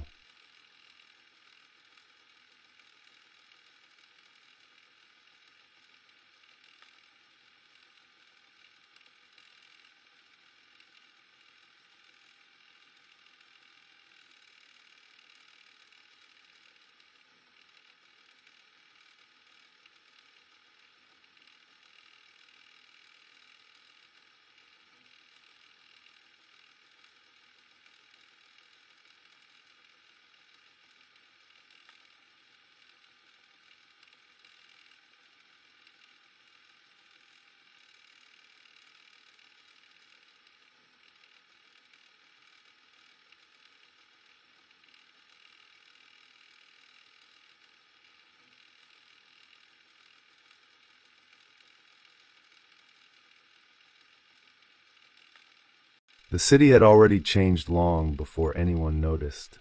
Not through fire or collapse, but through a quieter kind of shift, one that altered the meaning of presence itself. Streets were still filled, lights still burned into the night, and the skyline carried its familiar geometry of ambition. Yet something had withdrawn. A certain expectation, once embedded in the architecture of public life, no longer held. The idea that someone might descend into the chaos and impose order, not by authority but by conviction, had begun to feel misplaced, almost naive. In earlier decades, the figure of the masked vigilante existed as a response to absence. Institutions faltered, systems cracked under pressure, and in those fractures emerged individuals who believed they could compensate for what the world lacked. They weren't superhuman, not in the literal sense, but they carried an internal permission that allowed them to act as if they were. The costume was not merely disguise. It was a declaration, a signal that identity could be reassembled around purpose, that weakness could be reorganized into structure. Dan Drayberg entered that space not as a force, but as a continuation. His presence did not disrupt the system. It reinforced an earlier pattern, one already fading by the time he stepped into it. He inherited not only the tools and the symbols, but the assumption that those tools still meant something. That a man without powers could, through discipline and belief, occupy a position of relevance within a world that increasingly organized itself around forces far beyond individual control. Ted Kord, in a parallel orbit, embodied a similar premise, though filtered through a different lens. Where Dan moved with a certain introspective hesitation, Ted carried a lighter surface, a willingness to play within the structure rather than question it.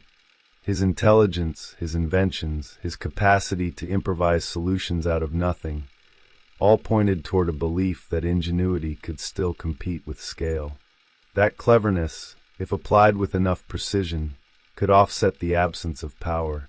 Neither of them belonged to a world of gods. They existed in the margin where effort still mattered, where preparation could substitute for invulnerability.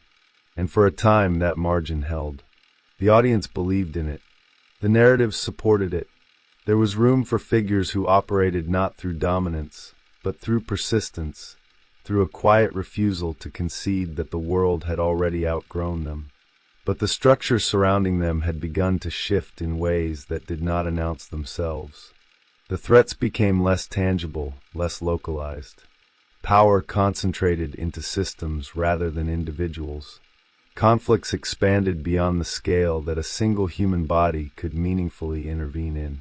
The city was no longer a collection of solvable problems. It was an organism, complex and resistant, indifferent to the gestures that once defined heroism.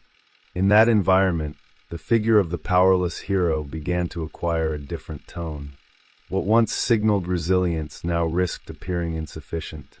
The costume, once a marker of transformation, started to resemble a relic, a fragment from an earlier narrative logic, one that assumed the world could still be influenced through direct confrontation, through visible acts of courage performed in the open.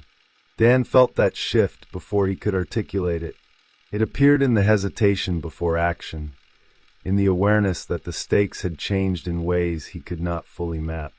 His tools remained the same. His training remained intact, but the context no longer responded as expected. The city did not require him in the same way, or perhaps it never had, and the illusion that it did had simply eroded. Ted, on the other hand, navigated the same terrain with a different posture. He leaned into motion, into invention, into the ongoing attempt to remain relevant by adapting faster than the system could exclude him. His world did not collapse into doubt. It fragmented into opportunities, each one requiring a new iteration of the same fundamental belief. That being human, without augmentation, without transcendence, was not a limitation, but a framework within which meaning could still be constructed. And yet, beneath both approaches, the same question persisted. Not as a statement, but as a pressure, subtle and constant. What does it mean to act as a hero when the world no longer recognizes the conditions that made heroism possible? When intervention becomes symbolic rather than effective? When the gap between intention and impact widens to the point where the gesture itself begins to lose coherence? The answer did not arrive. It never does. Instead, it lingered in the background, shaping decisions, reframing outcomes, altering the way each action echoed within the larger structure. The city continued. The systems evolved. The narratives adapted. But somewhere within that movement, two figures persisted, holding on to a form of belief that no longer aligned with the world around them, yet refused to dissolve. They remained in motion, not because the world required them, but because stepping out of that motion would force a confrontation with something far more difficult than any external threat. The possibility that what they represented had already become obsolete, and that the only thing sustaining it was the memory of a time when it still made sense. Before either of them put on a costume, the conditions that would define them were already in place, quietly embedded in the structure of the worlds they inhabited. These were not worlds built around power in the abstract, but around the belief that power could be approached, studied, and in some cases approximated. The distance between the ordinary individual and the figure of the hero was not absolute. It was negotiable. That assumption shaped everything. Dan Drayberg emerged from a lineage that treated heroism almost as a craft, something that could be learned, refined, and eventually inherited. His predecessor did not simply inspire him. He provided a template, a system of tools, behaviors, and symbolic gestures that could be replicated with enough discipline. This inheritance mattered, because it framed Dan's entry into heroism not as an act of rebellion, but as an act of continuation. He was stepping into a role that already existed, one that carried its own internal logic and expectations.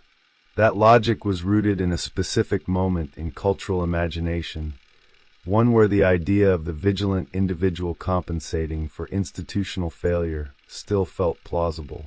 Not because it was efficient, but because it was emotionally coherent. The public could recognize the gesture. They could project meaning onto it. And in that projection, the figure of the hero gained legitimacy, even when the material impact remained ambiguous. Dan internalized that structure deeply. His relationship with heroism was not driven by dominance or conquest. It was driven by alignment, a need to inhabit a form that already carried meaning.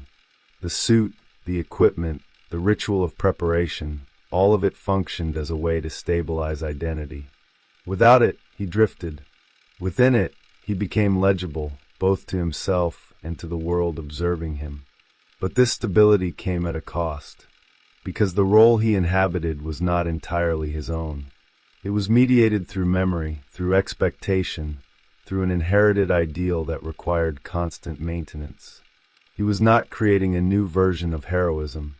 He was preserving an existing one, even as the conditions that supported it began to erode. Ted Kord, by contrast, did not inherit a role so much as he constructed one. His entry into heroism was less about continuation and more about improvisation.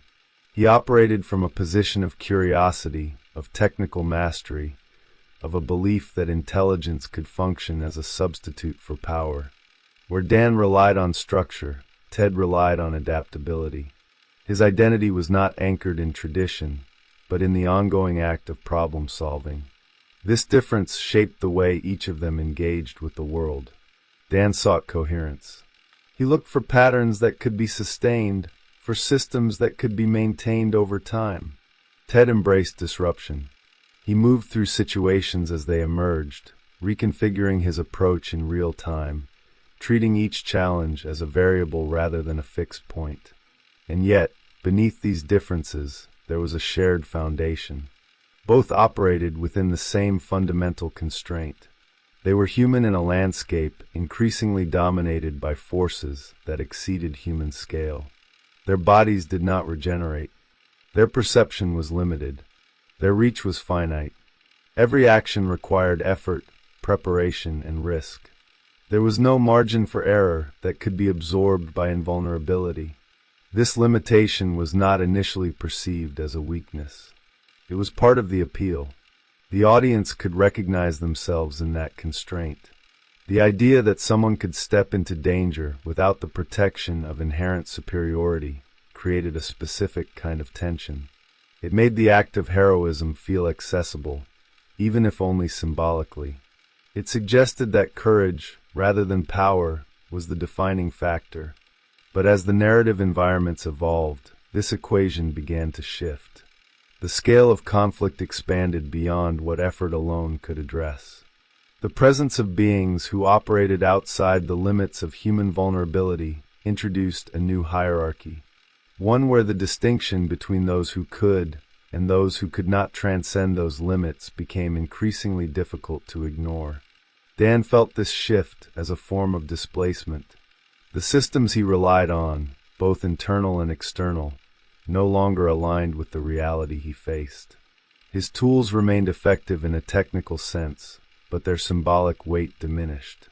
The act of intervening no longer carried the same narrative authority. It became one action among many, rather than a defining gesture. This created a tension within his identity, because if the role he inhabited no longer produced the expected outcome, then the meaning of that role came into question. Was he still a hero, or was he maintaining the appearance of one? And if the distinction between those two states became blurred, what remained to justify the continuation of the role itself? Ted approached the same shift from a different angle. He recognized the change, but instead of withdrawing, he attempted to outpace it.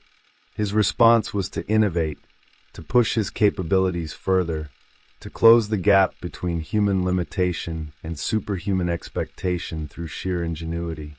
He treated the emerging hierarchy not as a barrier, but as a challenge. This approach allowed him to remain functional within the system for longer. He adapted, reconfigured, and reasserted his relevance through constant motion. But this strategy also carried its own form of fragility, because it required continuous output, continuous adjustment. There was no stable ground to return to, no inherited structure to fall back on. His identity was tied to his ability to keep producing solutions. In both cases, the absence of inherent power forced a deeper reliance on internal structures. For Dan, this meant clinging to a model of heroism that provided coherence, even as its external validation weakened. For Ted, it meant constructing a model in real time, constantly adjusting it to match the shifting landscape. Neither approach resolved the underlying tension. They simply managed it in different ways. What connected them was not just their lack of powers, but the way that lack shaped their relationship to meaning itself. Heroism, for them, was not a given. It was something that had to be actively maintained, either through preservation or through reinvention. And as the world around them became less receptive to both strategies, the effort required to sustain that meaning increased. This is where nostalgia begins to emerge, not as a longing for the past, but as a structural necessity, a way to anchor identity in a moment where the logic still held. For Dan, this nostalgia was explicit. It lived in the continuity he sought to preserve, in the rituals he repeated, in the belief that the role still carried the same weight it once did. For Ted, it was more implicit. It appeared in the persistence of his optimism, in the assumption that the system could still be engaged on human terms. Friendship becomes the bridge between these positions, not as an emotional refuge, but as a stabilizing force. A shared recognition that, despite the shifting conditions, there is still value in the act itself. That even if the world no longer requires what they offer, the offering still holds meaning within a smaller, more contained frame. This frame is fragile. It exists in tension with the broader system. It cannot scale. It cannot compete with the forces that define the new landscape. But it persists. And in that persistence, it reveals something fundamental about the nature of heroism when stripped of its external validation. Because without powers, without systemic support, without a cultural environment that reinforces its significance, heroism becomes an internal commitment. A decision to act in alignment with a set of values that no longer guarantee recognition, impact, or even coherence. It becomes an act performed within a shrinking space, one that must justify itself without the reinforcement of a world that has moved on. And it is within this narrowing space that the tension begins to crystallize, not as a dramatic confrontation, but as a slow, inevitable pressure. The kind that does not break immediately, but reshapes everything it touches over time. The shift does not arrive as a singular event. It unfolds through a sequence of small displacements, each one subtle enough to be rationalized in isolation, yet collectively forming a pattern that becomes impossible to ignore. The environments in which Dan and Ted operate begin to reorganize themselves around forces that neither of them can directly influence. Authority consolidates. Visibility changes. The stage on which heroism once performed its function becomes crowded, then saturated, then structurally indifferent to individual presence. For Dan, the first sign appears in the narrowing of response. Situations that once demanded intervention now resolve without him, or escalate beyond the range of his capacity. The timing feels off. He arrives either too late or too early, misaligned with a rhythm that no longer includes him. The city still produces conflict, but the nature of that conflict has shifted from localized disruption to systemic complexity. What once required a body in motion now requires coordination across layers he cannot access. He responds by refining his approach. Better equipment, more precise routines, tighter control over variables. The logic remains intact. If the problem becomes more complex, the response must become more sophisticated. But this adjustment operates within a closed loop. It assumes that the scale of intervention can still match the scale of disruption. It assumes that the relationship between effort and outcome remains proportional. That assumption begins to fail. Ted encounters the same transformation through a different set of signals. The problems do not disappear for him. They multiply. Each new scenario presents itself as an opportunity to apply ingenuity, to extend the reach of human capability through design and improvisation. His response is expansion. More tools, more systems, more layered solutions. He builds outward, attempting to bridge the gap between limitation and expectation. At first, this expansion produces results. He keeps pace with the shifting environment, adapting faster than most. There is a sense of forward motion, of staying relevant through continuous reinvention. But the underlying structure resists this approach, because the environment itself is no longer stable. It changes not just in scale, but in logic. The problems do not simply grow larger. They become less defined, less contained, less responsive to localized intervention. This is where the first fracture becomes visible, not in failure, but in misalignment. Actions that once carried clear consequences now dissipate into a broader field where cause and effect are harder to trace. Dan experiences this as a form of uncertainty. Ted experiences it as an increase in variables. Both attempt to compensate. Neither fully succeeds. The public perception begins to adjust in parallel. The figure of the powerless hero, once interpreted as a symbol of resilience, starts to register differently. Not as weakness, but as insufficiency. The audience does not reject the gesture outright. It reframes it. The act of stepping into danger without inherent advantage begins to resemble an artifact from an earlier narrative, one that does not fully correspond to the present conditions. This reframing does not occur consciously. It emerges through repetition, through exposure to new forms of power that redefine what is considered effective. The presence of individuals who operate beyond human limitation shifts the baseline. What was once extraordinary becomes ordinary. What was once sufficient becomes incomplete. Dan feels this shift most acutely in moments of comparison. Not through direct confrontation, but through proximity. The presence of others who can alter the environment at a scale he cannot reach introduces a silent hierarchy. He does not articulate it. He absorbs it. The realization that effort alone no longer guarantees impact creates a tension within his identity that cannot be resolved through adjustment. Ted responds to the same hierarchy with increased output. If the baseline shifts, then the response must escalate. He builds faster, thinks sharper, pushes his systems further. His approach becomes iterative, each solution leading to the next, each adaptation generating new possibilities. There is a sense of momentum, of refusing to concede ground. But this momentum carries a hidden cost, because it requires constant maintenance. There is no equilibrium, no stable position from which to operate. Each success raises the threshold for the next action. Each adaptation introduces new dependencies. The system he constructs becomes more complex, but also more fragile. It relies on his continuous presence, his continuous input. The tension between these approaches begins to shape their interaction with the world.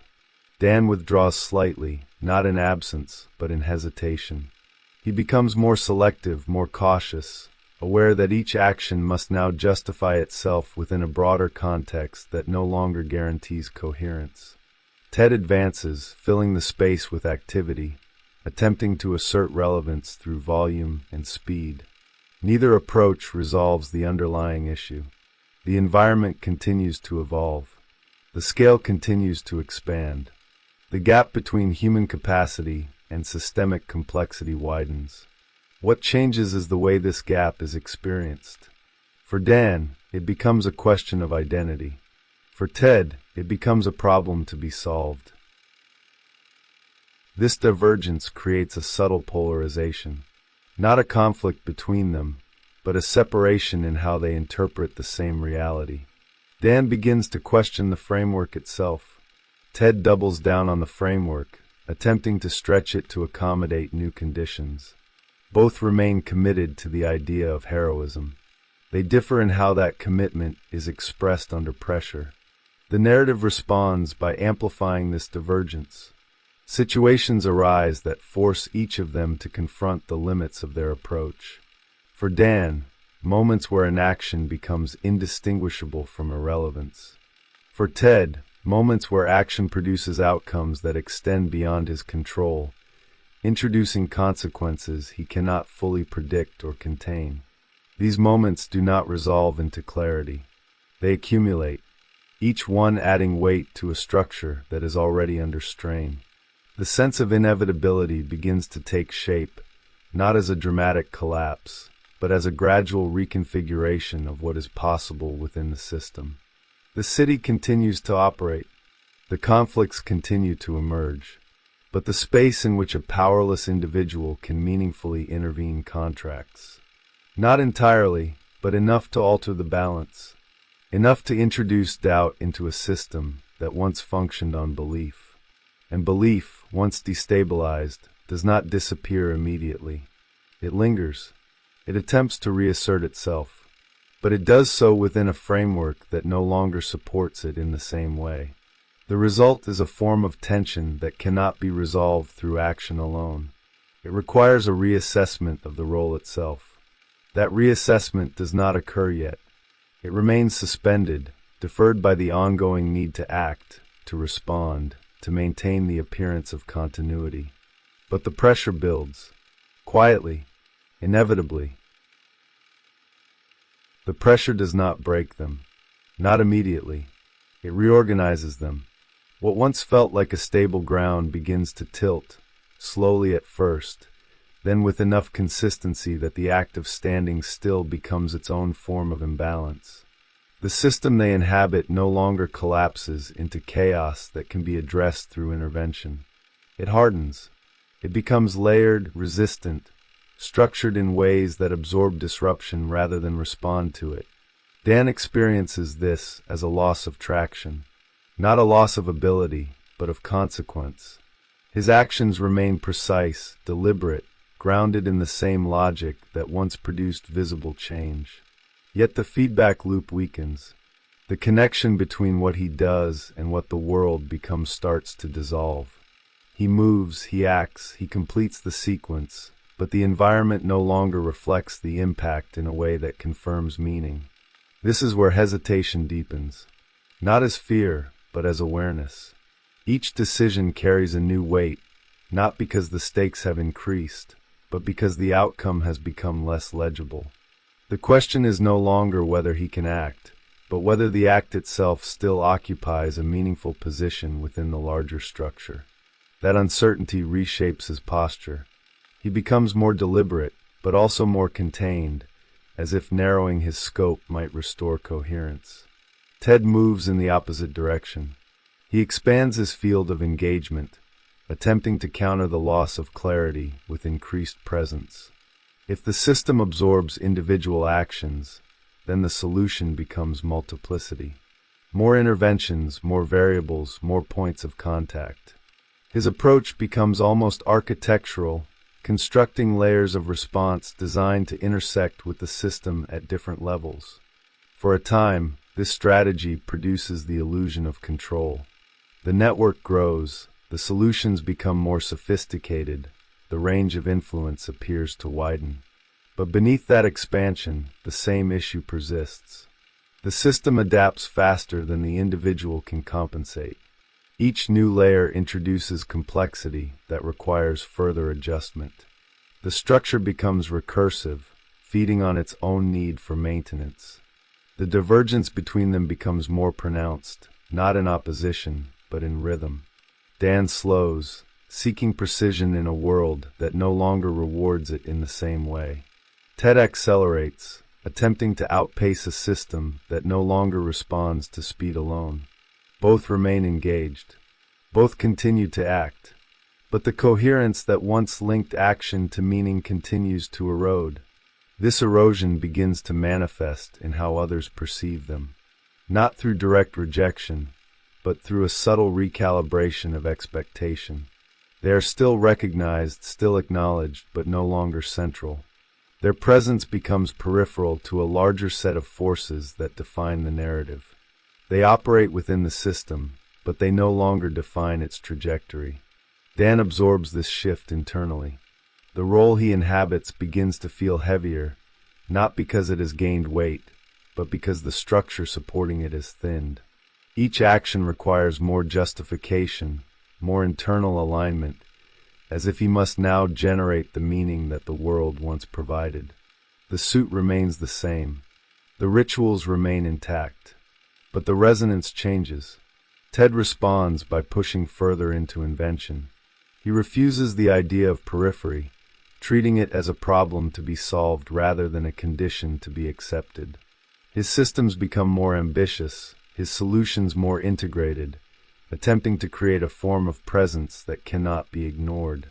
There is a sense of defiance in this approach, an insistence that relevance can be engineered if approached with enough ingenuity.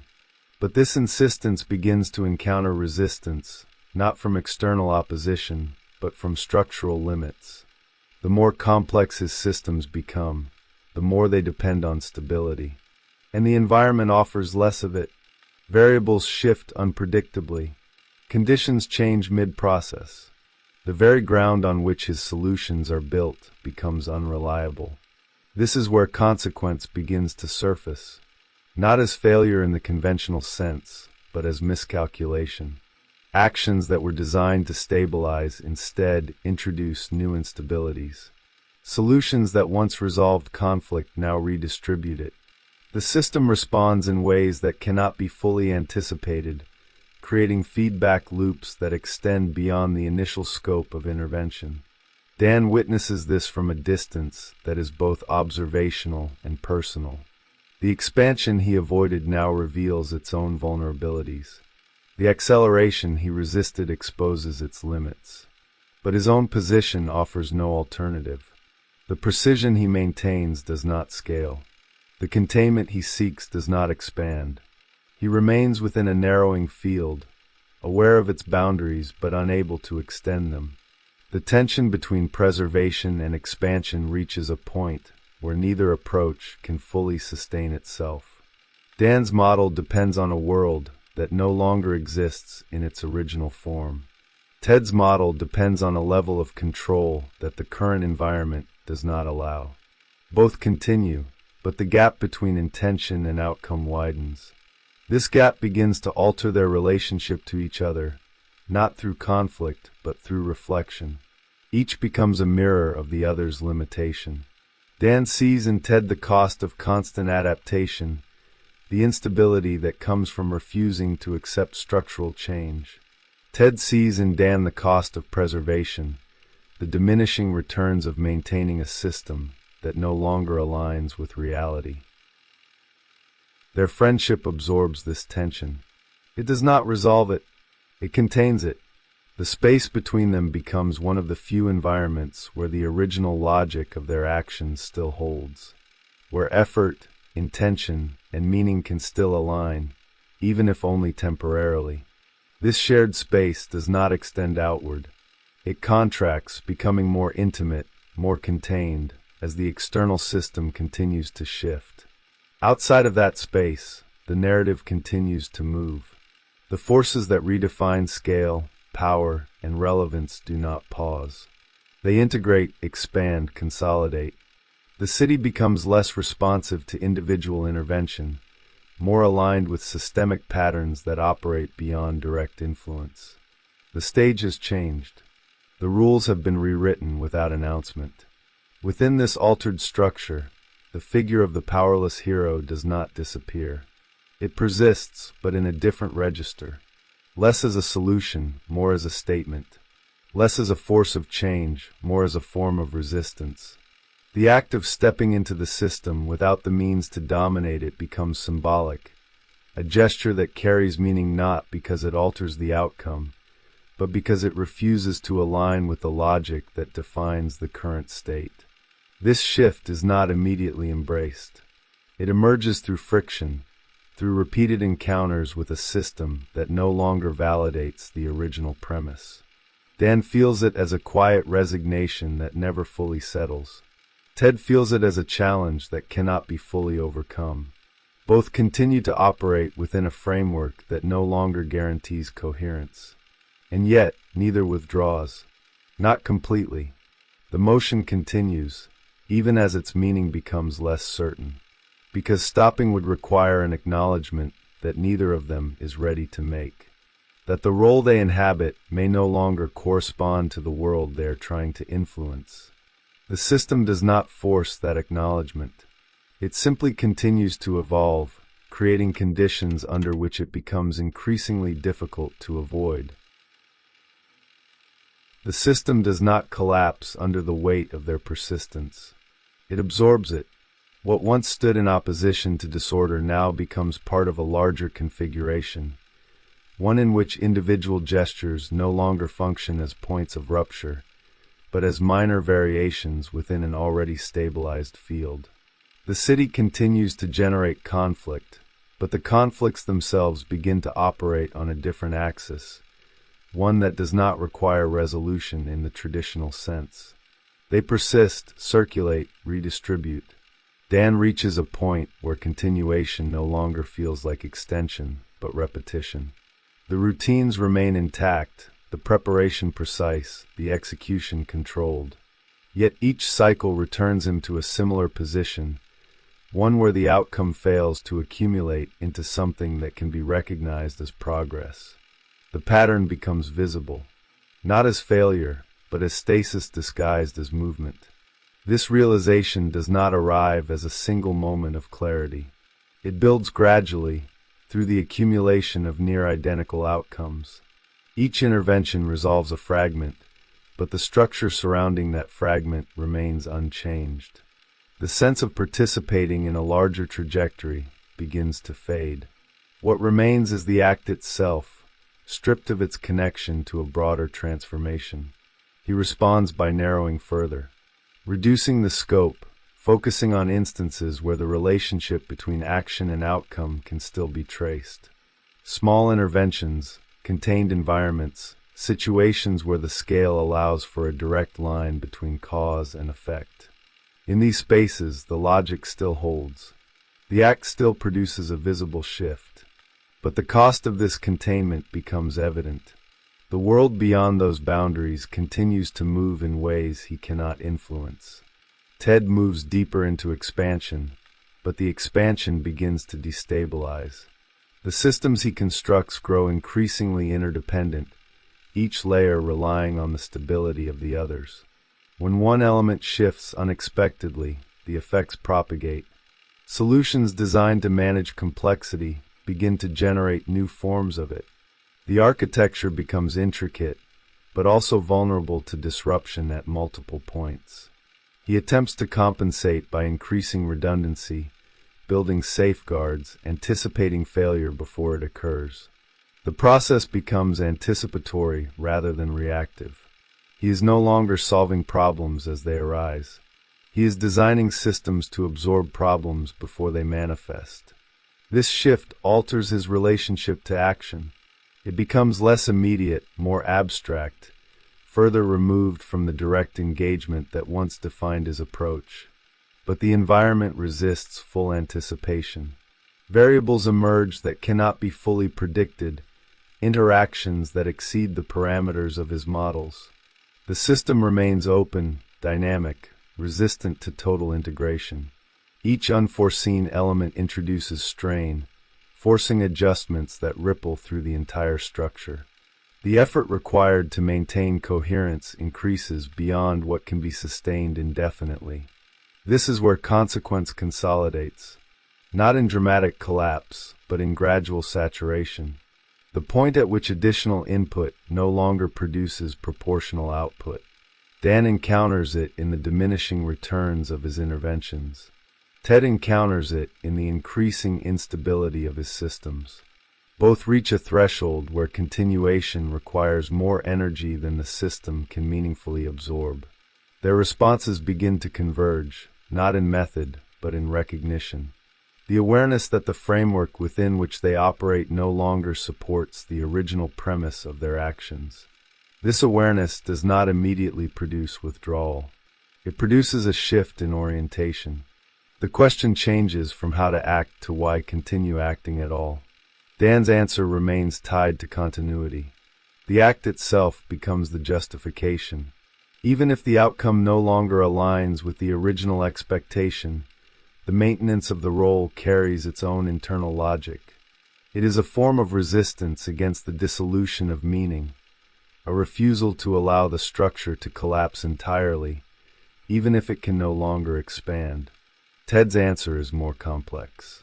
The drive to solve, to adapt, to remain relevant does not disappear, but it encounters its own limit. The recognition that not all systems can be optimized, not all variables can be controlled. This does not lead to immediate cessation. It introduces hesitation into a process that once relied on momentum. The forward motion slows, not because of external constraint, but because the internal calculus has changed. The space between them becomes more reflective. Their interactions carry an implicit acknowledgement of the limits they face. Not discussed directly, but present in the way they engage with each other, in the absence of certain assumptions that once guided their actions. The belief that effort will inevitably produce alignment begins to fade. This fading does not eliminate their connection. It deepens it, because what remains is no longer based on shared effectiveness, but on shared recognition. The understanding that they occupy a position within the system that cannot be easily redefined, but also cannot be fully sustained in its original form. Their friendship becomes less about action and more about continuity in the face of structural change. Outside of this space, the narrative continues to evolve. New forms of power consolidate, new structures emerge, new patterns of conflict establish themselves. The figure of the powerless hero persists within this landscape, but its function has shifted. It no longer operates as a central force. It exists at the edge, as a reminder of a different configuration, one that once aligned with the conditions of the world. This edge becomes a territory of tension, not abandoned but no longer integrated. A space where actions occur without expectation of systemic impact, where the gesture itself becomes the primary carrier of meaning. The act of intervention is no longer measured by its ability to alter the structure, but by its refusal to fully submit to it. Dan inhabits this territory with a quiet consistency. His actions become smaller in scale, but more deliberate in intention.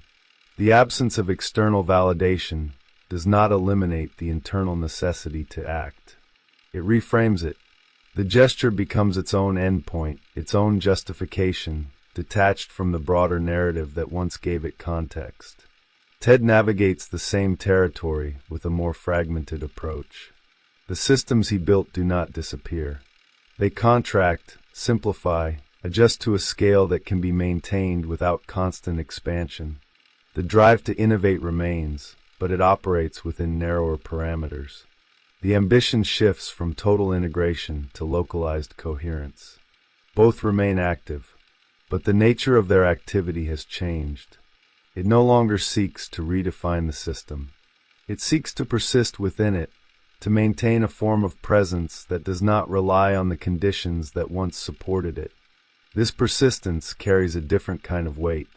Less visible, less celebrated, but more resistant to dissolution. The world does not respond in the same way. The feedback remains limited, the recognition partial. But within this altered dynamic, a new form of meaning begins to take shape. One that is not dependent on scale or dominance or systemic alignment. One that exists within the act itself, within the decision to continue despite the absence of reinforcement. This is not a resolution. It is a reconfiguration. The conflict does not disappear. It settles into a different form, one that no longer seeks to be resolved through action alone. The tension remains, but it becomes internalized, integrated into the ongoing process of acting within a system that no longer guarantees coherence. And in that integration, something shifts. Not in the world, but in the way they occupy it. What begins as a narrative adjustment within the world of these characters extends outward into the way audiences interpret heroism itself. The transformation does not remain confined to the fictional space. It migrates into cultural perception, reshaping the expectations placed on figures who once occupied a stable symbolic position. The powerless hero, once central to the mythology, becomes increasingly difficult to situate within a landscape that prioritizes scale, spectacle, and immediate impact. This shift alters the way identification operates. In earlier configurations, the audience could project themselves onto figures like Dan and Ted with relative ease. Their limitations created a bridge, a sense that heroism was not entirely inaccessible, that it could be approximated through effort and conviction. The distance between observer and participant remained narrow enough to sustain engagement. That distance begins to widen. The presence of entities who operate beyond human constraints redefines the baseline of what is considered meaningful action. The spectacle intensifies. The scale expands. Conflict becomes more abstract, less grounded in environments that resemble everyday experience. Within this expanded field, the gestures performed by powerless individuals begin to register differently. They appear smaller, less decisive, more symbolic than effective. This reconfiguration does not eliminate their relevance. It transforms it. The powerless hero shifts from being a model of action to a point of reflection. Their presence no longer answers the question of how to intervene. It raises a different question. Why continue to intervene at all when the system no longer responds in the same way? Dan embodies this question through his persistence. His continued engagement, despite the diminishing returns, becomes a form of quiet resistance against a cultural movement that increasingly equates value with magnitude. His actions do not compete with larger forces. They exist alongside them, occupying a different register, one that does not rely on visibility to maintain significance. Ted represents a more transitional position. His attempts to adapt, to expand, to match the evolving system through ingenuity, mirror a broader cultural impulse to keep pace with accelerating complexity. His trajectory reflects the belief that human capability can be extended through design, that the gap between limitation and expectation can be bridged through continuous innovation. But as his efforts encounter structural limits, this belief begins to fracture. This fracture resonates beyond the narrative. It reflects a tension within the audience itself, a recognition that the tools once used to navigate the world may no longer be sufficient. The desire to remain effective collides with the realization that the scale of contemporary systems exceeds individual control. The powerless hero becomes a site where this tension is explored, not resolved. The cultural environment amplifies this dynamic through the way it distributes attention. Visibility becomes uneven, concentrated around figures who embody overwhelming capability. The spotlight narrows, focusing on displays of power that redefine the boundaries of possibility. In this environment, figures like Dan and Ted operate in partial shadow, their actions less likely to be amplified, less likely to shape the dominant narrative. This shift in visibility alters the symbolic weight of their actions. What once carried immediate recognition now requires interpretation. The audience must actively engage with the gesture to extract meaning, rather than receiving it through the structure of the narrative. This introduces a level of distance, but also a deeper form of engagement for those willing to bridge it. The idea of nostalgia emerges here as more than a longing for the past. It functions as a stabilizing force within a rapidly changing symbolic landscape. The memory of a time when heroism operated on human terms provides a reference point, a way to measure the distance between what was and what is. Dan's adherence to that memory becomes a way of preserving a form of meaning that risks being overwritten. Ted's trajectory complicates this nostalgia. His refusal to remain static, his attempt to evolve within the new conditions, challenges the idea that the past can simply be preserved. He embodies the tension between holding on to a coherent framework and adapting to a system that no longer supports it. His efforts reveal the limits of both positions, showing that neither preservation nor adaptation can fully resolve the underlying shift. The interaction between these approaches generates a form of symbolic polarization, not between characters, but between modes of engaging with change. On one side, the impulse to maintain continuity, to preserve meaning through repetition and adherence. On the other, the impulse to transform, to reconfigure identity in response to new conditions. Both carry risks. Both encounter limits. This polarization reflects a broader cultural pattern. The struggle to reconcile inherited values with emerging realities, to determine whether meaning can be sustained through preservation or must be reconstructed through adaptation. The powerless hero becomes a focal point for this struggle, not because they offer a solution, but because they embody the tension in its most concentrated form. The concept of heroism itself begins to fragment. No longer a unified idea, it splits into multiple interpretations, each aligned with different aspects of the evolving system. Power becomes one axis, visibility another, intention a third. Figures like Dan and Ted occupy a position where intention remains central, even as power and visibility shift away from them. This redefinition introduces ambiguity into the concept of effectiveness. Actions can no longer be evaluated solely based on outcome. The absence of large-scale impact does not necessarily negate the value of the act, but neither does it confirm it. The criteria for judgment become less stable, more dependent on perspective, more open to interpretation. Within this ambiguity, the audience's relationship to heroism becomes more complex. Identification is no longer immediate. It requires negotiation. The viewer must decide what aspects of the figure to engage with, what values to prioritize, what forms of action to consider meaningful. The narrative no longer provides a clear hierarchy. It presents a field of possibilities, each with its own implications. The powerless hero persists within this field as a point of tension.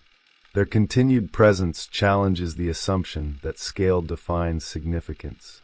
It introduces the possibility that meaning can exist outside the dominant structures of visibility and power. But it also exposes the fragility of that possibility, the difficulty of sustaining it within a system that does not reinforce it. Dan's consistency becomes a form of quiet defiance, not against specific forces, but against the broader logic that redefines value in terms of magnitude. His actions resist this logic by maintaining a different measure, one that does not depend on expansion or recognition. Ted's trajectory, with its movement toward and away from adaptation, reflects the instability of attempting to reconcile these measures within a single framework. Together, they form a symbolic structure that extends beyond their individual narratives. They represent a phase within the evolution of heroism, a moment where the transition from one model to another becomes visible, not as a clean break, but as a layered process in which older forms persist alongside emerging ones, each influencing the other in complex ways. This layered process continues to shape the cultural imagination. The powerless hero does not disappear. It transforms, adapting to new conditions while retaining elements of its original structure. The tension between limitation and aspiration remains, but it is reframed within a context that no longer guarantees alignment between the two. In this sense, the legacy of figures like Dan and Ted is not defined by their ability to compete with larger forces. It is defined by their capacity to reveal the changing conditions under which heroism operates. They function as indicators, marking the points where the system shifts, where the logic that once sustained meaning begins to reconfigure. Their presence within the cultural landscape serves as a reminder that heroism is not a fixed concept. It evolves in response to the structures that surround it, the forces that shape it, the audiences that interpret it. And in that evolution, certain forms become less central, less visible, but not entirely absent. They remain at the edge. The final state does not present itself as an ending. It settles. The system stabilizes around a new configuration, one that no longer requires the presence of figures like Dan Drayberg and Ted Kord to function, yet does not fully erase them either. They remain embedded within the structure, but no longer as central agents of change. Their role shifts from intervention to residue, from action to memory and motion. Dan occupies this position with a form of quiet persistence that resists disappearance without asserting dominance. His continued presence does not alter the trajectory of the world around him in any measurable way. The systems remain intact, the hierarchies unchallenged, the scale unchanged.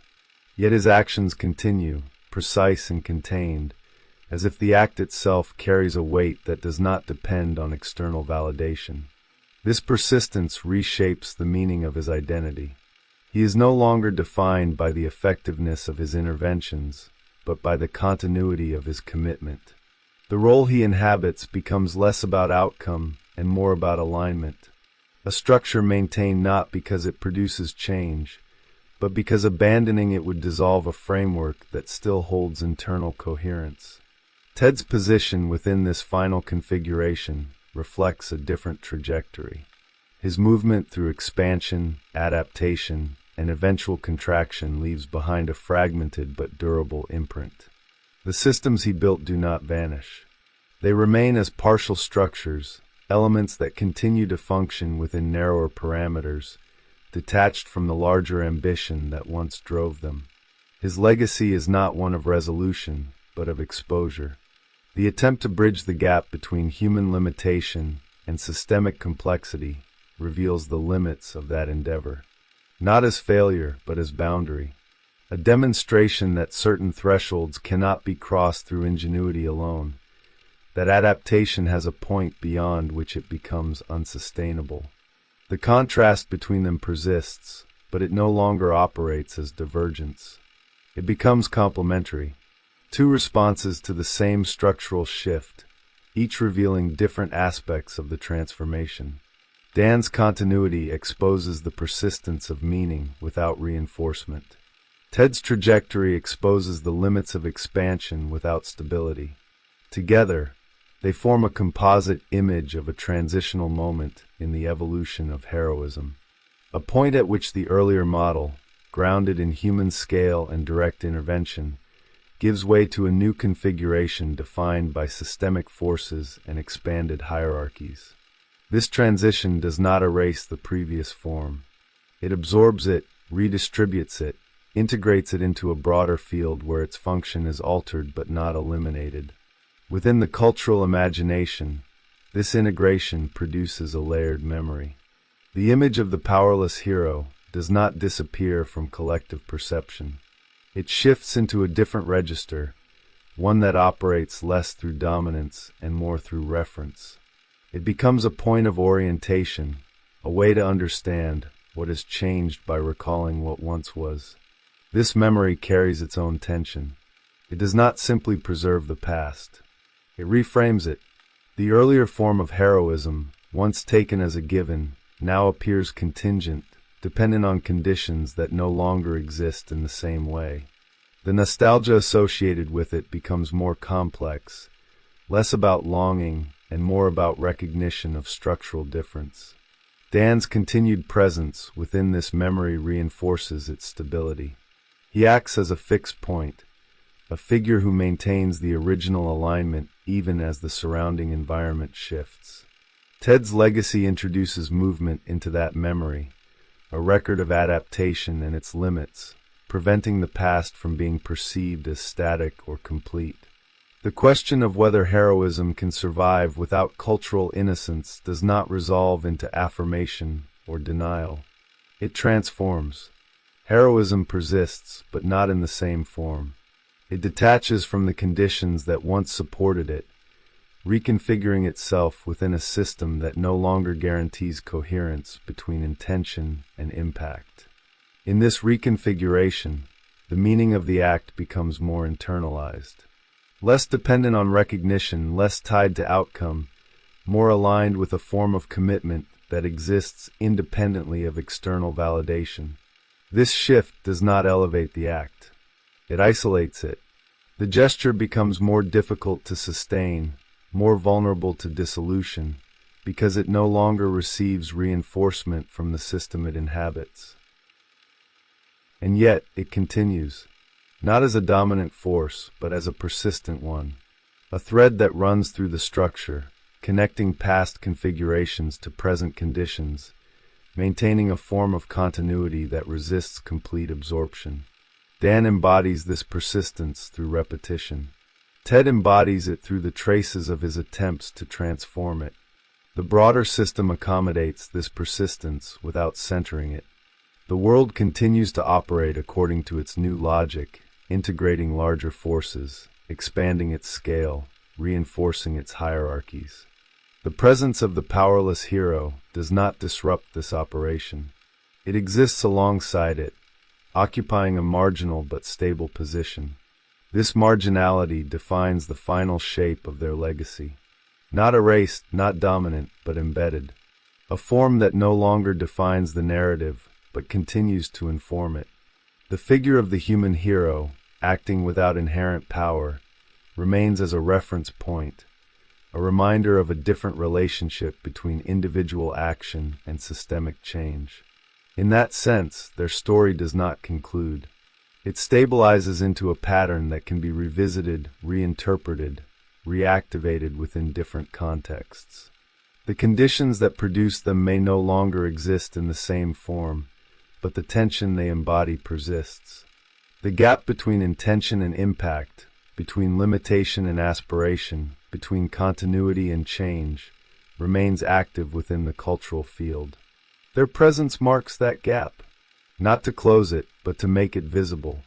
And visibility, even at the edge, is a form of persistence that does not require resolution.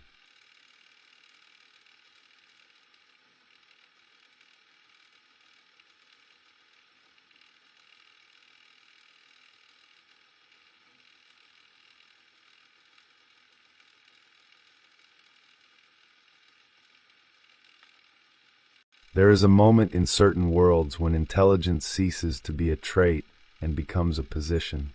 Not merely a capacity to understand, but a vantage point above others, a height from which the structures of society appear less like lived realities and more like flawed systems waiting to be corrected. In that moment, the ground shifts quietly.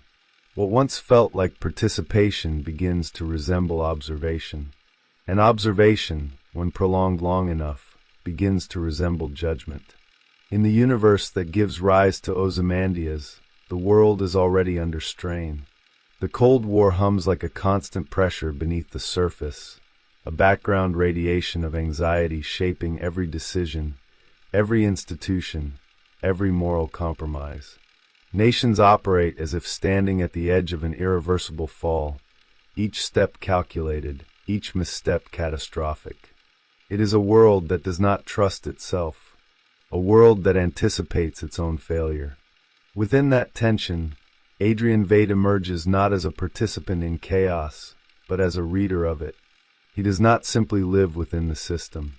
He studies it, maps it, measures its weaknesses with the detachment of someone who believes the system cannot survive its own contradictions. His intelligence does not integrate him into the world. It separates him from it. And once that separation becomes stable, The question is no longer how to live within society, but whether society deserves to continue in its current form at all. A similar displacement defines the trajectory of Lex Luthor. Yet his world presents a different configuration of threat. Here, the fracture is not geopolitical but existential. The presence of Superman introduces a new axis of imbalance, one that redefines power itself. Humanity is no longer the highest point in its own hierarchy. It has been overshadowed, watched, protected perhaps, but also diminished. In this environment, Luthor's intelligence does not turn toward global systems. It turns toward singularity, toward the figure that disrupts the human scale. Where Veidt sees a world spiraling toward self-destruction, Luthor sees a world already compromised by dependence. The danger, in his eyes, is not that humanity will destroy itself, but that it will surrender its autonomy to something greater, something external, something that does not belong to the human condition. His opposition is not merely strategic. It is symbolic, a rejection of a hierarchy in which humanity is no longer sovereign. Both men occupy elevated positions. Both perceive patterns others cannot. But the nature of their perception diverges in subtle, consequential ways. Veidt looks outward and sees fragmentation. Luthor looks upward and sees intrusion. One interprets the world as unstable. The other interprets it as violated. These interpretations do not remain abstract. They begin to reorganize their sense of responsibility. Responsibility, at first, appears as burden, a weight carried by those who see more than others. But over time it transforms. It becomes justification. If one truly understands the scale of the problem, then ordinary moral constraints begin to feel insufficient. Too slow, too limited, designed for a world that no longer exists. The rules that govern collective life start to resemble obstacles rather than safeguards. This is where the shift deepens. Intelligence becomes not only a lens, but a mandate. A silent argument forms beneath every decision. If others cannot see what must be done, then someone must act on their behalf. And if action requires transgression, then transgression becomes reframed as necessity. The boundary between protection and control begins to erode. Neither Veidt nor Luthor begins as a tyrant. That transformation is not immediate. It unfolds through a series of internal recalibrations, each one small enough to justify, each one anchored in a belief that the alternative is worse. The world is at risk. Humanity is at risk. Something must be done. These premises do not appear radical. They appear reasonable, even urgent. But reason, when detached from shared limits, acquires a different quality. It no longer negotiates. It concludes. And once conclusions harden, the space for doubt contracts. The presence of others becomes secondary to the clarity of the vision. The crowd, with its conflicting desires and fragmented perspectives, begins to look less like a collective and more like noise. At this height, the individual is no longer simply intelligent. He is isolated, not by circumstance, but by structure. His perception has created a distance that cannot easily be reversed. He no longer belongs to the same temporal rhythm as those around him. Decisions that others experience as moral dilemmas appear to him as delayed inevitabilities. Outcomes become visible before processes have even begun. This temporal displacement is crucial. It allows both Veidt and Luthor to justify actions that would otherwise be unthinkable. If the future is already clear, then the present becomes a tool, a means to accelerate what must occur or to prevent what must be avoided. The moral weight of an action is measured not by its immediate impact, but by its projected necessity. And so the stage is set long before any explicit conflict emerges. The arena is not defined by battles or confrontations, but by perception itself. By the way two minds interpret the same fundamental question. Can humanity be trusted with its own destiny? The world around them continues to function. Institutions remain intact. People go about their lives. But beneath that surface, a fracture has already formed. It exists in the gap between collective governance and individual certainty, between shared limitation and private clarity. It is a fracture that cannot remain hidden indefinitely, because once someone decides that the world cannot govern itself, the next decision follows with quiet inevitability. Who then should take its place? Adrian Vate's trajectory begins in a world that has already normalized escalation. The Cold War is not merely a political backdrop, but a psychological environment, a field of constant anticipation where annihilation is not a distant possibility, but an embedded expectation. In such a world, the idea of survival becomes abstract. It is no longer about individuals or even nations, but about systems enduring long enough to prevent total collapse. Vate does not grow against this pressure. He absorbs it, internalizes it as a structural flaw that must be addressed at its root. His early life is marked by deliberate self-construction. He rejects inherited wealth, rejects passive privilege, and attempts to reforge himself through discipline, intellect, and symbolic alignment with historical greatness. Alexander the Great becomes less a figure of admiration and more a template, not for conquest in the traditional sense, but for decisive action. For the belief that history can be redirected by singular will if that will is sufficiently informed and sufficiently uncompromising. This identification is not superficial. It reshapes Vate's perception of time and responsibility. He begins to see himself not as a participant within history, but as a potential inflection point, a force capable of intervening when collective systems fail. His intelligence reinforces this belief. Every problem he analyzes confirms the same conclusion. Humanity, left to its own devices, drifts towards self-destruction. Not because individuals are inherently malicious, but because the structure of collective decision-making is too slow, too fragmented, too reactive. The more he observes, the more this conclusion solidifies. Political leaders hesitate. Nations posture. The machinery of global governance appears incapable of decisive, unified action. In Vate's perception, the world resembles a vast, unstable structure, held together by temporary agreements and mutual fear. It is not sustainable. It is merely delayed collapse. This perception does not immediately lead to intervention. It leads first to distance. Emotional detachment becomes necessary in order to maintain clarity. Compassion, in its conventional form, begins to look like a liability, a force that binds individuals to short-term consequences and prevents them from engaging with larger patterns. Vate does not abandon morality. He reframes it. The value of an action is no longer measured by its immediate ethical weight, but by its capacity to preserve the future. In this framework, sacrifice becomes inevitable. Not as a tragedy, but as a function. The logic is simple, and therefore dangerous. If the death of a few can prevent the death of many, then hesitation becomes immoral. The threshold for action lowers. What was once unthinkable becomes necessary, and necessity, once accepted, does not remain contained. It expands.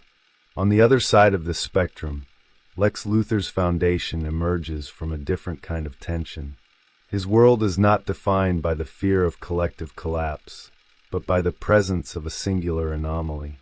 Superman introduces a distortion into the human hierarchy that cannot be reconciled through existing structures.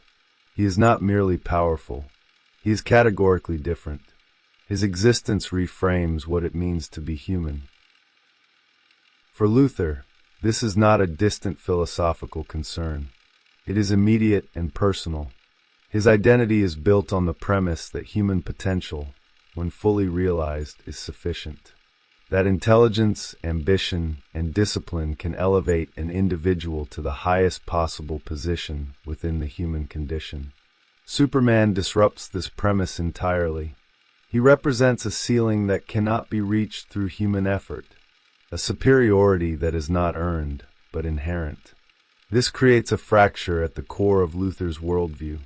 If Superman is accepted as a benevolent protector, then humanity implicitly accepts its own inferiority.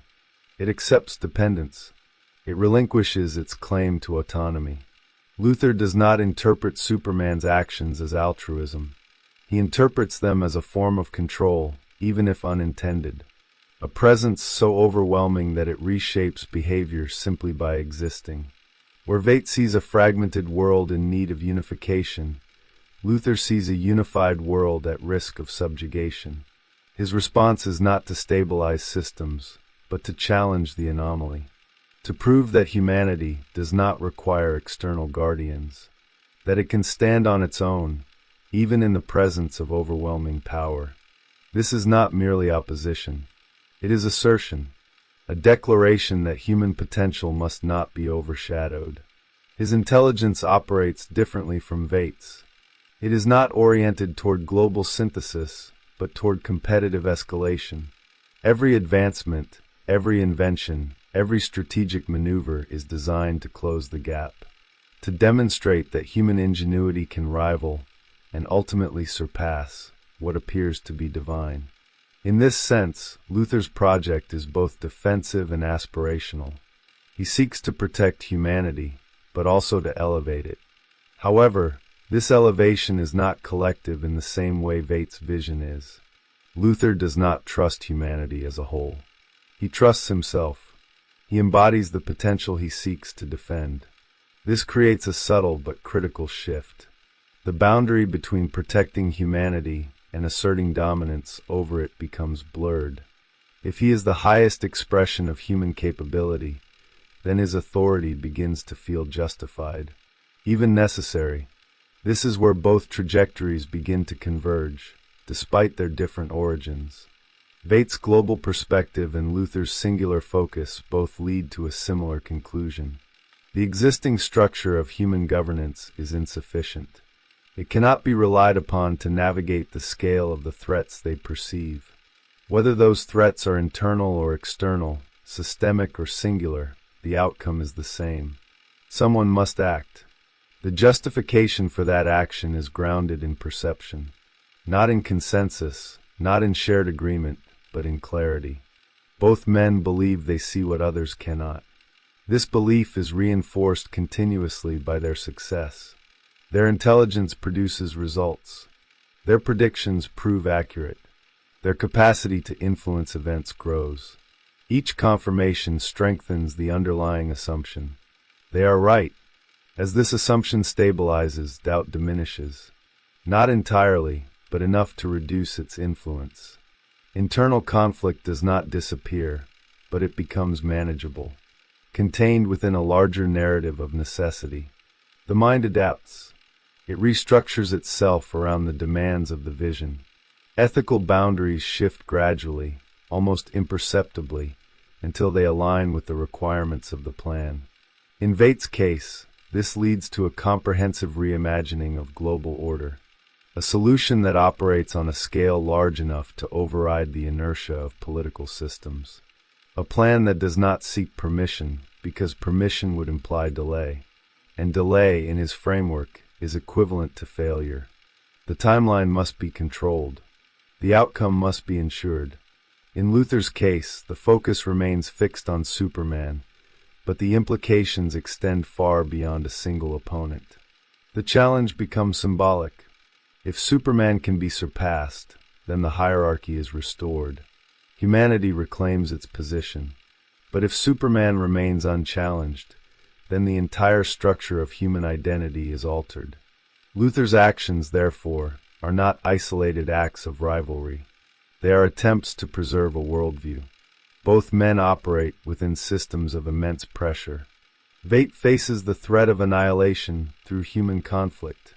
Luther faces the erosion of human significance through external superiority. These pressures do not excuse their actions, but they contextualize them. They explain the trajectory without resolving its moral ambiguity.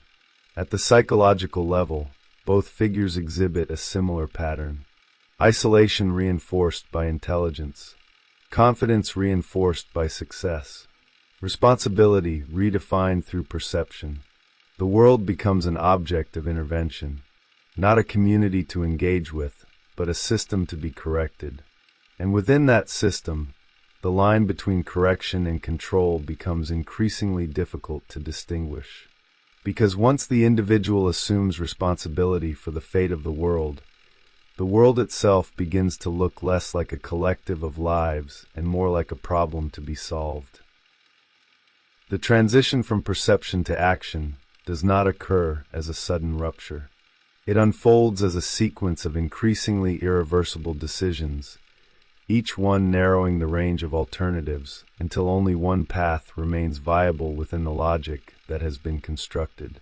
For Adrian Veidt, this process begins not with violence, but with synthesis. He gathers information, studies geopolitical dynamics, models behavioral patterns, and reduces the complexity of the world into a structure that can be analyzed and eventually manipulated. At first, this activity appears indistinguishable from strategic thinking. Corporations operate in similar ways. Governments rely on intelligence networks, predictive models, and long-term planning. Veidt's difference lies in scale and intent. He is not optimizing within a system. He is preparing to override it. His observations lead him to a singular conclusion. The Cold War cannot be resolved through diplomacy. The mechanisms designed to prevent escalation are themselves part of the escalation. Mutual deterrence is not stability. It is suspended catastrophe. From this point forward, the question changes. It is no longer whether the system will fail, but how to intervene before that failure becomes irreversible. Veidt begins to design an alternative outcome, not through negotiation, but through orchestration. The world, in his perception, must be unified under a common threat, not a political adversary, but something external. Something that transcends national identity and renders internal conflict obsolete. The logic is stark. Humanity will only unite when faced with annihilation from beyond itself. Fear must be redirected. The internal divisions that sustain geopolitical conflict must be collapsed into a single, overriding imperative: survival. This idea, once formed, does not remain theoretical. It becomes a blueprint. Every subsequent action is measured against its capacity to bring this outcome into existence. The construction of the plan reveals the depth of Veidt's detachment. It requires secrecy, deception, and the manipulation of information on a global scale. It requires the elimination of variables that could disrupt the sequence. Individuals who come too close to the truth are not debated with. They are removed. Not out of malice, but out of necessity as he defines it. The language of morality is replaced by the language of function. Obstacles are addressed. Interference is neutralized. The most significant transformation occurs in the way Veidt relates to consequence. The immediate impact of his actions becomes secondary to their projected effect. Death, in this framework, is not experienced as loss, but as adjustment. A recalibration of variables within a larger equation. This shift is subtle but absolute. Once it is complete, there is no return to conventional ethical perception. The scale of the plan has redefined the scale of responsibility. Parallel to this, Lex Luthor's path unfolds through a different sequence of events, but with a similar internal structure. His focus remains centered on Superman, yet the methods he employs extend far beyond direct confrontation. Luthor understands that raw power cannot be matched through force alone. It must be countered through strategy, innovation, and control of narrative.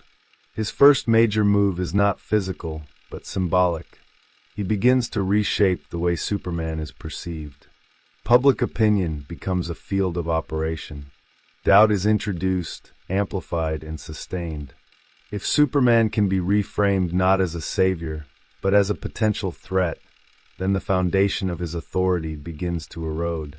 Trust, once destabilized, cannot easily be restored. It becomes a point of leverage. This manipulation of perception mirrors Veidt's manipulation of geopolitical fear. Both operate on the understanding that reality is not only defined by events, but by the interpretation of those events. Control the interpretation, and the structure of reality begins to shift. Luther invests heavily in this domain. Media, politics, and public discourse become extensions of his strategy.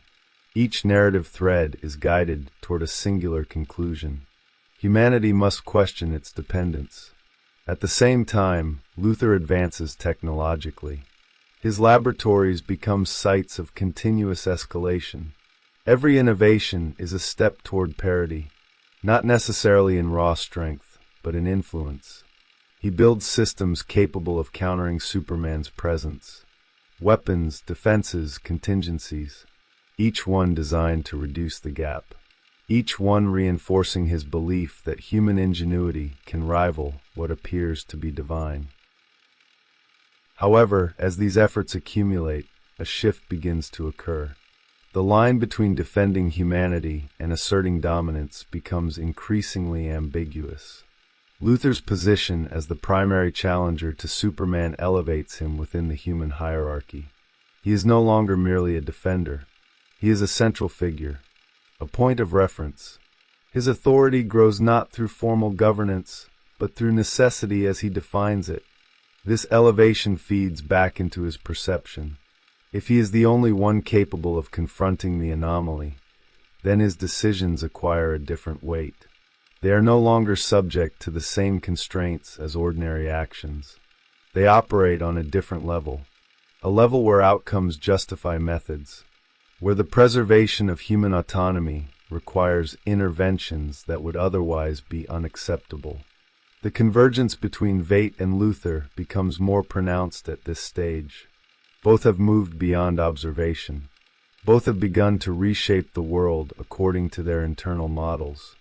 The difference lies in their targets. Veit seeks to unify humanity through external threat. Luther seeks to protect humanity by eliminating external dominance. Yet both approaches rely on the same underlying assumption. The collective cannot be trusted to navigate these challenges on its own. As their plans develop, the resistance they encounter begins to define the next phase of the conflict. Veit faces opposition from those who uncover fragments of his design, individuals who still operate within conventional ethical frameworks. Their reactions are predictable. They see his actions as monstrous, unjustifiable. They attempt to intervene, but their perspective is limited by the very constraints Veit has already abandoned. They cannot engage with the full scope of his reasoning. Luther's opposition takes a more direct form. Superman himself embodies the challenge, not only as a physical force, but as a moral presence. His existence contradicts Luther's narrative. He acts without seeking control. He protects without demanding submission.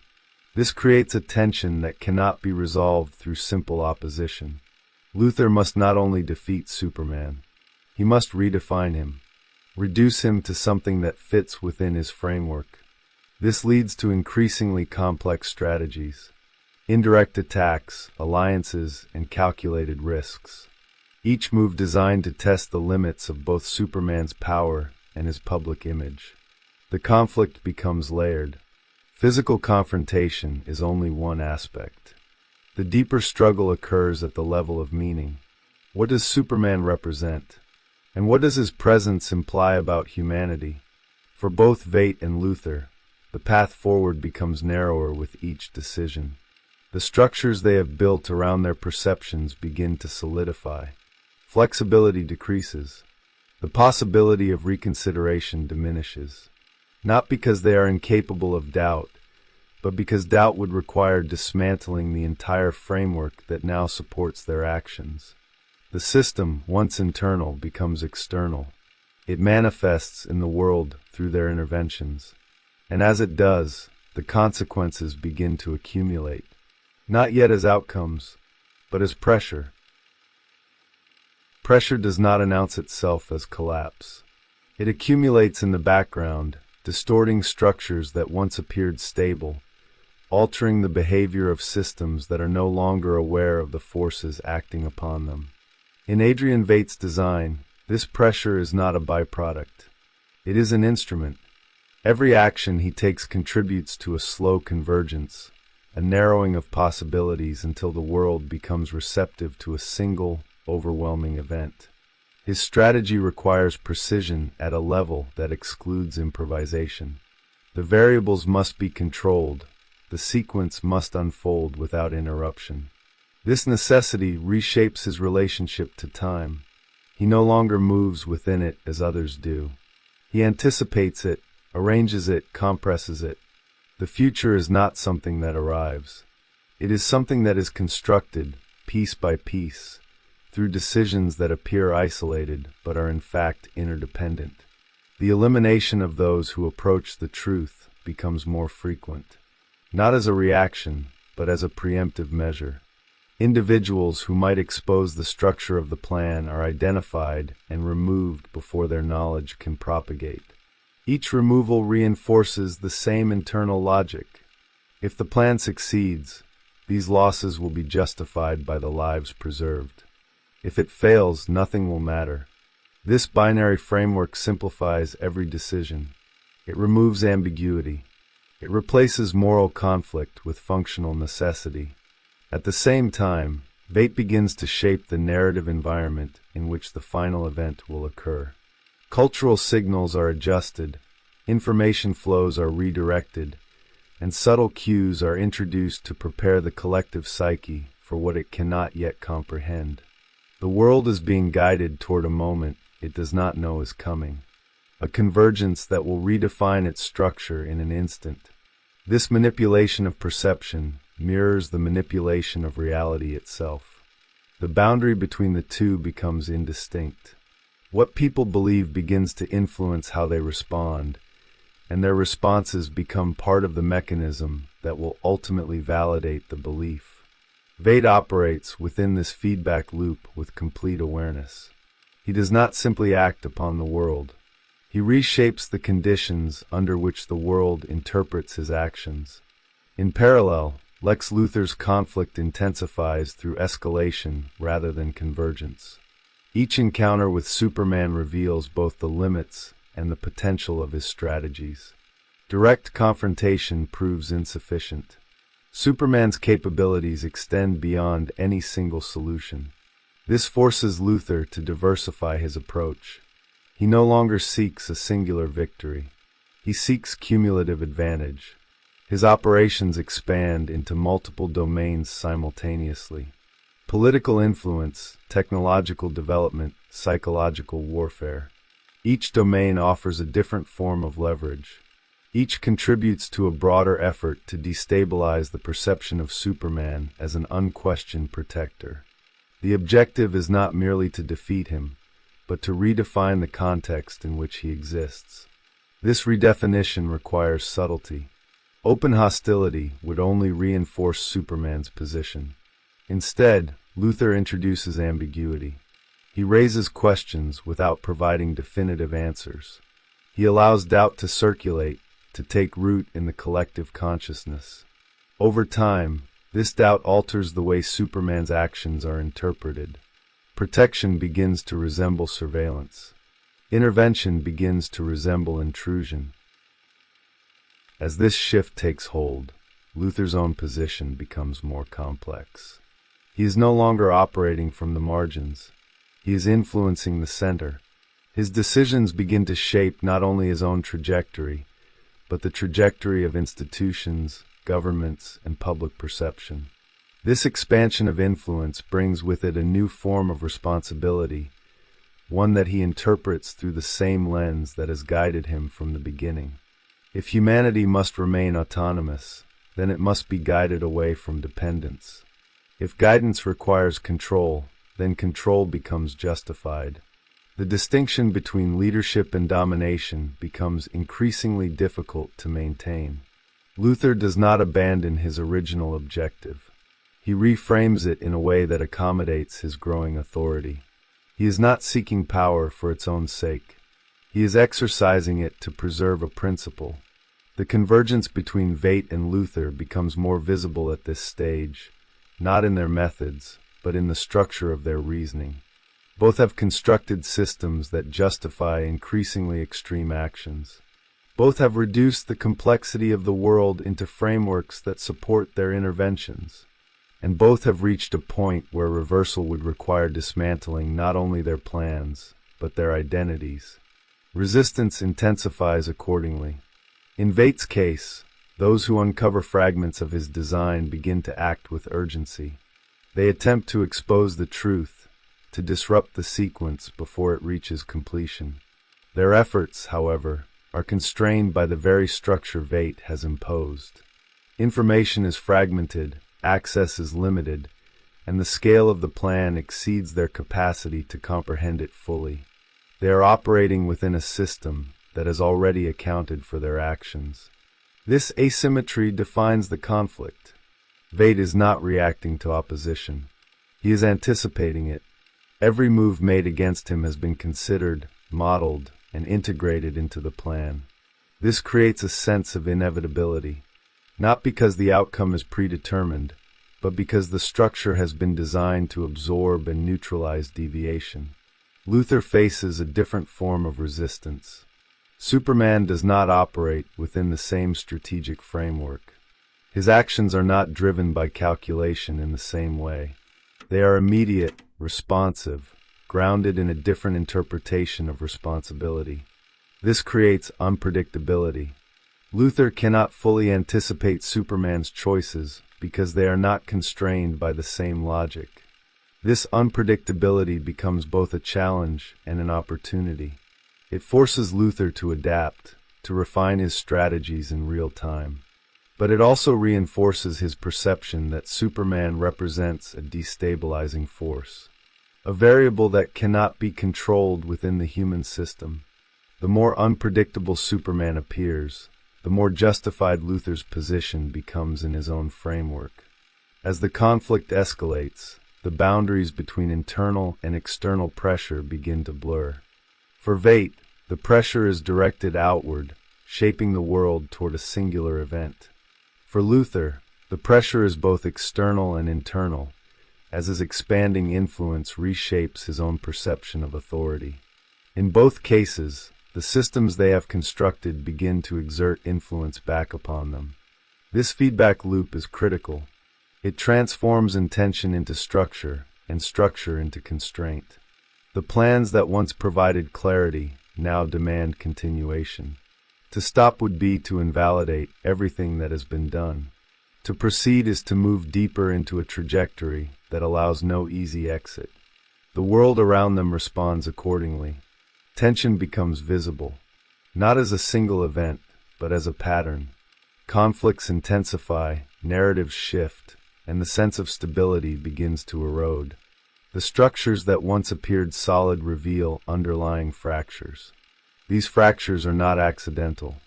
They are the result of forces that have been building, shaping, and redirecting the flow of events. In this environment, the distinction between cause and effect becomes difficult to trace. Actions produce consequences that generate new actions, each layer reinforcing the next. The system is in motion, and the direction of that motion is no longer easily altered. For Vate, this motion leads toward a singular point, a moment of transformation that will redefine the world in an instant. For Luther, it leads toward an ongoing escalation, a continuous effort to assert human autonomy in the face of overwhelming power.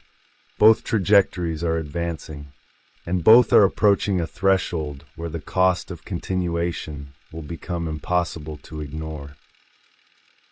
The threshold does not arrive as a moment of hesitation. It arrives as execution. For Adrian Vate, the accumulated pressure resolves into a single, irreversible act. Years of preparation collapse into an event designed to rupture the structure of global conflict in one decisive movement. The world is not persuaded. It is forced into alignment through shock, through a manufactured catastrophe that reframes every existing division as irrelevant in the face of a new shared threat. The scale of the act is absolute. It bypasses negotiation, bypasses gradual change, and imposes a new reality in which former enemies must reinterpret their positions. Fear is redirected outward, just as Veit intended. The internal fractures that define the Cold War are momentarily sealed, not through reconciliation, but through displacement. The enemy is no longer within. It is beyond. And in that displacement, unity becomes possible. But this unity is not organic. It is constructed. It rests on a lie so vast that it becomes indistinguishable from truth at the level of collective perception. The event does not simply alter geopolitical dynamics. It rewrites the narrative framework through which the world understands itself. History is redirected, not by consensus, but by imposition. In the immediate aftermath, the results validate Veit's logic. Hostilities cease. Nations recalibrate. The machinery of war slows, redirected toward a new priority. Survival against an external threat becomes the organizing principle of global behavior. For a moment, the world appears stable. The outcome he envisioned begins to materialize. Yet beneath this surface, the structure reveals its cost. The individuals lost in the execution of the plan do not disappear into abstraction. They remain as an unacknowledged foundation, a silent weight beneath the new order. The moral framework that justified their sacrifice cannot be shared, because the truth cannot be revealed. Veit's position becomes paradoxical. He has achieved unity, but he cannot participate in it. He stands outside the very world he has reshaped. This isolation is not accidental. It is structural. The plan required a perspective that could not coexist with collective moral understanding. Now that the plan is complete, that perspective cannot be reintegrated. Veit has not only altered the world, he has removed himself from it. His intelligence, once a tool for observation, has become a barrier to belonging. In parallel, Lex Luthor's trajectory reaches its own form of execution, though it does not resolve into a single event. Instead, it manifests through repeated confrontations with Superman, each one escalating the stakes, each one testing the limits of both their positions. Luthor does not seek a final act. He seeks a decisive demonstration, a moment in which Superman's dominance is broken and the human hierarchy is restored. These confrontations are not merely physical. They are symbolic contests over the meaning of power. Superman embodies a form of authority that does not require validation. His actions are immediate, his presence constant. Luthor, by contrast, constructs his authority through achievement, through demonstration, through the continuous assertion of human capability. Each encounter becomes a stage on which these two models are compared. At times, Luthor gains the upper hand. His strategies succeed in destabilizing Superman's position, in exposing vulnerabilities, in shifting public perception. These moments reinforce his belief that the gap can be closed, that human ingenuity can rival what appears to be beyond human. But these victories are never absolute. Superman endures. His presence remains. This persistence introduces a different kind of pressure. Unlike Veit's plan, which resolves into a single transformation, Luthor's conflict cannot be concluded through one decisive act. It is ongoing, recursive.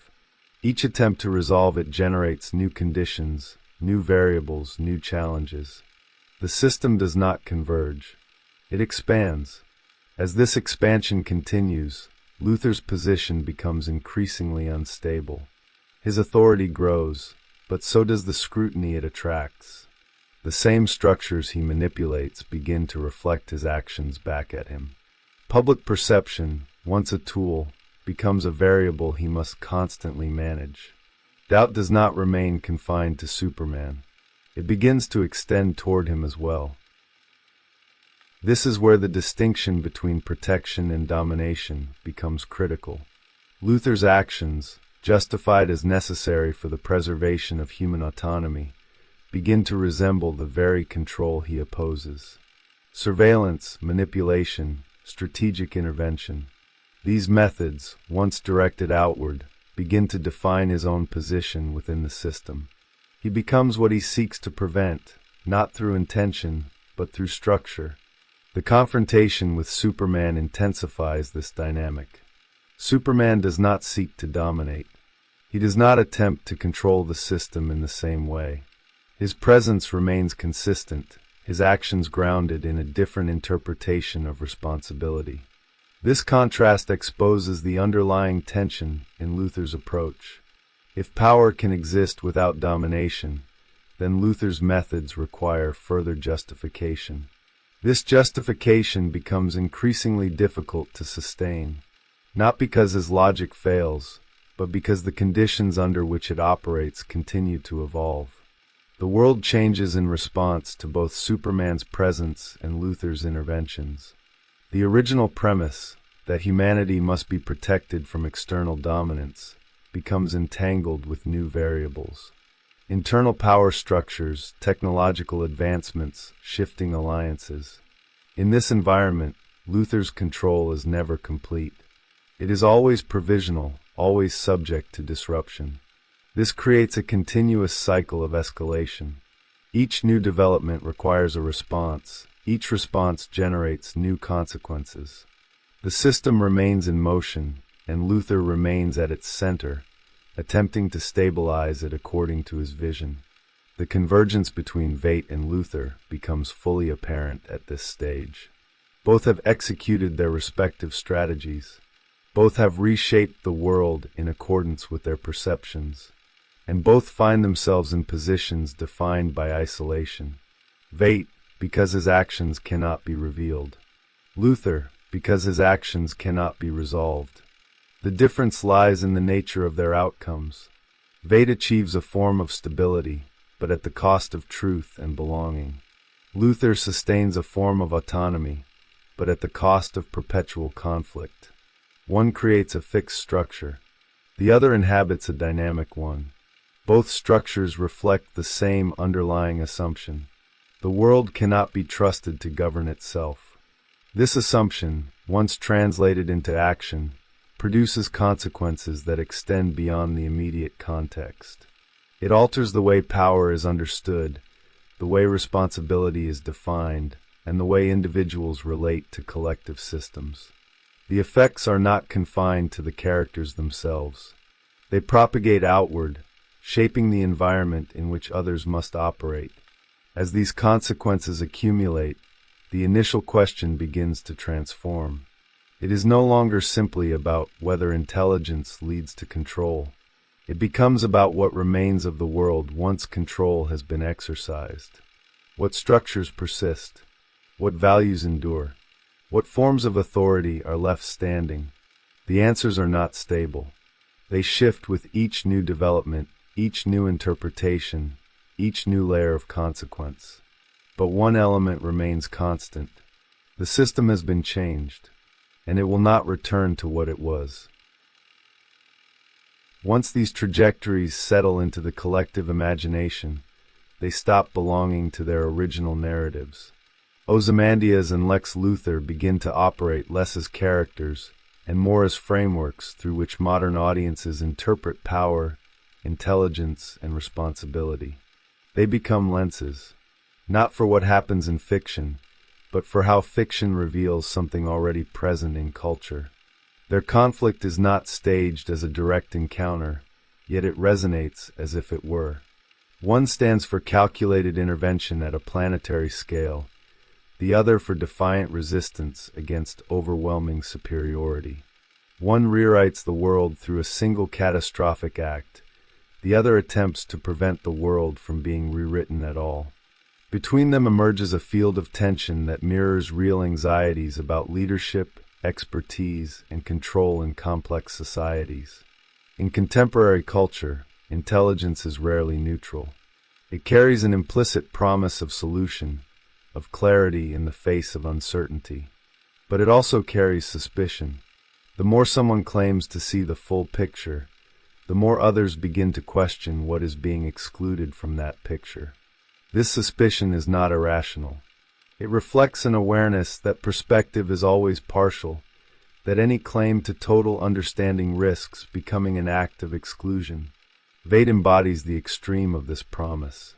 His intelligence produces a solution that appears to resolve the most intractable conflict of his world. The Cold War, with its constant threat of annihilation, is interrupted. The system is stabilized. From a purely functional standpoint, the outcome validates his approach. This creates a troubling implication. That catastrophic intervention, if executed with sufficient precision, can produce desirable results. This implication does not remain confined to fiction. It echoes through cultural debates about leadership and crisis management. The idea that certain problems require decisive, even brutal action becomes easier to entertain when framed within a narrative that appears to justify it. Vate's plan functions as a symbolic experiment. It asks whether the preservation of the whole can justify the sacrifice of the part, and more importantly, whether anyone can be trusted to make that decision.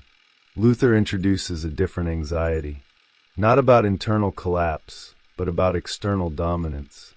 In a world where technological and systemic complexity continues to increase, the fear of losing autonomy to forces beyond human control becomes more pronounced. These forces do not need to be literal beings like Superman. They can take the form of institutions, technologies, or abstract systems that operate beyond individual comprehension. Luther's resistance to Superman becomes a metaphor for resistance to these forces. His insistence on human autonomy, on the necessity of maintaining control over our own trajectory, resonates in a culture increasingly aware of its dependence on systems it does not fully understand. His position is not simply antagonistic. It is protective, but it is also possessive. It assumes that autonomy must be defended through control, that freedom requires a central authority capable of enforcing it. This duality is what gives Luther his symbolic complexity. He is not easily categorized as either villain or defender. His actions expose a tension that does not resolve cleanly. The desire for autonomy can lead to the concentration of power in the hands of those who claim to protect it. And once that concentration occurs, the distinction between protection and domination becomes unstable. Both figures amplify a broader cultural pattern. The increasing reliance on individuals or institutions perceived as uniquely capable of managing complexity. In times of crisis, the demand for decisive action grows. The tolerance for ambiguity decreases. The collective begins to look toward those who appear to have clarity, who can cut through uncertainty and impose order. This dynamic creates a feedback loop. The more authority is granted to these figures, the more their perspective shapes the system. And the more the system reflects their perspective, the more justified their authority appears. This loop can produce stability, but it can also produce rigidity. It can prevent collapse, but it can also suppress alternative possibilities. The symbolic arena in which Vate and Luther operate is therefore not limited to questions of morality. It extends into questions of structure, how power is organized, how decisions are made, how responsibility is distributed. Their narratives do not provide answers. They expose configurations. They reveal the consequences of different arrangements of power and perception. The audience, in engaging with these characters, becomes part of this configuration. Identification does not occur at the level of personality, but at the level of logic. Viewers and readers find themselves aligning with certain premises. The necessity of intervention, the importance of autonomy, the danger of dependence. These alignments are not fixed. They shift as the narrative unfolds, as new consequences are revealed. This shifting alignment is crucial. It prevents the conflict from settling into a stable moral framework. Instead, it remains active, forcing continuous reassessment. The audience is not allowed to rest in a single interpretation. Each position carries its own justification and its own cost. Each exposes a different aspect of the underlying tension. The cultural persistence of these figures is tied to this instability. They do not resolve into clear symbols of good or evil. They remain suspended within a field of competing interpretations. This suspension allows them to be reinterpreted across different contexts, different historical moments, different cultural anxieties. As new challenges emerge, the frameworks they represent are reactivated. Vate's logic reappears in discussions about large-scale intervention, about the ethics of sacrifice in the face of systemic risk. Luther's logic reappears in debates about autonomy, about the role of powerful actors in shaping collective outcomes, about the balance between protection and control. In this sense, both characters function as enduring reference points, not because their stories are definitive, but because they articulate tensions that remain unresolved. They provide a vocabulary for thinking about problems that do not have simple solutions, a way of framing questions that resist closure. The symbolic weight they carry is therefore not static. It evolves. It adapts to the conditions in which it is invoked. But the core dynamic remains. Intelligence positioned above the collective. Responsibility redefined through perception. Power exercised in the name of preservation. These dynamics do not disappear when the narrative ends. They persist. They echo. They become part of the cultural landscape through which new stories are understood. And in that landscape, the question they embody continues to operate, not as a problem to be solved, but as a structure to be navigated. What remains after the execution of such visions is not resolution, but structure. The world does not return to equilibrium. It reorganizes itself around what has been done, around what has been revealed, and more importantly, around what has been concealed. In the case of Ozymandias, the apparent success of his intervention establishes a new global configuration, one that appears stable on the surface but rests on a foundation that cannot be acknowledged. The unity he creates is real in its effects. Nations de-escalate. The machinery of war slows. The constant anticipation of annihilation is redirected. Yet this stability is conditional. It depends on the continued acceptance of a constructed narrative, on the absence of contradiction. The moment the underlying truth emerges, the entire structure risks collapse. Not because the event itself can be undone, but because its meaning would be transformed. This fragility defines the nature of Vate's legacy. He does not become a ruler in any conventional sense. He does not sit on a visible throne or command through overt authority. Instead, he occupies a hidden position, one that exerts influence through absence rather than presence. His power lies in what cannot be said, in the maintenance of a silence that preserves the illusion of unity. This position is inherently unstable. It requires continuous vigilance, not in the form of active governance, but in the prevention of revelation. The world he has created must remain unaware of its own origin. This creates a paradox. The more successful his plan, the less visible his role becomes. And the less visible his role, the more isolated he becomes from the world he sought to save. Isolation in this context is not merely psychological. It is structural. Vate cannot share the burden of his knowledge without risking the collapse of the system he has built. He becomes the sole custodian of a truth that cannot be integrated into collective understanding. His intelligence, which once allowed him to perceive the world with clarity, now confines him within a perspective that cannot be communicated. In contrast, Lex Luthor does not achieve a comparable moment of closure. His legacy is not defined by a single decisive act, but by a sustained pattern of opposition. His conflict with Superman persists, evolving with each iteration, adapting to new contexts, new challenges, new configurations of power. This persistence creates a different kind of legacy. Luthor does not reshape the world in a single stroke. He continuously contests its structure. His presence ensures that the question of human autonomy remains active, that it cannot be settled through the existence of a singular, dominant figure. He functions as a counterweight, not to restore balance, but to prevent stabilization around a single axis of power. However, this role carries its own consequences. The continuous nature of his opposition prevents resolution. It sustains tension indefinitely. Each attempt to assert human autonomy generates new conditions that require further intervention. The system does not stabilize. It oscillates, and within this oscillation, Luther's position becomes increasingly complex. He is both a challenger and a participant in the structures he seeks to resist. His influence over political, technological, and social systems places him within the very framework he critiques.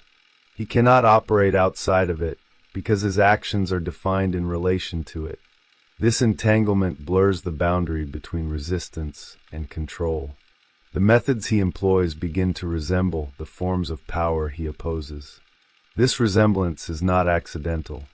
It emerges from the logic of his position. To counter a force of overwhelming capability, he must accumulate comparable influence.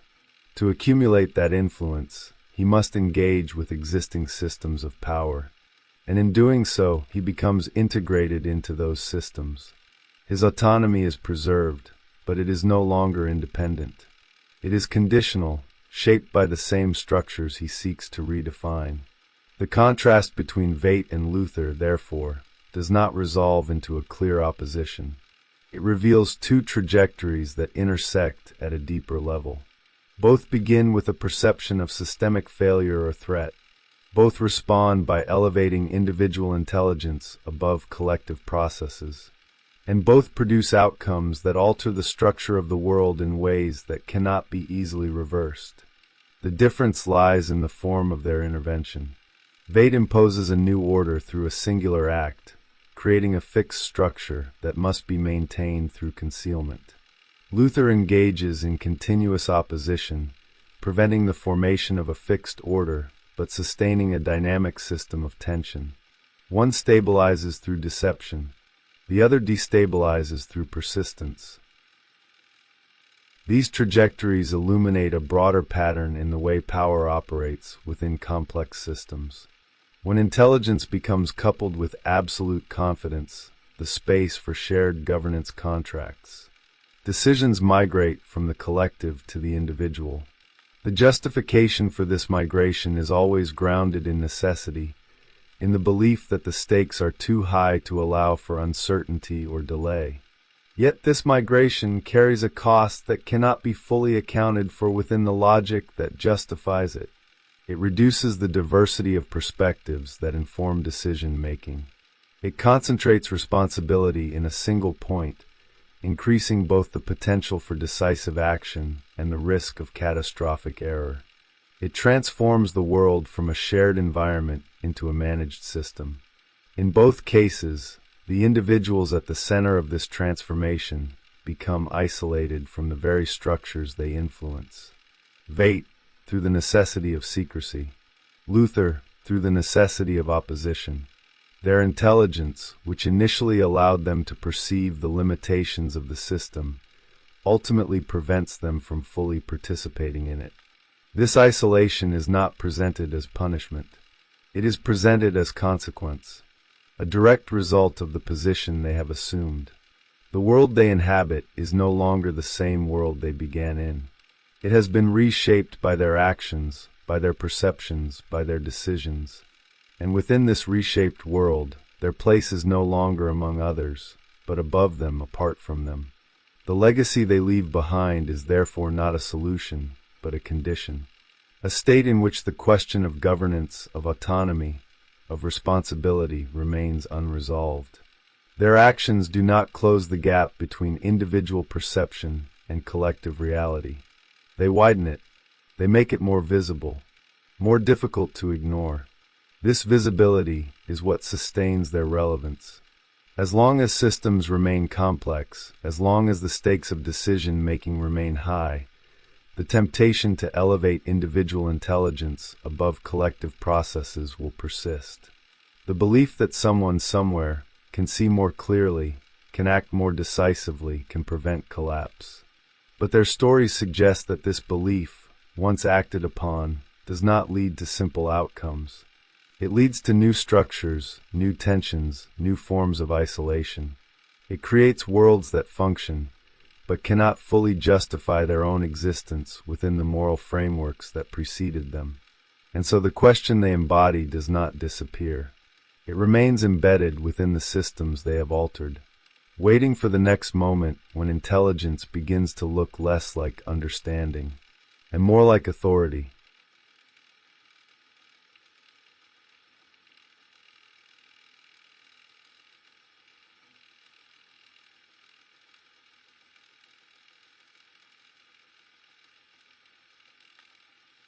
The city stands as a grid of intentions long before it becomes a crime scene.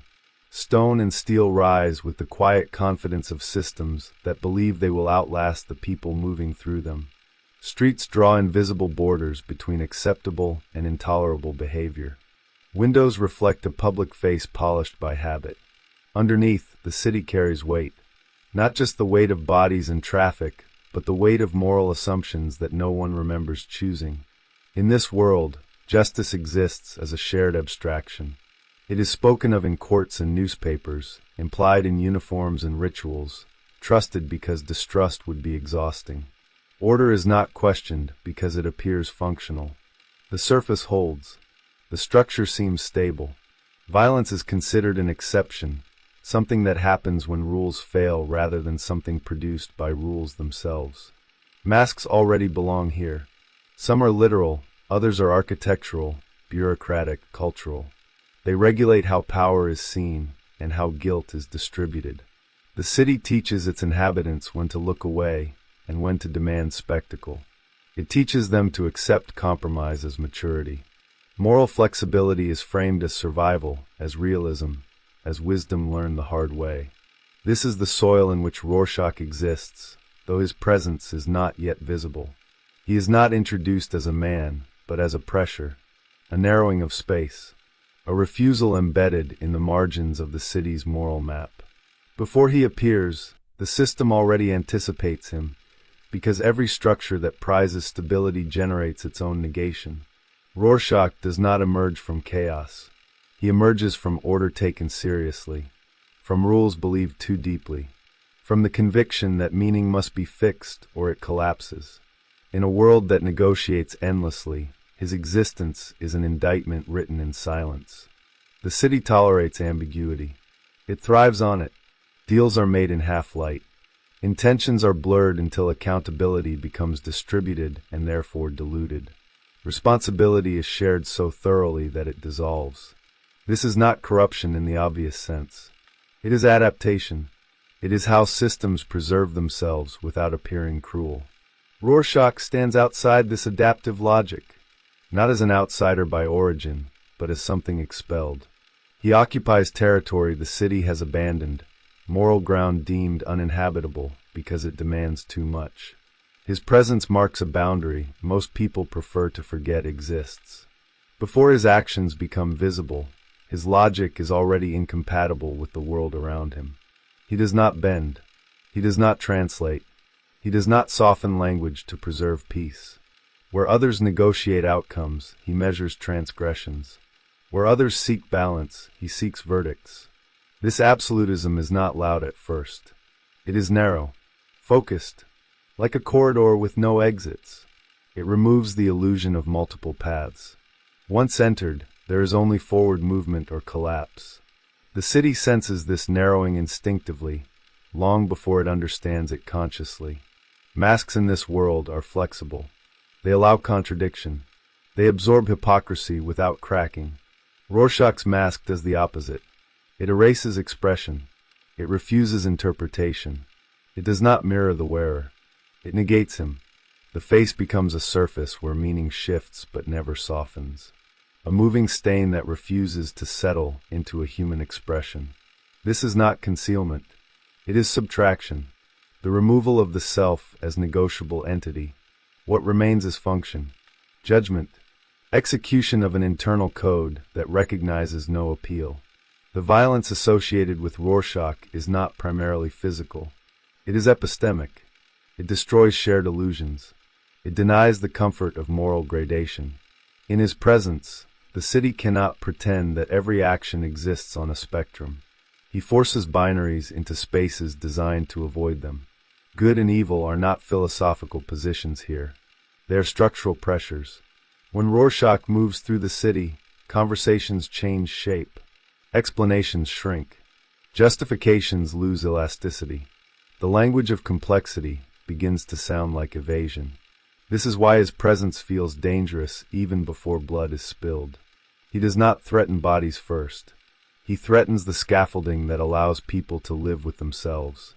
The scaffolding built from partial truths, delayed accountability, and the belief that context can redeem anything. The city responds as systems always do, by categorizing, by medicalizing, by framing extremity as pathology rather than consequence. Rorschach is labeled as broken, unwell, excessive. These labels protect the structure from recognizing him as a mirror. But he is not madness erupting from nowhere. He is clarity taken to an unsustainable extreme. A moral lens tightened until it fractures the frame it was meant to correct. The world of Watchmen does not lack heroes. It lacks consensus. Each figure occupies a different moral altitude, orbiting the same city without sharing gravity. Rorschach's gravity is absolute. It pulls everything into judgment. This opening movement does not ask whether he is right. It observes what happens when compromise is removed from the moral ecosystem. When one actor refuses to participate in the shared fiction that complexity equals virtue. The city can survive criminals. It can survive corruption. It can even survive masked vigilantes who bend rules in the name of outcomes.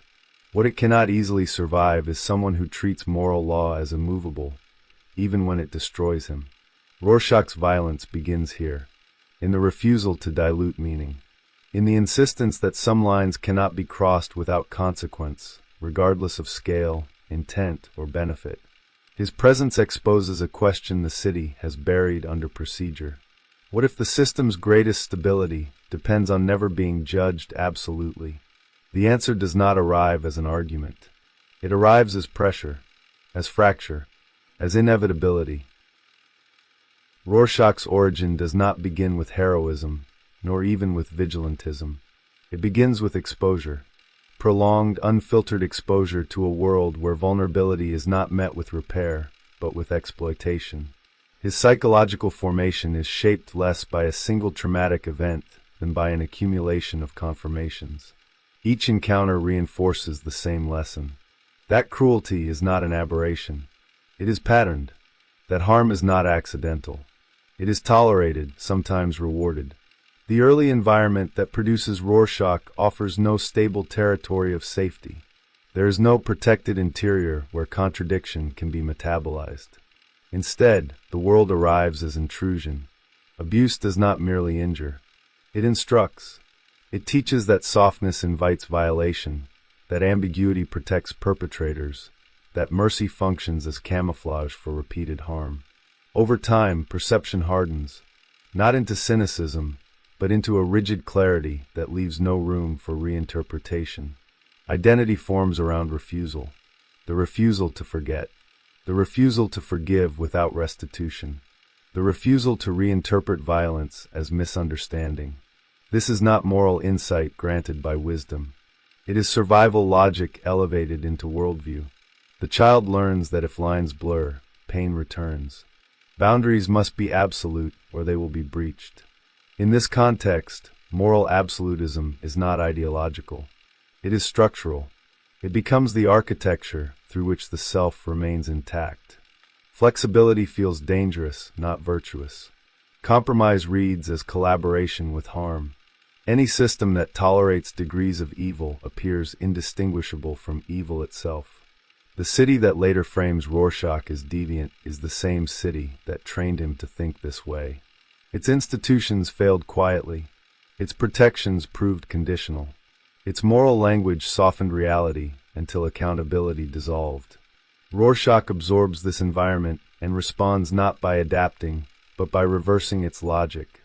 Where society learns to smooth edges, he sharpens them. Where it distributes responsibility, he concentrates it. Where it delays judgment, he accelerates it. His psychology is not built on dominance or pleasure. It is built on containment, on preventing the return of chaos through moral compression. Other figures in this world internalize trauma differently. Some seek control through intellect, others through detachment, others through expansion of power beyond human consequence. Rorschach does not expand. He contracts. His inner world narrows into a corridor where only one direction feels safe. This contraction produces clarity, but it also eliminates ambiguity, empathy, and self-reflection. There is no interior dialogue negotiating meaning. There is only application of code. The self becomes an instrument rather than a subject. The mask formalizes this transformation. It is not a disguise meant to hide identity from others. It is a mechanism that erases identity from the self. Once worn, the man beneath ceases to matter. The mask carries the law. The shifting ink blots do not express emotion. They negate it. They deny the face as a site of negotiation or appeal. In this way, Rorschach removes himself from the moral economy of reciprocity. He does not ask to be understood. He does not seek recognition. He does not bargain for legitimacy. He operates as verdict made mobile.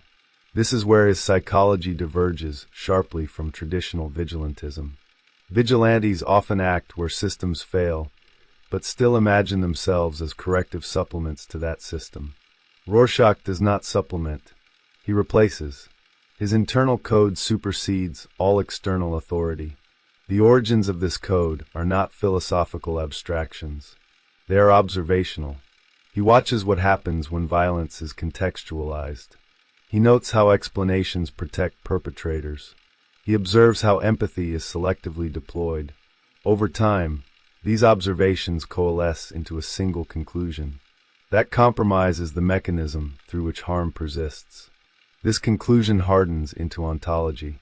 The world is divided not because Rorschach desires simplicity, but because complexity has proven lethal. Moral gradation reads as a luxury enjoyed by those insulated from consequences.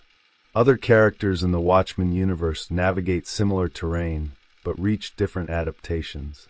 Some detach emotionally, believing that distance equals objectivity. Some inflate perspective to cosmic scale, dissolving human suffering into statistical necessity. Some cling to nostalgia, mythologizing a past where clarity supposedly existed. Rorschach rejects all of these strategies. He refuses detachment because it feels like abdication. He refuses cosmic framing because it excuses atrocity. He refuses nostalgia because it lies about the present. His absolutism is a reaction against every narrative that dilutes responsibility. This places him in permanent opposition not only to criminals, but to allies. Anyone who accepts trade-offs becomes suspect. Anyone who tolerates ambiguity becomes complicit. The moral universe collapses inward until only one axis remains. The internal cost of this collapse is severe. Without ambiguity, there is no forgiveness. Without forgiveness, there is no reintegration. The self cannot evolve because evolution requires reinterpretation. Rorschach's identity freezes around a single moral moment and never moves past it. Yet this rigidity grants him a form of power that others lack. He cannot be negotiated with. He cannot be bribed. He cannot be persuaded by outcome-based arguments. His presence disrupts systems that depend on flexibility to function. This is why institutions perceive him as a threat even when his targets align with their stated values. He exposes the gap between declared principles and practiced tolerance. He makes visible the compromises that keep systems stable. The foundation of his psychology is therefore paradoxical. He emerges from moral injury inflicted by systemic failure, yet responds by becoming a system unto himself, equally inflexible, equally intolerant of deviation. The tension embedded here is not between good and evil, but between rigidity and survival. The question his existence poses is not whether evil should be punished, but whether a world that survives through compromise can tolerate anyone who refuses it. This foundation prepares the ground for inevitable collision. Once Rorschach's internal law begins to operate in the open, it cannot coexist with other moral frameworks. Neutrality becomes impossible. Distance collapses. Every character and institution must position itself in relation to his presence. The conflict does not begin with violence. It begins with incompatibility. The moment Rorschach moves from latent pressure to active force, the narrative reorganizes itself around him. His actions do not escalate conflict through spectacle, but through inevitability. Each intervention follows the same internal logic. A crime is not a symptom. It is a statement. A transgression is not contextual. It is decisive. Once identified, it demands response.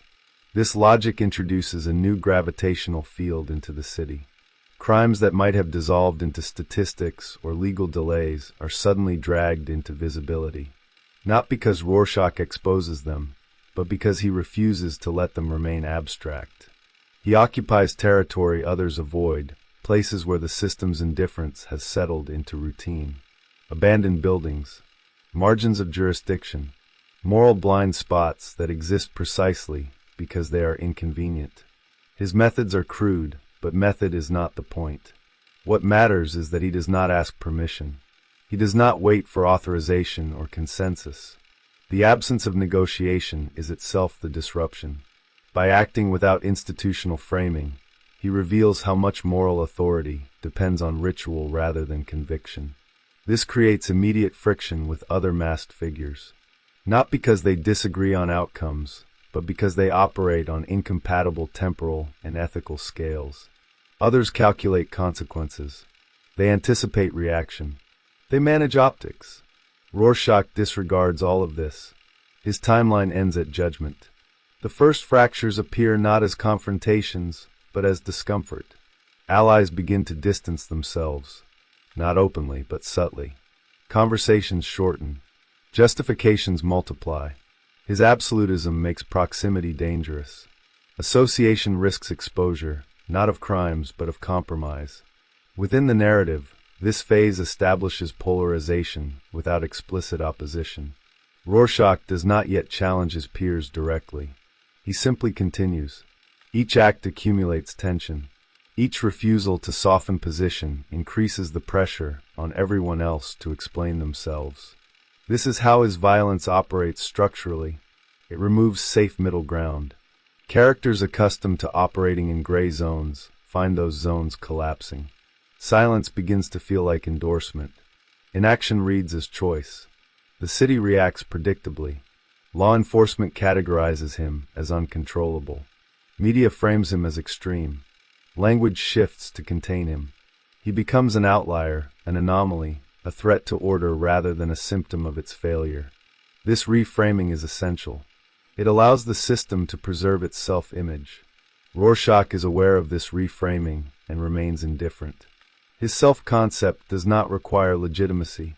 In fact, rejection confirms his worldview. If institutions reject him, it proves their corruption. If allies hesitate, it proves their weakness.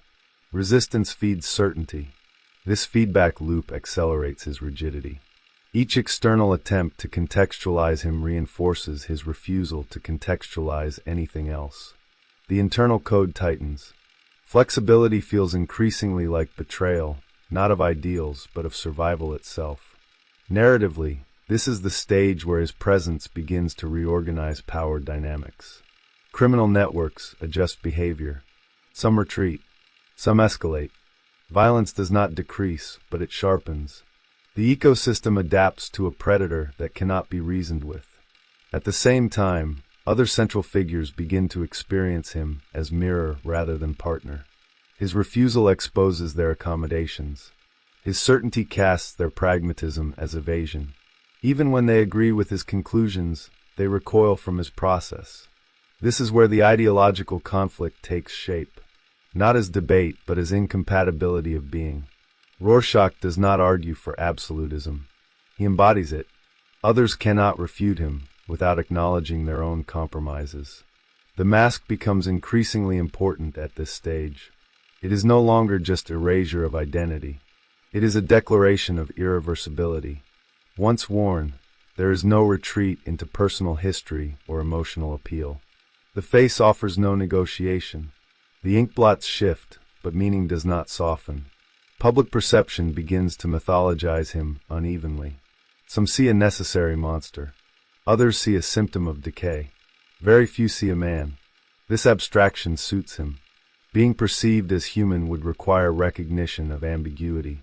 He does not want that recognition, and the narrative does not grant it. The tension escalates not through a single catastrophic event, but through accumulation. Every scene involving Rorschach increases narrative pressure. He is a constant variable that refuses adjustment. The system bends around him until something must break. This phase ends not with resolution, but with alignment. Lines are drawn. Characters begin to position themselves consciously. Neutrality collapses. The conflict is no longer about crime or justice. It is about whether absolutism can exist within a world that survives by compromise. The answer has not yet arrived, but the conditions for collision are now irreversible. As the narrative advances, the pressure Rorschach exerts no longer remains localized. It migrates inward, forcing confrontation rather than avoidance. What began as unease hardens into opposition, not because Rorschach changes his behavior, but because the system around him reaches its tolerance limit. His absolutism has removed too many escape routes. At this stage, the conflict ceases to be merely operational and becomes existential. Other figures are no longer reacting to what Rorschach does, but to what he represents. He embodies a question that cannot be postponed any longer. Whether moral law exists independently of outcomes, or whether outcomes retroactively justify everything. This question fractures alliances. Those who once shared space with him now experience his presence as accusation. He does not accuse them verbally. He does not need to. His refusal to compromise exposes the silent agreements they have made with reality. Agreements that once felt reasonable now appear fragile. Rorschach's internal world does not register this shift as loss. It registers it as clarification. The narrowing he has lived within for years now expands outward, reshaping the narrative terrain. The city becomes an arena where every action implies a moral stance, whether acknowledged or not. The system responds by escalating containment. Surveillance increases. Legal definitions stretch to include him. Language tightens. He is framed as unstable, dangerous, unmanageable. This is not merely repression. It is symbolic quarantine. By isolating him, the system attempts to isolate the absolutism he carries. Yet containment fails because his power is not logistical. It is conceptual. Removing him does not remove the question he has forced into visibility. In fact, the more aggressively he is framed as aberrant, the more clearly the system reveals its dependence on moral elasticity. Rorschach understands this instinctively. He does not articulate it, but he acts in alignment with it. Each refusal to cooperate, each rejection of leniency, each insistence on judgment amplifies the contradiction at the heart of the world he inhabits. This is the phase where his violence becomes inseparable from meaning. Physical harm, when it occurs, is no longer the primary shock. The shock lies in the exposure of limits. How far others are willing to go to preserve compromise. How much they will excuse in the name of stability. The narrative begins to position him against figures who operate from opposing strategies. Those who believe that scale dissolves guilt. Those who believe that intelligence transcends morality. Those who believe that order itself is the highest good, regardless of what it demands. Rorschach cannot coexist with these positions, not because he seeks dominance, but because his framework denies their premises. Scale does not absolve. Intelligence does not exempt. Order does not justify atrocity. These are not arguments to him. They are failures of perception. As these ideological oppositions sharpen, the city transforms into contested territory, not geographically but symbolically. Every institution, every alliance, every secret carries increased weight. Silence becomes charged. Delay becomes decision. Public perception fractures further. Rorschach is no longer simply feared or admired. He becomes a litmus test. Reactions to him reveal underlying moral orientations. Some are drawn to his clarity as relief from ambiguity. Others recoil, sensing that his presence threatens the fragile equilibrium that allows them to live without confronting certain truths. This polarization is not accidental. It is the inevitable outcome of introducing an uncompromising element into a system calibrated for flexibility. The system was never designed to withstand absolute positions. It survives through negotiation, diffusion, and delay. Rorschach's absolutism does not attack these mechanisms directly. It renders them visible. Once visible, they cannot function invisibly again. This is the deeper violence he inflicts, the destruction of plausible deniability. Internally, his psychology continues to contract. There is no pleasure in this phase, no triumph, only reinforcement. Each escalation confirms his belief that the world cannot be trusted to police itself. Each betrayal confirms that compromise leads to rot. The cost of this contraction is increasing isolation. He does not interpret isolation as loss. He interprets it as purification. The fewer voices remain, the clearer the code becomes. The self dissolves further into function. Narratively, this is the moment when reconciliation becomes impossible.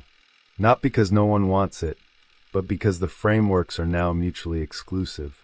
Any attempt at synthesis would require Rorschach to dilute his code or others to abandon their adaptive strategies. Neither option is survivable within their respective logics. The conflict accelerates toward exposure. Secrets surface. Hidden structures reveal themselves. The city's foundation, once assumed solid, shows fractures. What was presented as necessity begins to look like convenience. Rorschach moves through this unraveling without hesitation. He does not celebrate it. He does not mourn it. Collapse is not his goal, but it is acceptable. If the system cannot survive truth, then it does not deserve survival. This phase ends with a narrowing horizon. The narrative corridors converge. The pressure reaches a point where choice is unavoidable. Not a choice between good and evil, but between absolutism and accommodation. The next movement will not ask which is preferable. It will show what each demands in full. The final phase of escalation does not arrive as revelation. It arrives as convergence. Threads that once appeared parallel now intersect under pressure. The city's hidden architecture, its quiet bargains and deferred reckonings, is no longer able to sustain separation. Everything collapses toward a single point where contradiction must be resolved, not intellectually, but materially. Rorschach moves through this convergence with the same logic that has governed him from the beginning. There is no recalibration, no internal debate. The stakes have risen, but the rule has not changed. Truth remains indivisible. Justice remains non-negotiable. Consequence remains mandatory. What distinguishes this stage is that the conflict is no longer between Rorschach and criminals, or even between Rorschach and institutions. It is between incompatible visions of reality itself. One vision accepts moral distortion as the cost of large-scale stability. The other rejects stability if it requires distortion. There is no shared language between these positions. As deeper layers of the city's moral foundation are exposed, the scale of compromise becomes undeniable. Violence has not been prevented. It has been managed. Suffering has not been eliminated. It has been redistributed. Order has been preserved by absorbing atrocity into abstraction. For those who operate comfortably within this framework, the exposure feels catastrophic. Not because it reveals evil, but because it removes insulation. The distance between decision and consequence collapses. What was once justified as necessary begins to look deliberate. Rorschach perceives none of this as tragedy. Tragedy implies loss of something valuable. He sees correction. The city is finally forced to look at what it has been carrying beneath its polished surface. The weight it pretended was not there. The conflict reaches its apex when the system demands silence. Not silence as absence of speech, but silence as consent. A collective agreement to seal knowledge in exchange for continued equilibrium. The offer is implicit, but unmistakable. Stability in exchange for truth. This is the moment that defines Rorschach completely. The moment where absolutism is no longer theoretical. The choice presented to him is survival through erasure or annihilation through refusal. Others hesitate here, not because they lack moral awareness, but because they recognize the scale of consequence. They see what will fracture if truth is released. They imagine the chaos that follows. They calculate damage. They attempt to weigh suffering. Rorschach does not weigh. Weighing is compromise. Calculation is contamination. The moment truth becomes conditional, it ceases to be truth at all. His refusal is immediate and total, not delivered as speech or protest, but as posture, as immovability. The system presses harder, offering justification, necessity, inevitability. He remains unchanged. This is the purest expression of his violence. Not an act inflicted outward, but a denial inflicted inward upon the system. He denies it the ability to rationalize itself. He denies it the comfort of moral accounting. The response is predictable. A system built on flexibility cannot tolerate immovability. When persuasion fails, force becomes the only remaining tool. Containment escalates into eradication. Rorschach understands this outcome as the logical conclusion of his position. There is no sense of sacrifice in his acceptance of it. Sacrifice implies attachment. He has long since abandoned attachment to outcome, to survival, to legacy as defined by others. What remains is alignment. His internal code and his external fate finally coincide. There is no discrepancy left between belief and consequence. This coherence is the final territory he occupies. The city closes in. The stage narrows to its smallest possible dimensions. There is no audience now, only structure confronting structure. Absolute law confronting adaptive order. In this compression, Rorschach's humanity becomes briefly visible, not through vulnerability, but through consistency. He does not plead. He does not bargain. He does not reframe his refusal as heroism. He simply maintains it. The moment of destruction is not framed as defeat. It is framed as inevitability. A system that cannot incorporate absolute judgment must expel it. A figure who refuses compromise cannot survive in a world that depends on it. His end does not resolve the conflict. It finalizes the polarization. The city remains intact, but altered. The knowledge exists now, whether acknowledged or not. The moral fracture cannot be fully sealed. Rorschach's body disappears, but his function does not. The pressure he introduced does not dissipate. It embeds itself into the narrative substrate of the world. This phase concludes not with silence, but with residue. A question that cannot be unasked. A boundary that cannot be forgotten. The story moves forward without him, but not away from him. Once Rorschach is removed from the narrative as an active agent, his presence paradoxically expands. The city does not return to equilibrium. Instead, it absorbs his absence as a distortion, a missing weight that alters balance without announcing itself. The system survives, but it does so with an internal echo it cannot silence. What remains is not his ideology as doctrine, but his pressure as memory. Culturally, Rorschach functions as a rupture in the mythology of compromise. Superhero narratives often operate as reconciliatory structures. They allow audiences to believe that moral clarity and systemic stability can coexist if the right individuals intervene. Rorschach disrupts this fantasy. He demonstrates that clarity pursued without concession does not heal systems. It exposes them, and exposure is destabilizing. This destabilization extends beyond the story world into the audience's interpretive space. Viewers are not asked to admire Rorschach. They are asked to locate themselves in relation to him. Reactions become polarized not because the character is ambiguous, but because he is not. His refusal to soften creates a mirror that reflects the viewer's tolerance for moral trade-offs. Some interpret him as a necessary corrective, a figure who articulates what polite society refuses to say.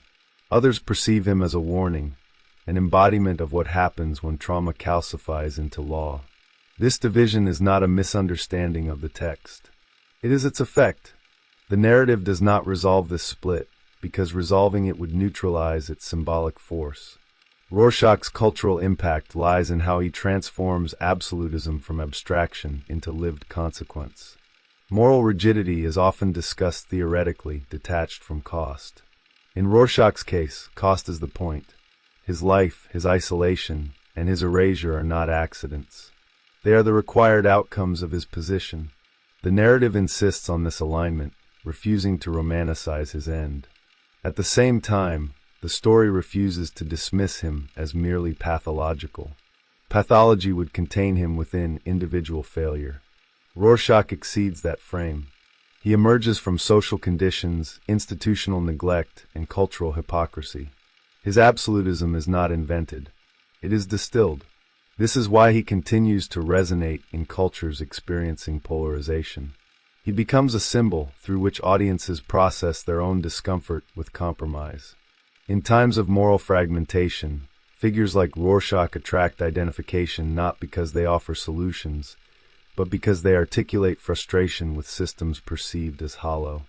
The danger of this identification is deliberate. The narrative does not protect the audience from misreading him as aspirational. It trusts that the consequences depicted are sufficient commentary. His rigidity destroys him. His clarity costs him everything. The myth does not reward him. It preserves him as residue. Media amplification intensifies this effect. Rorschach's image circulates detached from context, reduced to slogans and silhouettes. The mask becomes iconography. In this form, his absolutism risks being aestheticized. Violence becomes posture. Certainty becomes brand. The narrative anticipates this risk and embeds critique within it. The mask's shifting pattern, when removed from story, appears enigmatic, even playful. Within the narrative, it is suffocating. It erases humanity. This contrast exposes how cultural consumption can hollow meaning, turning warning into emblem. Rorschach also destabilizes the moral hierarchy of the Watchmen universe itself. His presence forces other figures to justify their positions not against evil, but against refusal. Intelligence without restraint, power without accountability, order without conscience are all measured against his immovability and found wanting in different ways. This measurement lingers after his death. The system that destroys him inherits his question. Can a society built on negotiated morality claim legitimacy when confronted with absolute harm? Can survival justify silence? These questions do not demand Rorschach's answers. They demand reckoning. Symbolically, Rorschach occupies the role of boundary marker. He defines the edge beyond which compromise ceases to function as virtue. He shows where adaptability becomes erosion. His absolutism is not presented as solution, but as diagnostic instrument. It reveals fault lines that were always present. In the cultural imagination, this makes him difficult to integrate. He cannot be safely admired, nor easily dismissed. He resists assimilation into heroic archetypes because he refuses transcendence. There is no ascension, only termination. No moral synthesis, only exposure. This unresolved tension ensures his persistence. Rorschach becomes less a character than a pressure point, a reminder that some conflicts cannot be balanced away, that some truths destabilize the structures that depend on their suppression. The narrative does not instruct the audience on what to do with this knowledge. It leaves it suspended, heavy, unredeemed. The cultural impact of Rorschach lies precisely in this refusal to resolve. He does not offer comfort. He offers clarity, and clarity, once introduced, cannot be easily forgotten. The story moves forward in culture, not as cautionary tale alone, but as challenge. How much compromise is survivable before it becomes indistinguishable from surrender? That question remains active long after the mask is gone. Rorschach's legacy does not exist as memory in the conventional sense. There are no statues, no institutional reforms traced back to his refusal, no clear moral victory that can be archived and cited. What persists instead is structural, a recalibration of moral space that cannot be undone once introduced. The system that eliminates him continues to function, but with altered geometry. Its justifications require more effort. Its silences become heavier. The absence he leaves behind is not empty. It is charged, like a removed pillar whose load redistributes invisibly, stressing foundations that appear unchanged until fracture appears elsewhere. His death does not restore balance because balance was never the true condition. It restores narrative manageability. The problem of absolutism is contained, but not solved. The truth he refused to suppress remains known, even if officially buried. Knowledge, once surfaced, cannot be fully reabsorbed into ignorance. Rorschach's final alignment between belief and consequence becomes his most enduring symbolic act. He does not die tragically in the classical sense.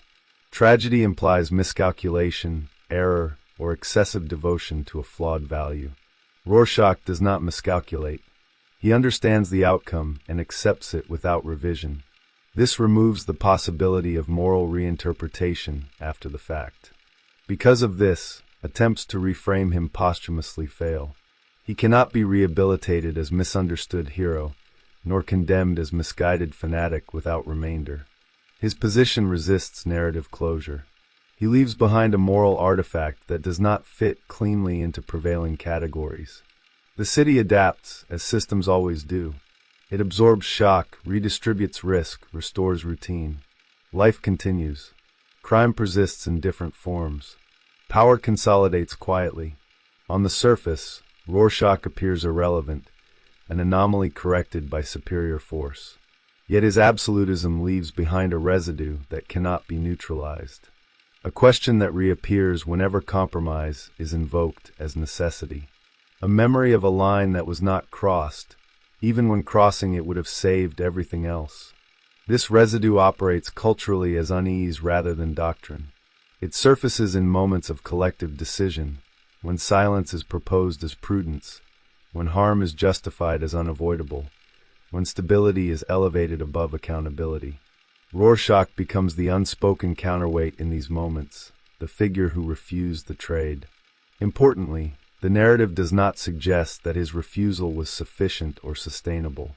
It shows that absolutism destroys its carrier. What remains unresolved is whether the destruction invalidates the refusal or confirms its cost. This ambiguity is not accidental. It is the final state of the system under observation. A world where moral clarity exists, but cannot be lived without annihilation.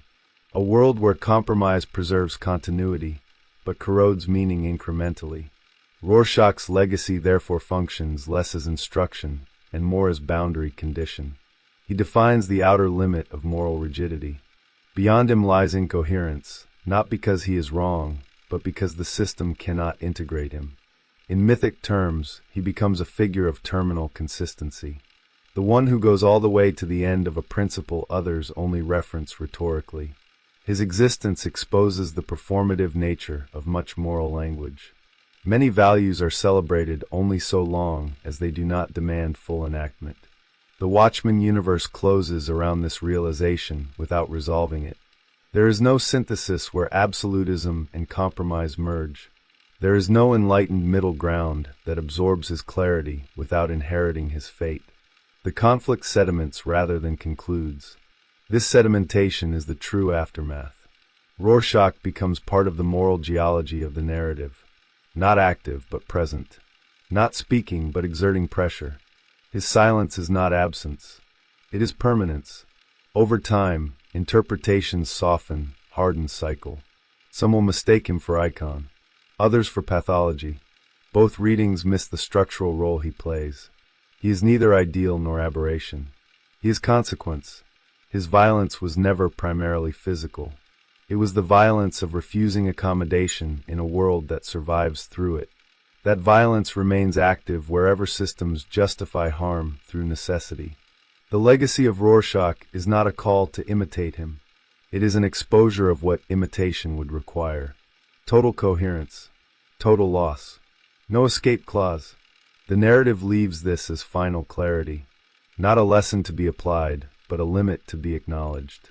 A reminder that some truths, when fully lived, destroy the conditions that made their expression possible.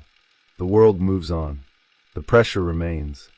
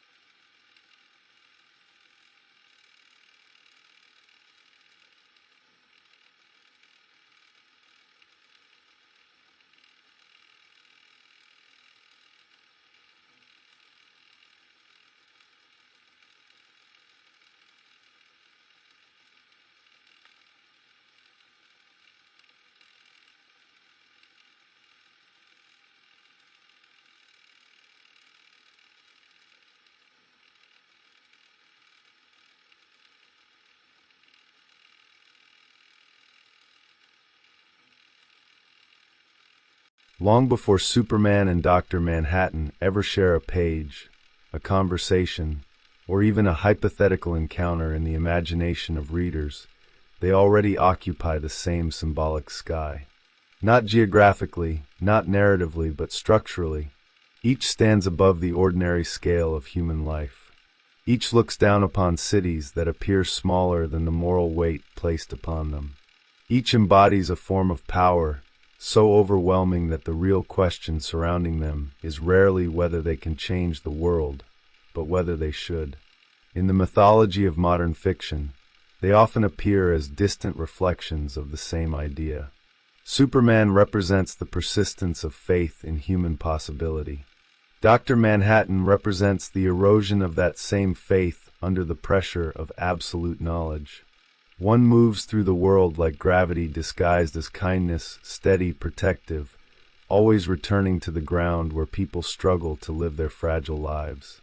The other drifts through it like time itself, detached from direction, perceiving the unfolding of events with the stillness of someone who already knows where every path ends.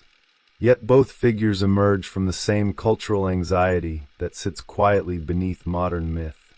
What happens when a being becomes too powerful to belong fully to humanity, yet remains entangled with it? What happens when the distance between capability and responsibility becomes so vast that ordinary moral language begins to fracture under the pressure? These characters are not merely heroes or gods. They are experiments in what power does to perception, and what perception does to the ability to care. Superman arrives in fiction as a promise that extraordinary power does not need to corrupt the one who holds it. A child from another world who grows into the guardian of this one. His existence suggests that strength can coexist with restraint, that overwhelming capability can remain tethered to a quiet sense of duty. His myth does not begin with conquest or dominance. It begins with a choice to participate, to remain inside the human world rather than above it. Dr. Manhattan begins somewhere else entirely. His story does not start with the arrival of hope, but with the disappearance of a man. John Osterman steps into a chamber designed to disassemble matter, and what emerges from that chamber is something that no longer experiences the world in a human way. Time ceases to move forward for him. The future appears as clearly as the past. Cause and consequence flatten into a single field of events. In that moment, the emotional architecture that once made morality intuitive begins to dissolve. This difference in origin defines the symbolic distance between them. Superman becomes the ultimate participant in the human drama. He hears the cries, the conflicts, the endless friction of human society, and chooses to remain within it. Dr. Manhattan becomes the ultimate observer. He sees the same conflicts unfolding, yet gradually drifts away from the urgency that once made them meaningful. Both, however, occupy the same throne of symbolic power, the throne reserved for figures who can reshape the world without asking permission. In most stories, such figures either fall into tyranny or withdraw entirely from the stage. Absolute power rarely coexists with humility for long. The gravitational pressure of such authority tends to isolate the one who holds it. What makes these two characters extraordinary is not simply the magnitude of their abilities, but the radically different ways they respond to that pressure. Superman remains anchored to the human world through something fragile but stubborn. A belief that individual lives matter, even when viewed from the scale of a god. Dr. Manhattan gradually loses that anchor, not because he despises humanity, but because the scale of his perception makes human concerns appear increasingly indistinguishable from the endless rearrangement of atoms across the universe. One clings to meaning, the other watches meaning dissolve. But the tension between them is not simply philosophical. It is historical. Superman emerges in the late 1930s, during a moment when the world trembles between collapse and reinvention. The fantasy of an incorruptible protector carries immense symbolic weight.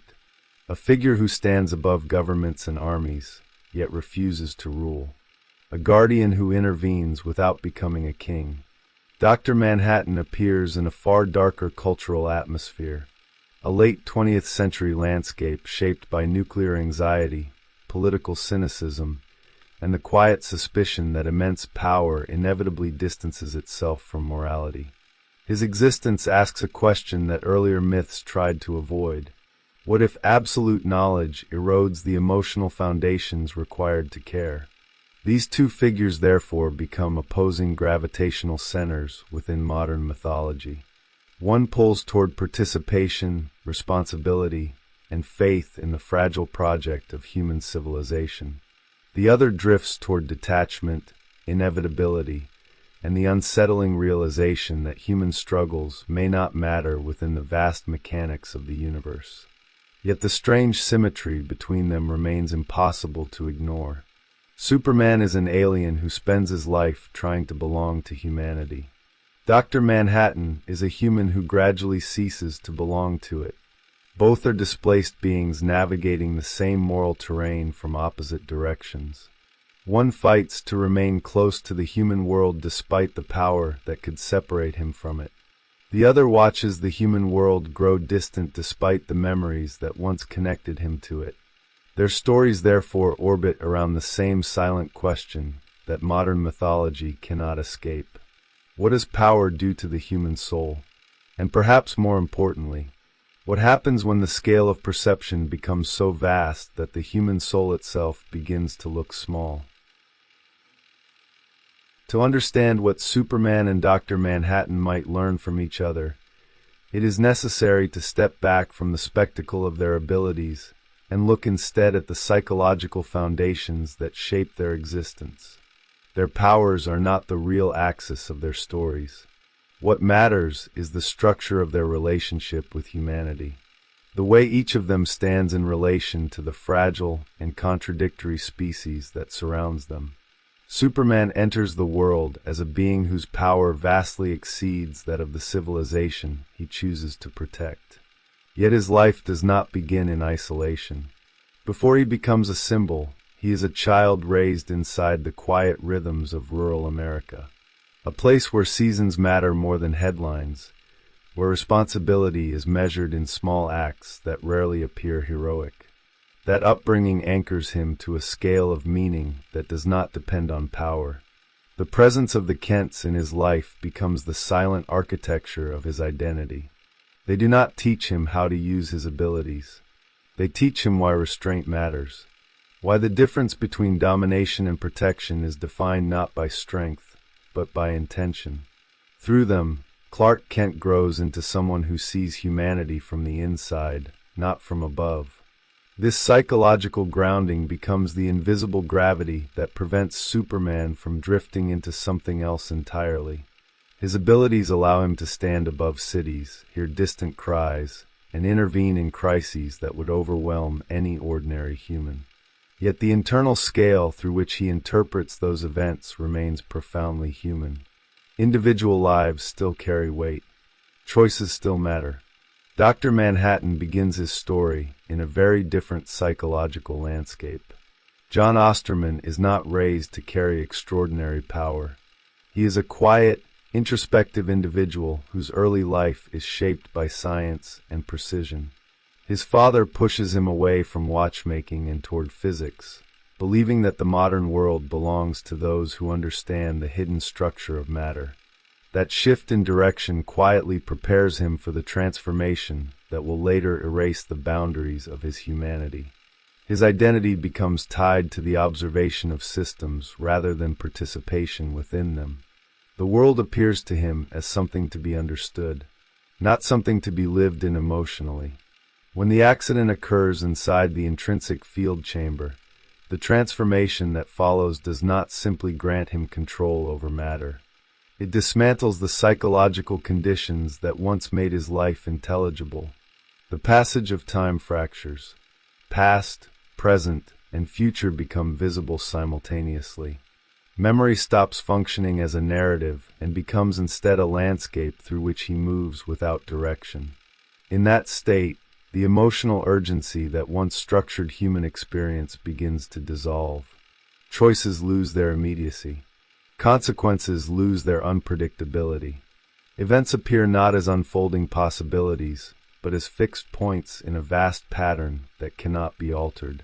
The more clearly he sees this pattern, the more distant he becomes from the people who still experience time as uncertainty. Superman lives inside uncertainty and responds to it with action. Dr. Manhattan observes certainty and responds with detachment.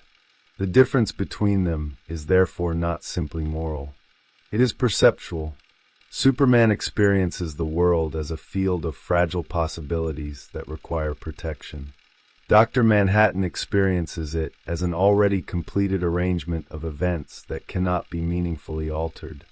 This divergence becomes more visible when their relationships with humanity are examined. Superman deliberately constructs a life that keeps him embedded within human society. The persona of Clark Kent is not merely a disguise. It is a psychological anchor that keeps him connected to the rhythms of ordinary life. Working as a journalist, navigating friendships, and maintaining relationships all serve the same function. They force him to remain close to the human scale of experience. Even when he hears distant catastrophes unfolding across the planet, he still returns to a world where conversations matter and where individuals remain more than statistical abstractions. Dr. Manhattan begins with similar attachments. His relationship with Janie Slater, and later with Lori Juspeksik, reveals that he once possessed the same emotional orientation as any other human being. But as his perception expands beyond linear time, those relationships become increasingly difficult to sustain. Human intimacy depends on uncertainty, on the possibility that the future remains open. For Manhattan, that openness disappears. He already sees every conversation before it happens. Every relationship appears as a sequence of predetermined moments. The emotional investment that once animated those connections gradually evaporates. This shift does not happen suddenly. It unfolds slowly as the scale of his perception continues to widen. He begins to see human conflicts as temporary fluctuations within a universe that has existed for billions of years and will continue long after humanity disappears. Against that horizon, the urgency of individual lives begins to shrink. Superman faces the same cosmic scale. He knows that Earth is only one world among countless others. He understands that civilizations rise and fall across the vast expanse of the universe. Yet he refuses to allow that knowledge to dilute the value of the present moment. His perspective remains deliberately narrow in one crucial sense. A single human life is still enough to justify intervention. The scale of the universe does not erase the significance of what happens within it. Dr. Manhattan moves in the opposite direction. The more he understands the vast mechanics of existence, the less convincing human narratives begin to appear. Moral drama becomes indistinguishable from the endless rearrangement of matter. One character defends meaning against the pressure of cosmic perspective. The other watches meaning collapse under that same pressure. Their relationship to power follows the same pattern. Superman treats his abilities as responsibilities imposed by circumstance. Power is not an entitlement. It is a burden that must be carried carefully, because every intervention reshapes the fragile balance of the world he protects. Dr. Manhattan experiences power as a natural consequence of his transformation. Rearranging matter requires no effort. Altering the course of events often feels meaningless when the outcome already exists in his perception of time. The temptation to withdraw becomes almost irresistible. This divergence creates two radically different mythological figures. Superman becomes a guardian who stands inside the human world despite the temptation to transcend it. Dr. Manhattan becomes a being who gradually leaves that world behind because the conditions that once made belonging possible have vanished. Yet the tension between them is not simply oppositional. Each embodies something the other lacks. Superman carries immense power while preserving emotional proximity to humanity. Dr. Manhattan carries infinite perception, but loses the emotional framework that once allowed him to care. One possesses meaning without complete knowledge. The other possesses knowledge without stable meaning. And it is precisely within that tension that the possibility of learning emerges. The first stage in the unfolding tension between Superman and Dr. Manhattan does not begin with confrontation. It begins with a widening distance between two ways of inhabiting power. Both figures exist in a space where ordinary human limitations no longer apply, yet the psychological architecture supporting their choices moves in opposite directions. One moves toward deeper participation in the human arena. The other begins a slow drift away from it. Superman's presence within the world remains anchored to a simple principle. Power exists in order to protect vulnerability. Every crisis he encounters reinforces that belief. Burning buildings, collapsing bridges, wars that threaten to spiral beyond control. Each event places him inside a landscape of urgent decisions where action carries visible consequences.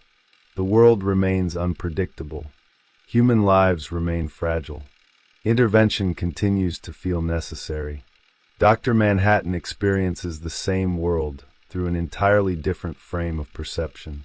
Events do not unfold for him as crises that demand immediate response. They appear as fixed points already embedded within a larger pattern of time. A disaster does not announce itself as a possibility that might be prevented. It appears as something that has already occurred, something he simultaneously witnesses in past, present, and future. This perceptual difference quietly transforms the meaning of responsibility.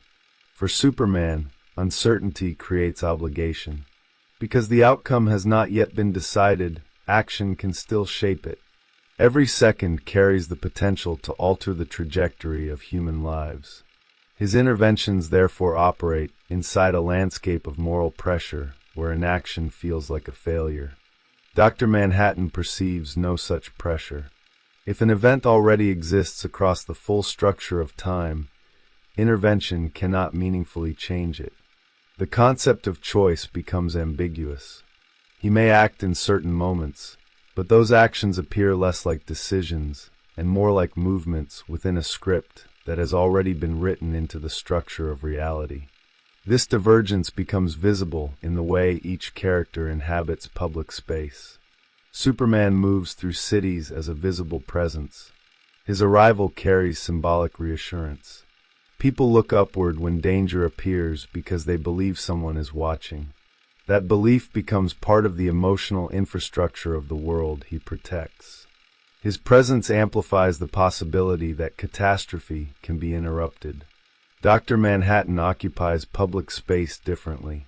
When he appears, the reaction is rarely reassurance. It is all mixed with discomfort. His blue figure stands as a reminder that the world has crossed into an era where power no longer resembles anything human. Governments attempt to use him as a strategic advantage. Citizens struggle to interpret what he represents. The contrast reveals something deeper than visual symbolism. Superman operates within a narrative where power reinforces social stability. His presence strengthens the moral expectations surrounding heroism. People believe that extraordinary ability can still be aligned with restraint, compassion, and accountability. Dr. Manhattan destabilizes those expectations. His very existence raises questions about whether morality retains meaning when perception transcends the human scale. If someone can perceive the entire arc of history simultaneously, does the urgency of ethical choice survive that knowledge? The tension surrounding Manhattan intensifies as the world begins to reorganize itself around his presence. Political structures adjust. Military strategies shift. Entire geopolitical balances tilt because one being can alter the outcome of global conflict almost instantly. The human arena becomes an extension of his capabilities. Superman encounters similar pressure but responds differently. Despite possessing strength capable of reshaping nations, he consistently refuses to assume control of political structures. He intervenes in crises, but avoids becoming an authority that dictates the direction of human society. His restraint preserves a boundary between power and governance. Dr. Manhattan never fully claims such authority either, yet the systems surrounding him quietly erode that boundary. Governments treat him as an asset. Wars become influenced by the assumption that he might intervene. The mere possibility of his involvement begins to reshape the balance of power across the planet. The psychological burden of this role grows heavier over time. Manhattan watches as humanity reorganizes itself around a force it cannot understand. Every political decision begins to orbit the question of how he might respond. The human world becomes a stage where his presence acts as an invisible gravitational center. Superman experiences the opposite dynamic. He works continuously to prevent the world from reorganizing itself around him. His actions remain reactive rather than directive. Disasters appear, he responds, and then he withdraws back into the fabric of ordinary life. The structure of society remains human rather than orbiting around a god. This contrast reveals two very different relationships between power and humility. Superman maintains humility by keeping his power secondary to the human world. Dr. Manhattan gradually loses that orientation because his perception places him outside the emotional structures that once anchored humility. As Manhattan's detachment deepens, his relationships begin to fracture. Conversations feel repetitive when their outcomes are already visible. Human anxieties appear small when viewed against the cosmic scale of time he perceives. The emotional friction that once sustained intimacy becomes increasingly difficult to maintain. Superman, despite his alien origin, experiences the opposite trajectory. The longer he remains on Earth, the more deeply entangled he becomes with human life. Friendships deepen. Relationships evolve. Each connection reinforces the idea that the world is not merely a collection of events, but a network of lives whose significance cannot be measured solely by cosmic scale. At this stage of their symbolic divergence, neither character appears obviously wrong. Superman's commitment to meaning remains admirable, but also fragile. Dr. Manhattan's detachment appears cold, yet logically consistent with the knowledge he possesses. The tension between them, therefore, does not emerge as a moral argument. It emerges as a structural incompatibility between two ways of seeing reality. One vision insists that human lives retain value even when viewed from the scale of the universe. The other suggests that such value may be an illusion sustained by limited perception. From that point forward, the distance between them begins to widen. As the symbolic distance between Superman and Dr. Manhattan continues to expand, the conflict between their perspectives begins to reveal its deeper structure. The tension is no longer merely perceptual. It becomes philosophical, cultural, and psychological at the same time. Each character now represents a different gravitational center within the modern imagination, a different answer to the question of what power does to the human condition. Superman remains embedded within the arena of human experience. His days are filled with the constant negotiation between strength and restraint. Every intervention forces him to weigh consequences that ripple outward through lives he cannot fully predict. He knows that even with his speed and vision, he cannot control every outcome. That limitation does not weaken his commitment. It intensifies it. Uncertainty remains the ground upon which his morality stands. Because the future remains open, every decision carries weight. Each rescue, each refusal to dominate, each moment where he chooses compassion over control reinforces the fragile architecture of meaning that sustains his identity. His strength becomes meaningful precisely because he refuses to turn it into authority. Dr. Manhattan moves further away from that architecture with every passing moment. The more he perceives the total structure of time, the less persuasive human narratives begin to appear. He watches events unfold across decades as if they were already completed gestures.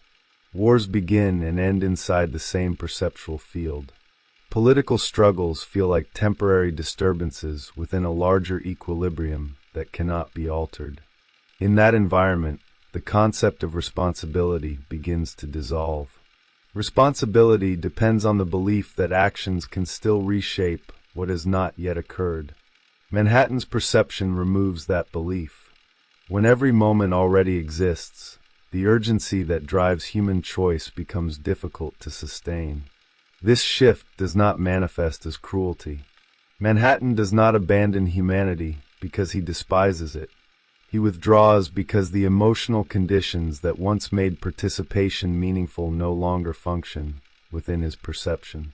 Caring requires the possibility that something might change. Without that possibility, compassion becomes structurally unstable. The world around him senses this instability, even if it cannot articulate it clearly.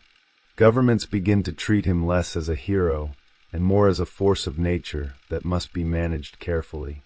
Citizens watch him with a mixture of fascination and discomfort.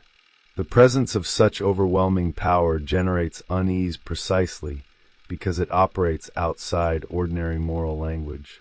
Superman faces the same scale of power, but continues to translate it back into human terms. When he intervenes, people understand the gesture. A collapsing building is prevented from crushing those inside. A plane descending toward catastrophe is lifted back into the sky. Each act restores the sense that human lives remain the center of the story. The public imagination therefore organizes itself differently around each figure. Superman reinforces a mythology in which extraordinary power protects human dignity. Dr. Manhattan introduces the unsettling possibility that human dignity may not matter to the forces capable of reshaping reality. This difference begins to reshape the symbolic landscape of their worlds. Superman becomes a stabilizing presence within a moral narrative that still recognizes hope. His existence suggests that power can be integrated into human society without dissolving the structures that give life meaning. Dr. Manhattan becomes a destabilizing presence within a narrative increasingly shaped by existential doubt. His detachment forces humanity to confront the possibility that power may ultimately exist outside the emotional frameworks that define human value. At the psychological level, the divergence deepens through their relationship with identity itself. Superman maintains a dual existence that constantly returns him to the human scale. The life of Clark Kent is not merely camouflage. It is a deliberate practice of belonging. It forces him to experience the limitations that define ordinary existence. Inside that life, he listens to conversations that have nothing to do with cosmic crises. He participates in a world where small gestures matter. A shared laugh, a moment of vulnerability. These experiences continually reinforce the emotional grammar that keeps his power aligned with human meaning. Dr. Manhattan cannot sustain such a structure.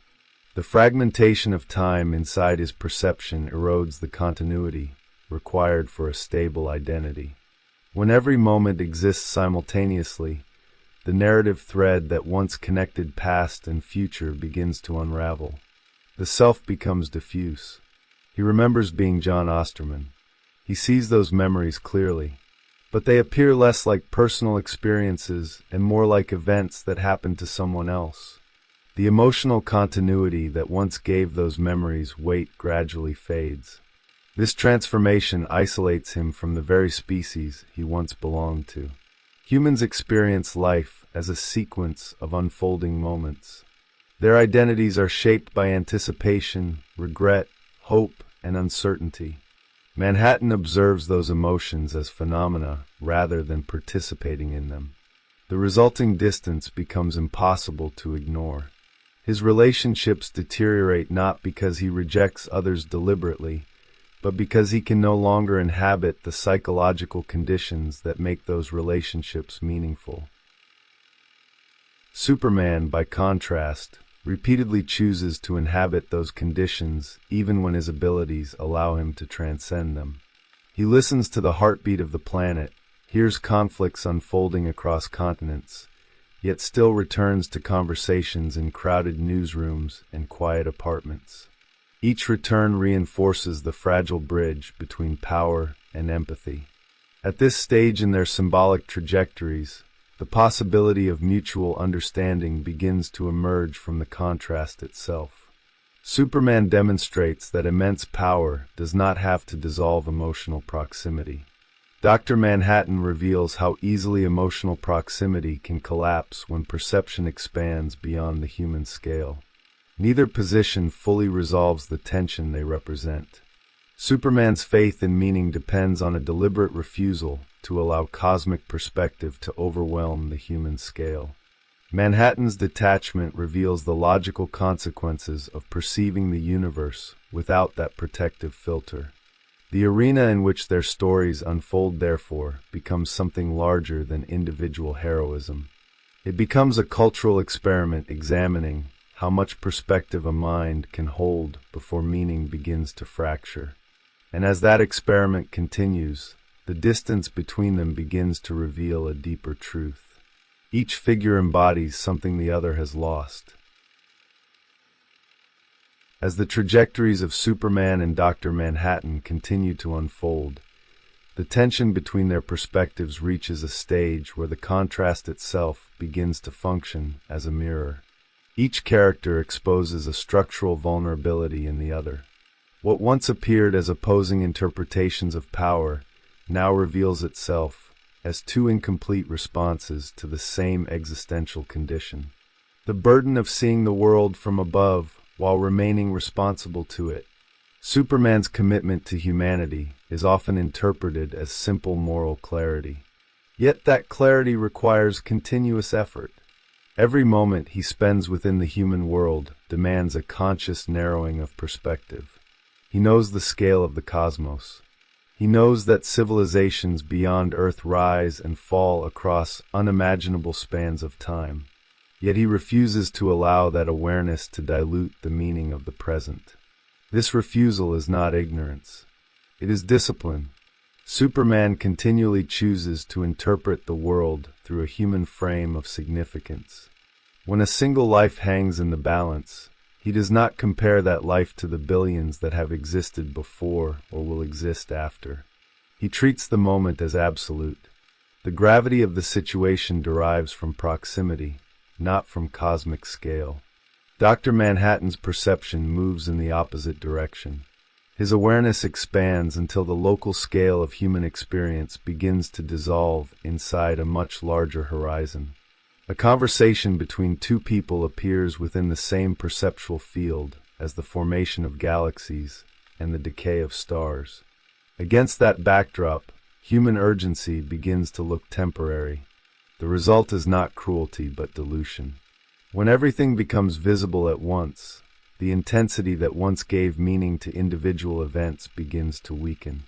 Manhattan sees the birth and death of entire historical movements as patterns unfolding across time. The emotional charge that once animated those movements becomes faint. This difference in scale reveals a central paradox of power. The more complete one's knowledge becomes, the harder it is to preserve the emotional focus required for moral action. Superman avoids this paradox by deliberately restricting his perspective. Dr. Manhattan embodies it by allowing perception to expand without limit. Yet the consequences of these positions begin to generate unexpected tensions within their respective identities. Superman's continuous engagement with humanity exposes him to the full spectrum of human contradiction. He sees cruelty, corruption, and violence repeating across generations. His faith in humanity is not supported by evidence alone. It requires resilience. There are moments when the pattern of history could easily justify Manhattan's detachment. Wars repeat themselves. Systems of power rise and fall, while ordinary people remain trapped within cycles they cannot control. Superman witnesses all of it. Yet he persists in believing that the possibility of change exists inside each moment. Dr. Manhattan experiences the same historical repetition, but draws a different conclusion. If the pattern of events remains largely consistent across time, then perhaps the notion of progress is itself an illusion created by limited perspective.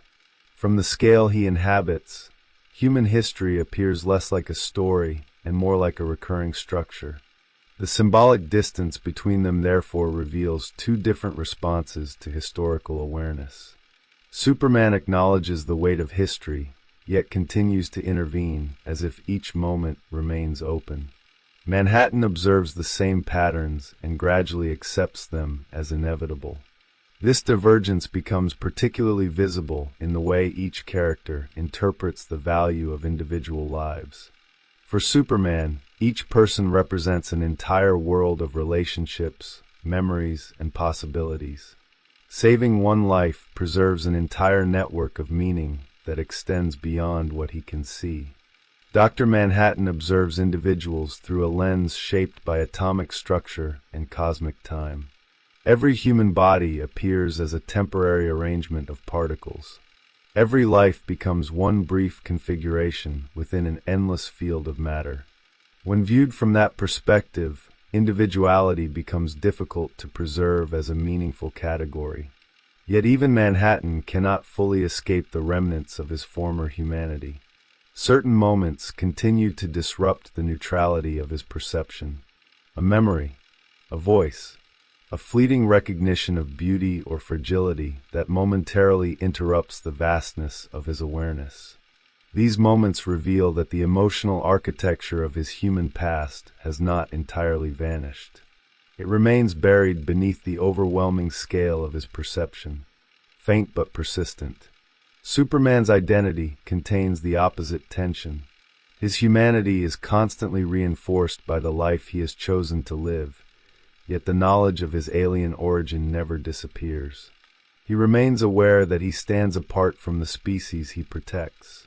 His strength, his senses, even his lifespan place him beyond the ordinary limits of human existence. The difference lies in how each character responds to that distance. Superman treats it as a responsibility that demands humility. Manhattan treats it as a transformation that renders humility structurally meaningless. Within this contrast, a silent question begins to emerge. What does it mean to remain human when the scale of perception or power exceeds humanity itself? Superman answers by preserving emotional proximity. Dr. Manhattan answers by surrendering to the logic of cosmic detachment. Both responses contain hidden weaknesses. Superman's faith requires continuous resistance against the erosion of meaning.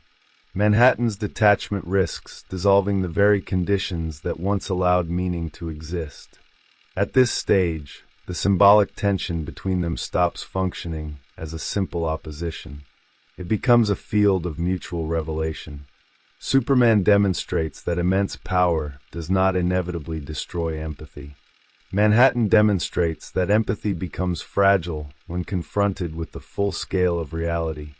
The distance between them therefore becomes less about disagreement and more about imbalance. One holds meaning without complete knowledge. The other holds knowledge without stable meaning. And somewhere between those extremes lies the possibility that neither perspective, by itself, is enough. When the figures of Superman and Dr. Manhattan move beyond the boundaries of their individual stories, they begin to operate as cultural instruments through which society examines its own anxieties about power, knowledge, and responsibility. Their narratives do not remain confined to comic panels or fictional universes. They circulate through public imagination as symbolic frameworks that help audiences interpret the tension between hope and disillusionment within the modern world. Superman enters culture as an answer to fear. Created during a period when global instability threatened to overwhelm democratic institutions, his presence offered a vision of strength that refused to become tyranny. He embodied the possibility that overwhelming capability could coexist with restraint. In a century defined by the rise of destructive power, that vision carried enormous psychological weight. His myth established a particular relationship between authority and trust.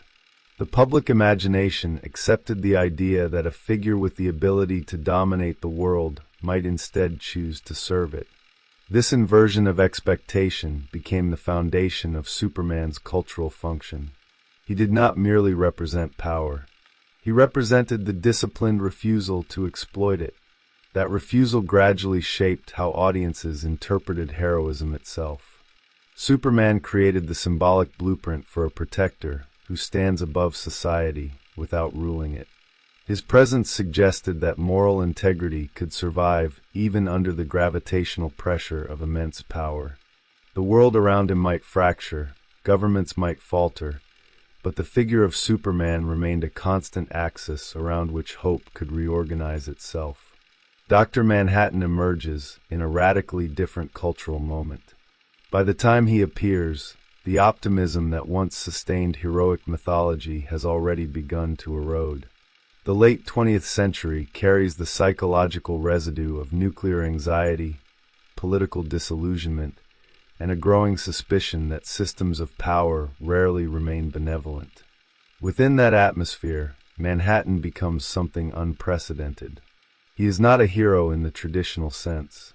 He is a thought experiment about what happens when the logic of science produces a being whose capabilities exceed the emotional frameworks that once governed human morality.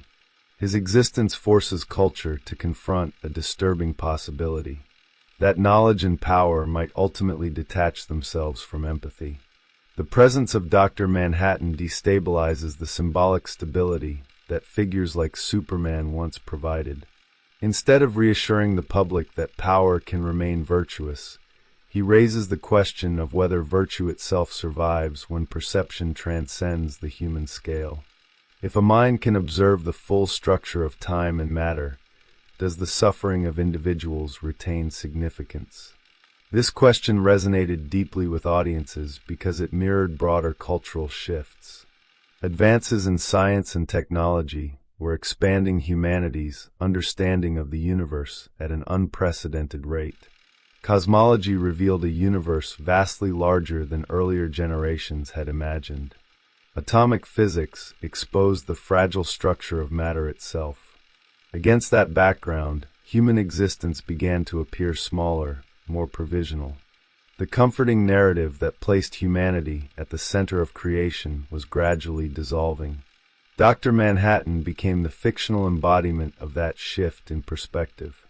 A being who sees the universe clearly and discovers that human concerns may not occupy a privileged position within it. The cultural conversation surrounding Superman and Manhattan therefore reflects a deeper tension within modern consciousness.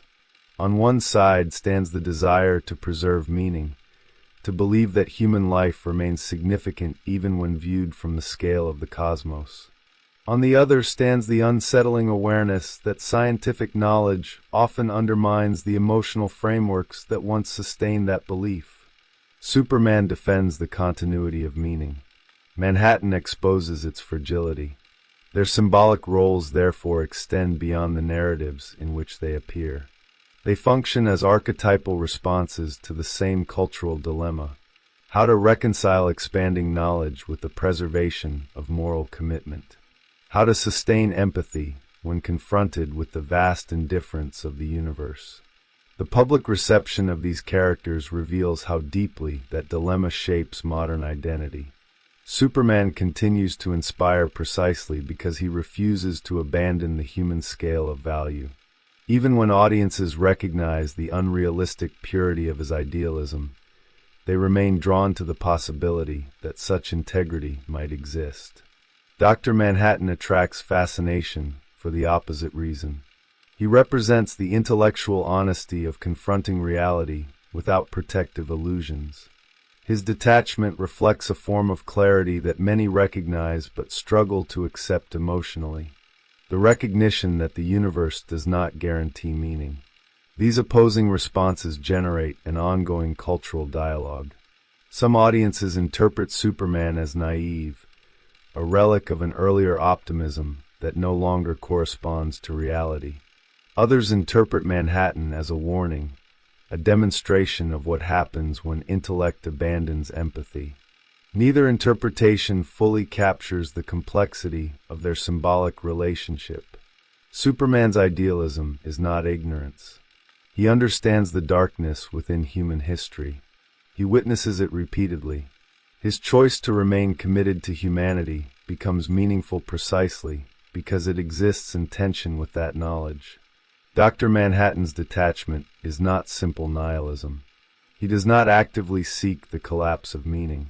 Instead, he illustrates the psychological consequences of perceiving the universe from a scale that dissolves human narratives. His distance from humanity reveals how fragile those narratives become under the pressure of cosmic perspective. Together they form a cultural axis around which modern myths continue to rotate. The tension between them reflects the broader conflict within contemporary consciousness, a struggle to reconcile expanding knowledge with the emotional need for meaning. This struggle becomes visible in the way audiences interpret power itself.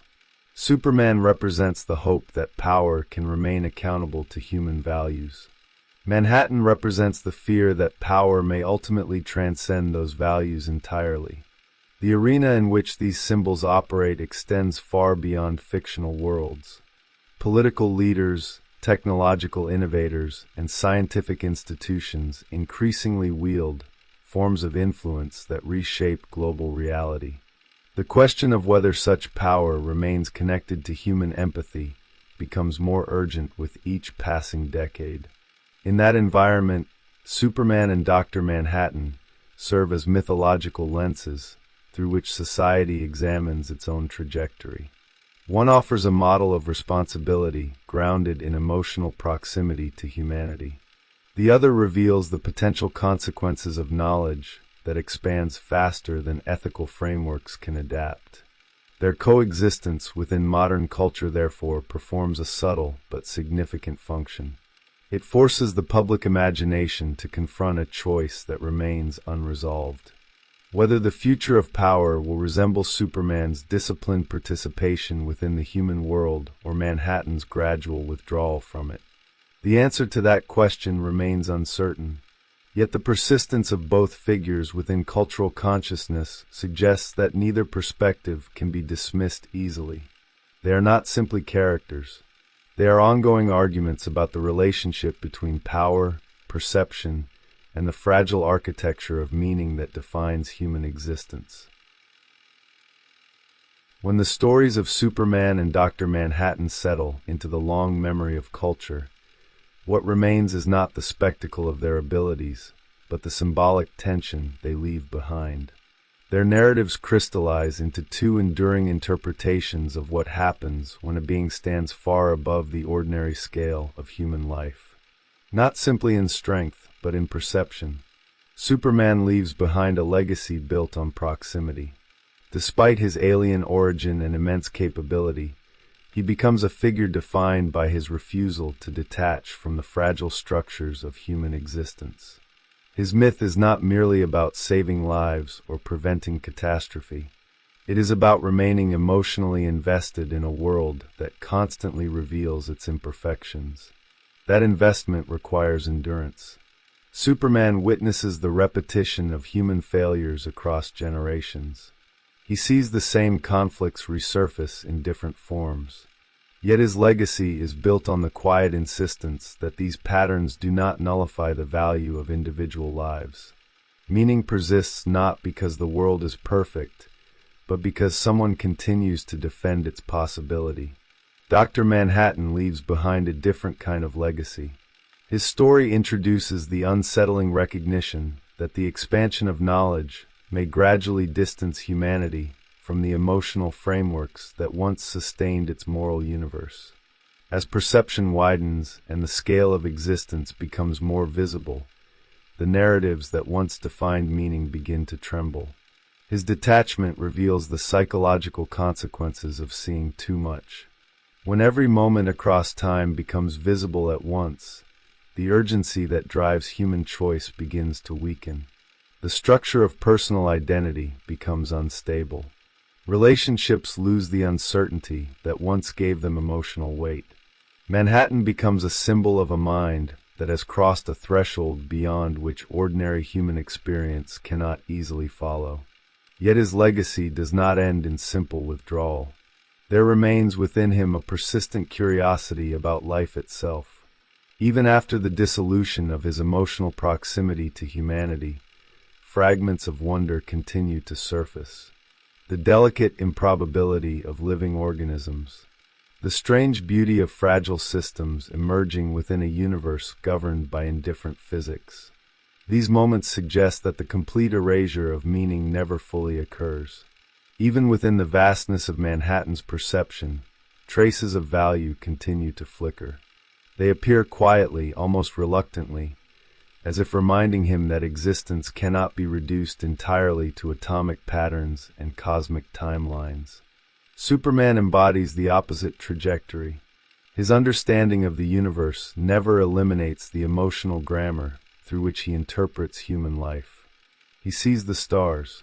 He understands the immense scale of reality. Yet those insights never overpower the significance of the present moment. His legacy, therefore, becomes a form of resistance, a refusal to allow knowledge to erode compassion, a refusal to allow distance to become indifference. Superman demonstrates that awareness of the universe does not require the abandonment of the human scale of meaning. The symbolic dialogue between these two figures continues long after their stories end. They remain suspended in cultural imagination as complementary reflections of the same existential dilemma.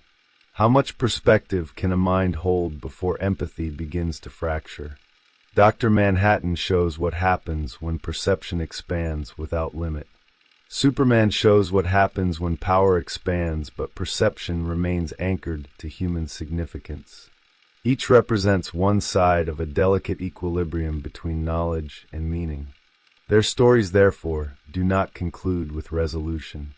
Instead, they settle into the cultural landscape as enduring myths that illuminate the psychological pressures created by modern knowledge. Humanity now understands more about the universe than any previous generation. Yet that knowledge raises questions about the place of human life within an immense and indifferent cosmos. Superman answers those questions through commitment. He continues to act as if each individual life remains worthy of protection, regardless of how small humanity appears within the wider universe. Dr. Manhattan answers through observation. He allows perception to expand until the human scale becomes only one pattern among countless others. The tension between these answers remains unresolved. It cannot be resolved easily, because both responses reveal genuine aspects of the human encounter with reality. The desire to preserve meaning. The temptation to surrender to cosmic indifference. This unresolved tension becomes the true legacy of their symbolic relationship. Superman reminds culture that hope can survive even when confronted with overwhelming knowledge. Dr. Manhattan reminds culture that knowledge can destabilize the foundations upon which hope once rested. Between them lies a fragile bridge that modern consciousness must continue to cross. A bridge suspended between clarity and compassion, between perception and participation. Neither character stands entirely on the side of certainty. Superman carries faith that must be renewed continuously against the erosion of history. Dr. Manhattan carries awareness that cannot fully extinguish the faint remnants of human wonder. Together they form a quiet conversation about the future of power and consciousness. A conversation that asks whether the expansion of human understanding will ultimately distance humanity from its own values, or whether those values can survive within an ever-widening universe. The answer remains suspended between their two figures. One stands within the world, choosing again and again to protect it. The other drifts beyond it, observing the immense pattern of existence from a distance that few minds could endure. And between them persists the question that continues to shape modern mythology. What does it mean to see everything, and still choose to care.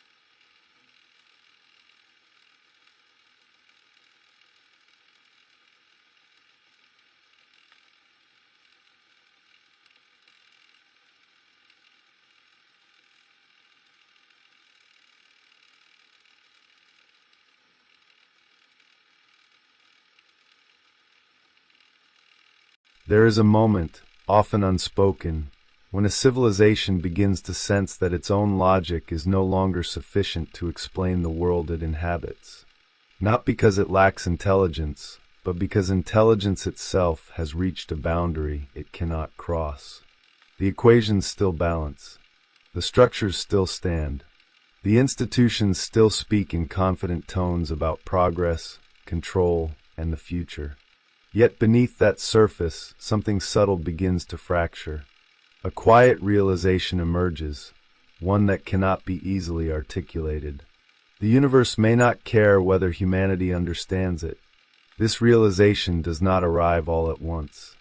It seeps in, slowly, through anomalies, through figures that do not fit within existing categories, through presences that seem to operate outside the very rules that once defined what it meant to be powerful, rational, or even real. These figures are not enemies in the traditional sense. They do not invade, conquer, or declare war. They simply exist in a way that renders the existing framework incomplete, and that is often more destabilizing than any direct threat. In one corner of this symbolic landscape stands Lex Luthor, a man who represents the apex of human intellect as it understands itself. He is not merely intelligent. He is organized intelligence, structured, intentional, directed toward mastery. His mind is not an abstract space of thought, but a carefully constructed empire, built upon the assumption that reality can be understood and therefore controlled. For him, the world is a system of problems waiting to be solved. Every variable, every anomaly, every obstacle exists within a framework that can eventually be mapped. Opposite him, though not in direct confrontation, exists Dr. Manhattan, a figure who does not represent intelligence in the human sense at all. Not because he lacks it, but because he exceeds its structure. He does not seek understanding. He embodies it in a form that no longer requires interpretation. Time does not move for him as it does for others. Cause and effect do not unfold sequentially. They coexist, simultaneously. Where human cognition builds narratives to make sense of experience, he exists beyond the need for narrative itself. The distance between these two figures is not merely one of power. It is a difference in ontology, a difference in the very conditions under which meaning is constructed. For Lex Luthor, meaning emerges through mastery, through the imposition of order onto chaos, through the transformation of the unknown into the known. His existence is predicated on the belief that the universe, no matter how vast, remains ultimately legible, that it can be decoded, contained, and if necessary, reshaped. But what happens when that assumption encounters something that cannot be decoded, not because it is complex, but because it no longer operates within the same system of legibility? This is where the tension begins to take form, not as a clash of wills, but as a destabilization of perspective. Superman, for all his power, still exists within a narrative that Lex Luthor can engage with. He is a being who acts, chooses, intervenes. His morality, even when alien in origin, remains interpretable. It can be challenged, opposed, resented. There is a framework within which rivalry can exist, because both operate within a shared understanding of action and consequence. With Dr. Manhattan, that framework dissolves. There is no rivalry, no competition, no meaningful opposition, not because he is invincible, but because the terms of engagement themselves have disappeared. He does not strive. He does not react. He does not assert dominance in the way human figures of power traditionally do. His existence introduces a form of indifference that is not hostile, but absolute. And that indifference is what transforms him into something far more unsettling. Humanity has long defined itself through opposition, through the ability to confront forces that challenge its limits, and in doing so, reaffirm its own significance. Even the idea of an enemy serves a function. It provides structure, direction, a sense of purpose. To struggle is to matter. To resist is to exist within a meaningful narrative. But what happens when the force one encounters does not recognize the struggle at all? The presence of Dr. Manhattan introduces a silence into the system, a silence that cannot be filled with rhetoric, ideology, or resistance. He does not deny human importance. He simply does not operate in relation to it, and in that absence of relation, a deeper question begins to emerge. If meaning is not reflected back, does it still hold? For Lex Luthor, this question is not abstract. It is existential. His identity is built upon the premise that intelligence grants agency, and agency grants relevance. That to understand is to stand at the center of the world, not as a passive observer, but as an active force capable of shaping outcomes. His entire structure of self depends on the continuity of that belief. Yet here, in the presence of something that neither acknowledges nor resists him, that structure begins to destabilize. Not through confrontation, but through irrelevance. This is not the fear of defeat. It is the fear of disappearance. The stage, once defined by conflict, begins to expand beyond its own boundaries. The arena no longer contains the actors. The rules no longer define the game. What once felt like a contest for dominance now reveals itself as a localized struggle within a system that extends far beyond its reach. And within that expansion, the human need to matter begins to feel less like a given and more like a question. A question that does not demand an answer, only recognition. And it is in this recognition that the true conflict takes shape, not between two figures, but between two modes of existence. One rooted in control, interpretation, and the assertion of meaning. The other existing beyond the necessity of all three. The fracture has already begun. Before the fracture becomes visible, it is already embedded within the architecture of the world that produced these figures. A civilization that elevates intellect to its highest virtue inevitably constructs an internal hierarchy where knowledge becomes power, and power becomes identity. In such a system, intelligence is not merely a tool. It is the foundation upon which selfhood is built. To know is to exist with authority. To understand is to justify one's place within the structure. And to surpass others in comprehension is to ascend. Lex Luthor emerges from this environment not as an anomaly, but as its logical culmination. His mind is not simply exceptional. It is the perfected expression of a cultural belief that human progress is measured through mastery over complexity. From an early point, his trajectory is not defined by uncertainty, but by acceleration. He moves faster, sees further, anticipates outcomes before they unfold. The world, in his perception, is not chaotic. It is unfinished, a system waiting for refinement. This orientation produces a specific psychological structure. Control becomes synonymous with clarity. Ambiguity is not tolerated, but eliminated. Every unknown represents not a mystery, but a failure of current understanding. and failure in this context is temporary. The assumption remains intact. With enough time, enough effort, enough refinement, the system will yield. Reality will align with cognition. Within this framework, other figures are interpreted through their relationship to this central premise. Superman enters as a disruption, but a manageable one. His existence challenges the boundaries of human capability, yet he remains embedded within a recognizable structure of action and intention. He intervenes. He chooses. He protects. His presence can be framed as an imbalance, a distortion within an otherwise coherent system, and therefore he can be opposed.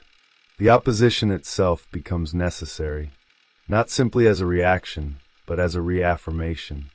If a being exists who surpasses humanity, then that superiority must be contextualized, challenged, and ultimately contained within a narrative where human agency remains central. Lex Luthor does not merely resist Superman. He reinterprets him. He transforms the presence of overwhelming power into a problem that can be solved, an anomaly that can be corrected. In doing so, he preserves the integrity of his worldview. This dynamic reveals something essential. The conflict is not driven solely by envy or resentment. It is driven by the necessity to maintain a coherent structure of meaning. If intelligence no longer guarantees primacy, then the entire hierarchy collapses. The opposition to Superman is, at its core, an act of preservation, a defense of the human position within the symbolic order. Yet this entire system depends on a critical condition. The world must remain interpretable. This is where Dr. Manhattan introduces a fundamentally different axis of existence. His origin does not follow the trajectory of ambition or mastery. It is not the result of accumulated knowledge or strategic advancement. It is an accident, but not in the conventional sense.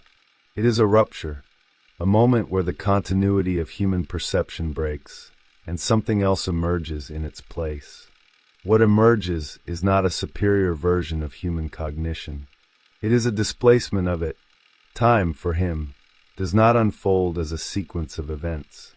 It exists as a totality. Every moment is equally present. Every outcome already exists. The idea of anticipation becomes irrelevant. The concept of decision loses its meaning. There is no need to choose when all possibilities are already visible. This shift produces a radically different relationship to reality. Where human intelligence constructs narratives to navigate uncertainty, Dr. Manhattan exists in a state where uncertainty no longer operates. Not because everything is controlled, but because everything is already known. The distinction between past, present, and future dissolves into a single field of perception. Within this field, the structures that define human meaning begin to lose their coherence. Action becomes redundant. Intention becomes ambiguous. Even morality, which depends on the evaluation of choices over time, begins to fragment. If all outcomes are already present, what does it mean to act responsibly? What does it mean to intervene? The figure that results is not indifferent by choice. He is indifferent by structure. The very conditions that would allow for engagement, conflict, or investment no longer apply. His existence is not hostile to humanity. It simply does not revolve around it. This distinction is critical, because it removes the possibility of traditional opposition. There is no leverage, no point of entry, no shared framework within which conflict can be articulated. The arena itself dissolves.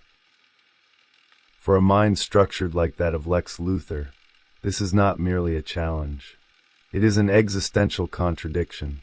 His entire orientation depends on the assumption that reality can be engaged with, that it responds to effort, that it yields to understanding. The presence of something that exists beyond these conditions introduces a form of resistance that cannot be overcome, because it is not actively resisting. It simply does not participate. This non-participation is what transforms the dynamic from rivalry into dislocation. Superman can be framed as an adversary, because he acts within the same symbolic territory. His power can be contested, his decisions can be questioned, his role can be challenged. He occupies the same stage, even if he stands at a different height. Dr. Manhattan does not stand on the stage at all. He exists outside its boundaries, observing a system that continues to operate according to rules that no longer apply to him. And in doing so, he exposes the limitations of that system, not through confrontation, but through absence. This absence begins to reverberate through the structure of meaning itself. If there are forms of existence that do not require interpretation, that do not engage with human frameworks of value, then the centrality of those frameworks becomes uncertain. The question is no longer whether humanity can understand everything. It becomes whether understanding itself is sufficient to guarantee relevance. For Lex Luthor, this question cannot remain unanswered, not because he expects a resolution, but because the integrity of his identity depends on the continuity of inquiry. To stop questioning is to concede. To accept incomprehensibility is to relinquish control. And to relinquish control is to dissolve the very structure that defines him. So the tension begins to reorganize itself, not around direct confrontation, but around the persistence of a worldview that refuses to collapse, even when confronted with evidence that it no longer holds. This is where the psychological terrain shifts. The conflict is no longer external. It becomes internalized. A pressure builds, not from opposition, but from contradiction. The need to assert meaning in a context that no longer guarantees it. The stage remains. The structures remain. The language of power, control, and mastery continues to operate. But something has changed beneath the surface. The system has encountered its limit. The first visible shifts do not arrive as declarations, but as recalibrations. Subtle at first, almost imperceptible, the system does not collapse immediately when confronted with something it cannot contain. It adjusts. It absorbs. It attempts to reinterpret the anomaly within its existing architecture. This is how structures preserve themselves, not through denial, but through translation. In the broader cultural field, Dr. Manhattan is initially framed not as a rupture, but as an extension, a continuation of human progress taken to its logical extreme. His existence is catalogued, studied, and integrated into the language of advancement. Governments observe him. Institutions attempt to define him. He becomes, at least on the surface, a new variable within a familiar equation. Extraordinary, but still legible. This is a crucial phase, because it reveals the instinctive response of a system that cannot yet recognize its own limits. Rather than acknowledging discontinuity, it insists on continuity. It assumes that even the most radical transformation must remain anchored to the same underlying principles. That intelligence, no matter how expanded, still functions within the same symbolic terrain. But this assumption begins to strain under closer observation. Dr. Manhattan does not behave like an advanced human. He does not seek influence, dominance, or recognition. His interactions are minimal, almost incidental. When he acts, it is not with the urgency or intention that defines human decision-making. There is no sense of anticipation in his movements, no visible investment in outcomes. Events unfold, and he participates, but not in a way that suggests engagement with the unfolding itself. This produces a dissonance that cannot be easily resolved, because the existing framework depends on the assumption that power implies intention, that the ability to act is accompanied by the desire to act. Without that desire, power becomes directionless. And without direction, it becomes impossible to predict, negotiate, or oppose. For figures like Lex Luthor, prediction is not optional. It is foundational. His entire strategic orientation depends on the ability to map behavior, anticipate responses, and construct outcomes through calculated intervention. Even when confronting Superman, whose capabilities exceed his own, the dynamic remains grounded in predictability. Superman acts according to a moral framework that can be analyzed, challenged, and at times manipulated. There is structure in that opposition, a shared language, a mutual recognition of stakes. With Dr. Manhattan, that structure collapses into ambiguity, not because his actions are random, but because they are not organized around the same temporal logic. He does not anticipate the future. He experiences it. He does not react to events. He inhabits them across all points simultaneously. From the outside, this appears as detachment, a kind of stillness that resists interpretation. This stillness becomes the first true point of fracture, because it introduces a form of presence that cannot be engaged through conventional means. There is no escalation, no reciprocal tension. The usual mechanisms that generate conflict fail to activate. The system reaches outward, expecting resistance, and finds none. It projects significance and receives no confirmation. For a mind like Lex Luthor, this is more destabilizing than any direct threat. A threat can be measured, contained, neutralized. It exists within the domain of action and response. But indifference, especially at this scale, cannot be countered. It cannot be reasoned with, because it does not participate in reason as a process of exchange. It simply exists. This existence begins to exert pressure on the symbolic order itself. The structures that define value, meaning, and relevance rely on feedback, on recognition, on the affirmation that actions matter because they produce effects within a shared system. When that system is no longer shared, when one entity operates outside its parameters, the feedback loop begins to break down. The consequences are not immediate, but they are cumulative. Public perception begins to shift, not through overt panic, but through subtle disorientation.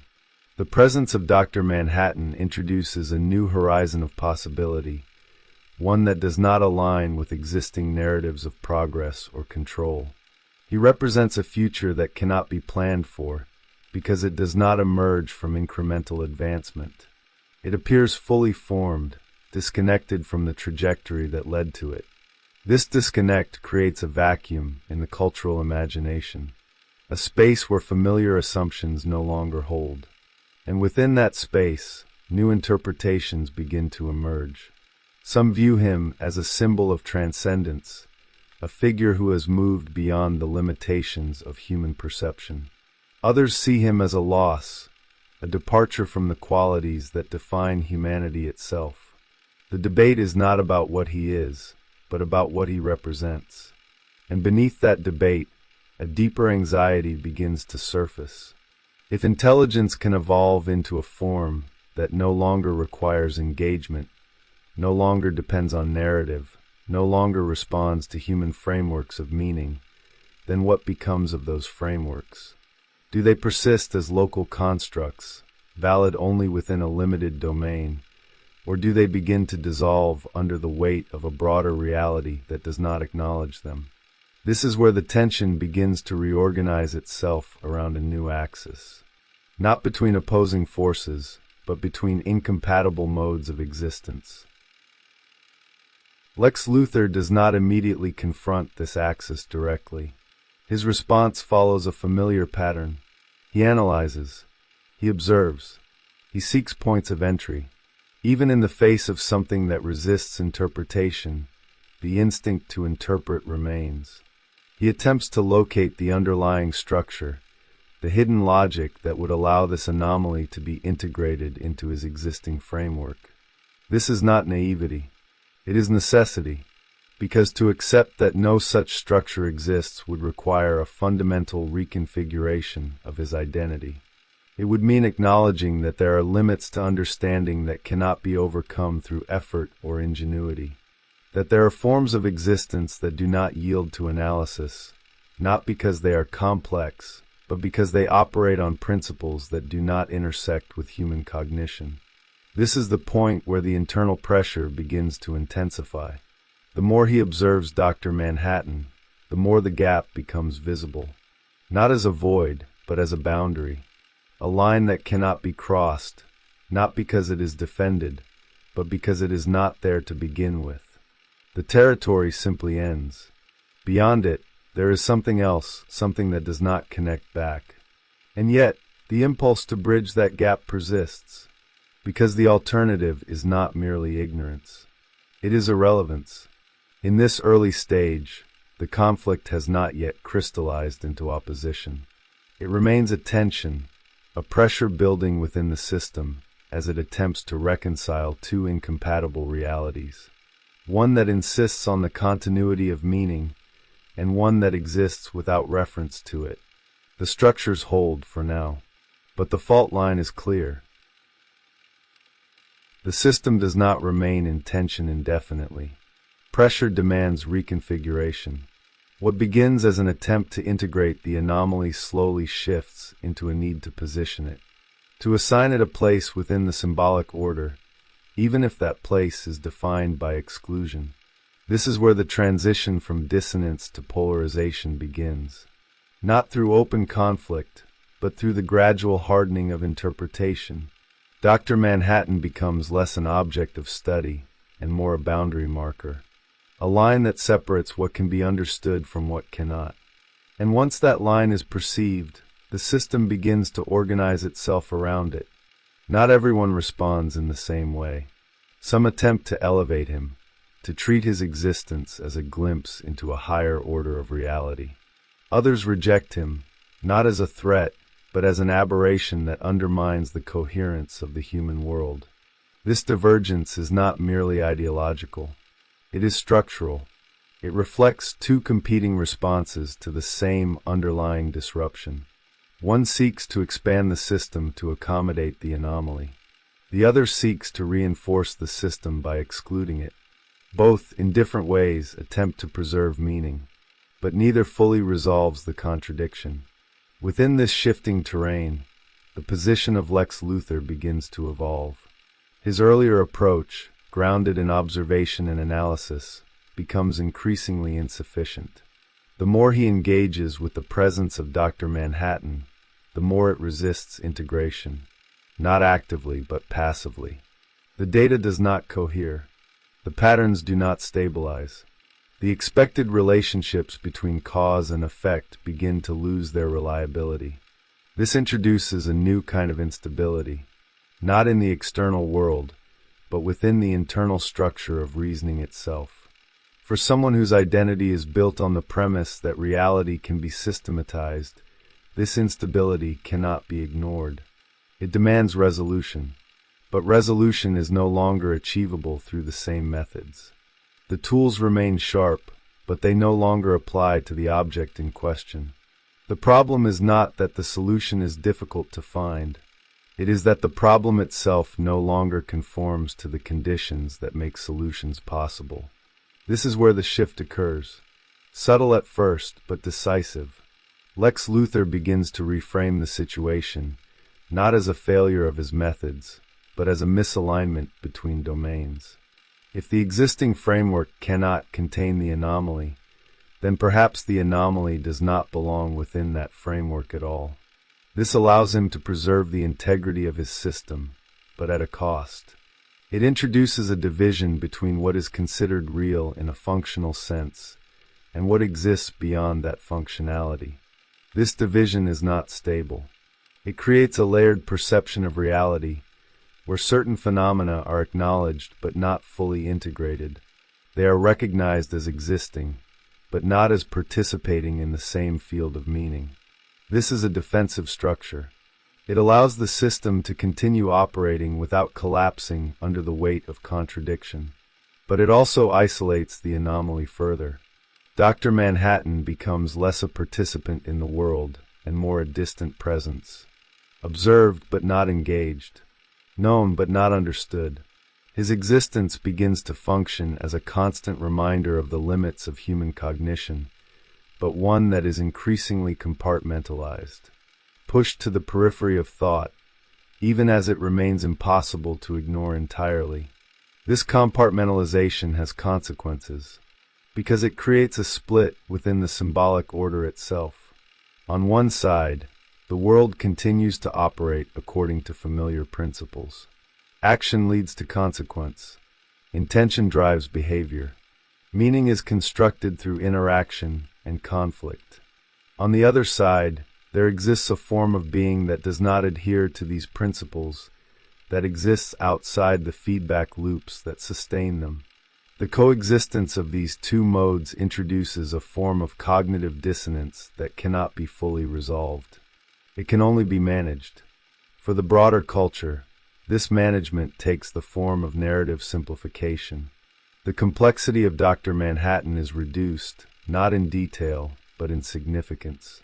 He becomes a symbol rather than a system, a representation of something beyond, rather than a presence that actively destabilizes the here and now.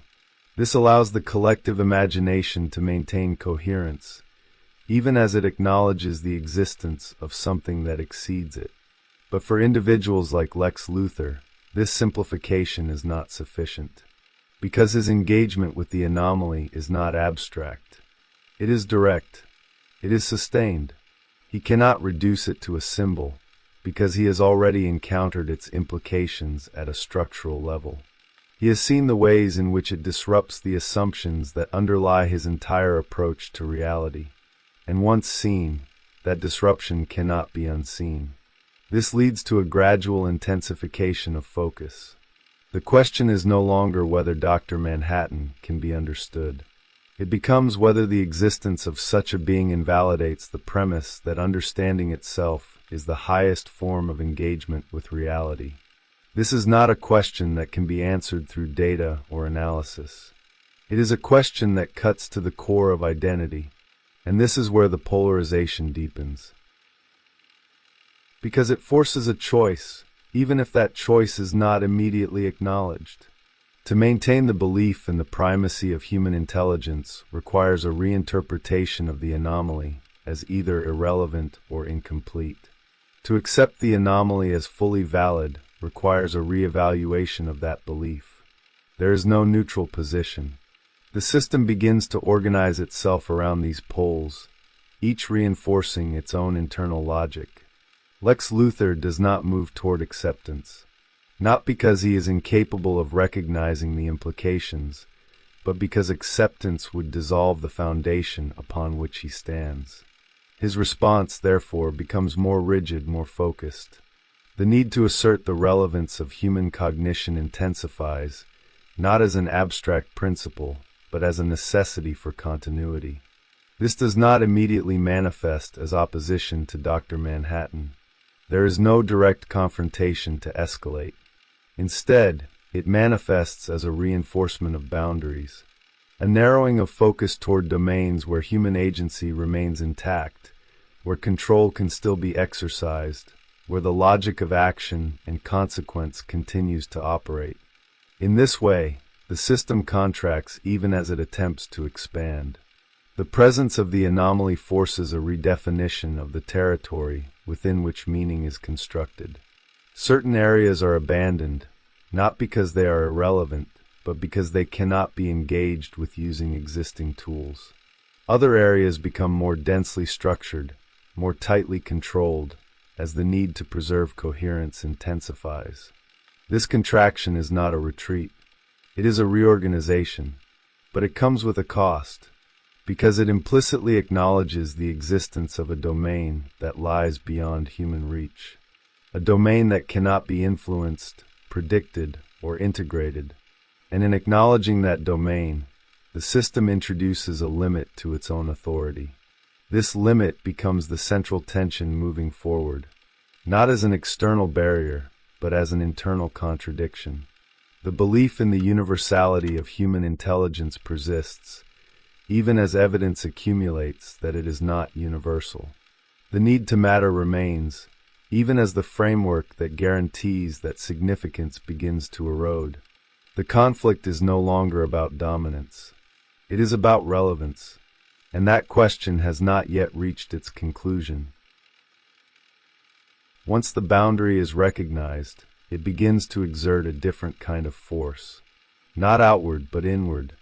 The system no longer struggles to integrate what lies beyond it. It begins to reorganize itself in response to the recognition that integration is not possible. This is where tension evolves into structure, where contradiction stops being a temporary disturbance and becomes a defining condition. In the case of Dr. Manhattan, his presence gradually shifts from anomaly to horizon. He is no longer treated as a variable within the system, but as a limit beyond which the system does not extend.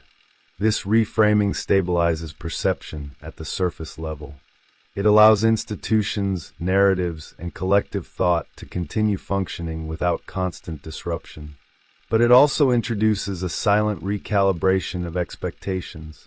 Humanity, in this configuration, is no longer positioned at the center of its own conceptual universe. It occupies a bounded territory, defined not by what it knows, but by what it can know. This shift is subtle, but its implications are profound, because it transforms the nature of ambition itself. The drive to expand, to understand, to master, now operates within an implicit awareness of limitation. The horizon remains visible, but it is no longer assumed to be reachable. And within that awareness, the meaning of progress begins to change. It becomes less about transcendence and more about optimization within constraints. For most, this adjustment occurs gradually. It is absorbed into the background of thought, rarely articulated but consistently present. The world continues. Systems function. The language of advancement persists. But the underlying orientation has shifted. The expectation of total comprehension has been quietly replaced by the management of partial understanding. For Lex Luthor, this adjustment is not acceptable. His entire structure resists the notion of a fixed boundary, not because he denies its existence, but because accepting it would redefine the terms of his own existence. To operate within limits is to concede that there are domains where his agency does not apply, that there are aspects of reality that will remain inaccessible, not due to lack of effort, but due to the nature of the system itself. This is where the internal tension reaches a critical point. The earlier phases allowed for reinterpretation, for strategic reframing, for the preservation of coherence through compartmentalization. But now the boundary has stabilized. It is no longer shifting. It is not an anomaly to be analyzed, nor a phenomenon to be integrated. It is a constant, and constants cannot be negotiated. This forces a transformation in response. Lex Luthor begins to redirect his focus, not toward the anomaly itself, but toward the conditions that allow it to exist outside his reach. If direct engagement is not possible, then perhaps the system that defines engagement can be altered. This is not an attempt to understand Dr. Manhattan on his own terms. It is an attempt to reshape the terms themselves. This marks a shift from analysis to reconstruction. The arena is no longer taken as given. It becomes an object of manipulation. If meaning is constructed within a specific framework, then altering that framework becomes a way to reclaim agency.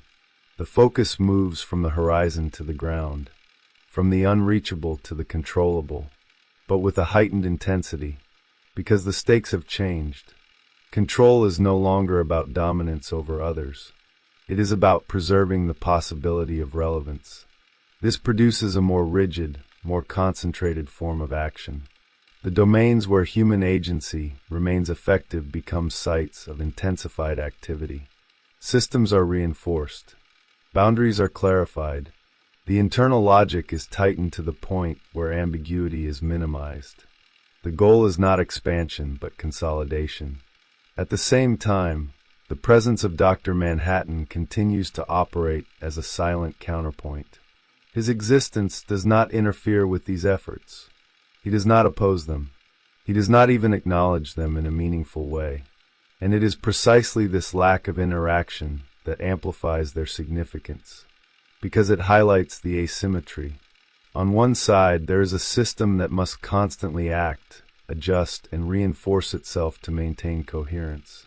On the other, there is a form of being that requires none of these processes. It does not build, because it does not need to sustain anything. It does not defend because it is not under threat. It does not assert because its existence is not contingent on recognition. This asymmetry becomes the defining feature of the conflict, not in the sense of direct opposition, but in the sense of structural divergence. The two modes of existence no longer intersect in any meaningful way. They coexist, but they do not interact. And in that lack of interaction, the tension reaches its peak, because the human need for recognition remains. The need to matter, to influence, to be part of a system where actions have consequences, does not disappear simply because a broader reality exists. It persists. It continues to drive behavior, to shape decisions, to organize identity. But it now operates within a context where its universality is no longer guaranteed. This creates a dual awareness. On one level, the system functions as it always has. People act, choose, and construct meaning through engagement with the world around them. On another level, there is an awareness, however faint, that this entire process is local, that it exists within a bounded domain, one that does not extend to all forms of existence. For most, this awareness remains abstract. It does not interfere with daily life. It does not disrupt the continuity of experience. But for those who engage with the boundary directly, who confront the implications of a reality that does not reflect back human significance, the impact is more immediate. Lex Luthor exists within this second category. His confrontation is not with a being, but with a condition that cannot be altered, negotiated, or overcome. And in that confrontation, the question that has been building throughout the narrative becomes unavoidable. If the universe does not require human interpretation, if it does not respond to human effort in a way that guarantees relevance, then what sustains the need to matter? This question does not produce a collapse. It produces a reassertion, because the alternative would be to relinquish the entire structure of meaning. And that is not an option that his psychology can accommodate. Instead, the response becomes more concentrated, more defined. The assertion of human significance is no longer based on universality. It becomes localized, contextual, grounded in the domains where it can still be exercised. This is not a resolution. It is a transformation. The conflict has moved from the external to the internal, from the arena of opposition to the structure of identity itself. The boundary remains. The asymmetry persists. But the system continues to operate, not by denying these conditions, but by reorganizing itself around them. And in doing so, it carries the tension forward, not as a problem to be solved, but as a condition to be sustained. Once the conflict stabilizes at the level of structure rather than confrontation, it begins to radiate outward. What was initially contained within the narrative space of these figures starts to permeate the broader cultural field, not as a direct translation, but as a set of underlying tensions that find new expressions across different contexts.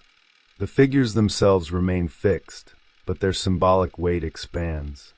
Lex Luthor ceases to be interpreted merely as an antagonist defined by opposition.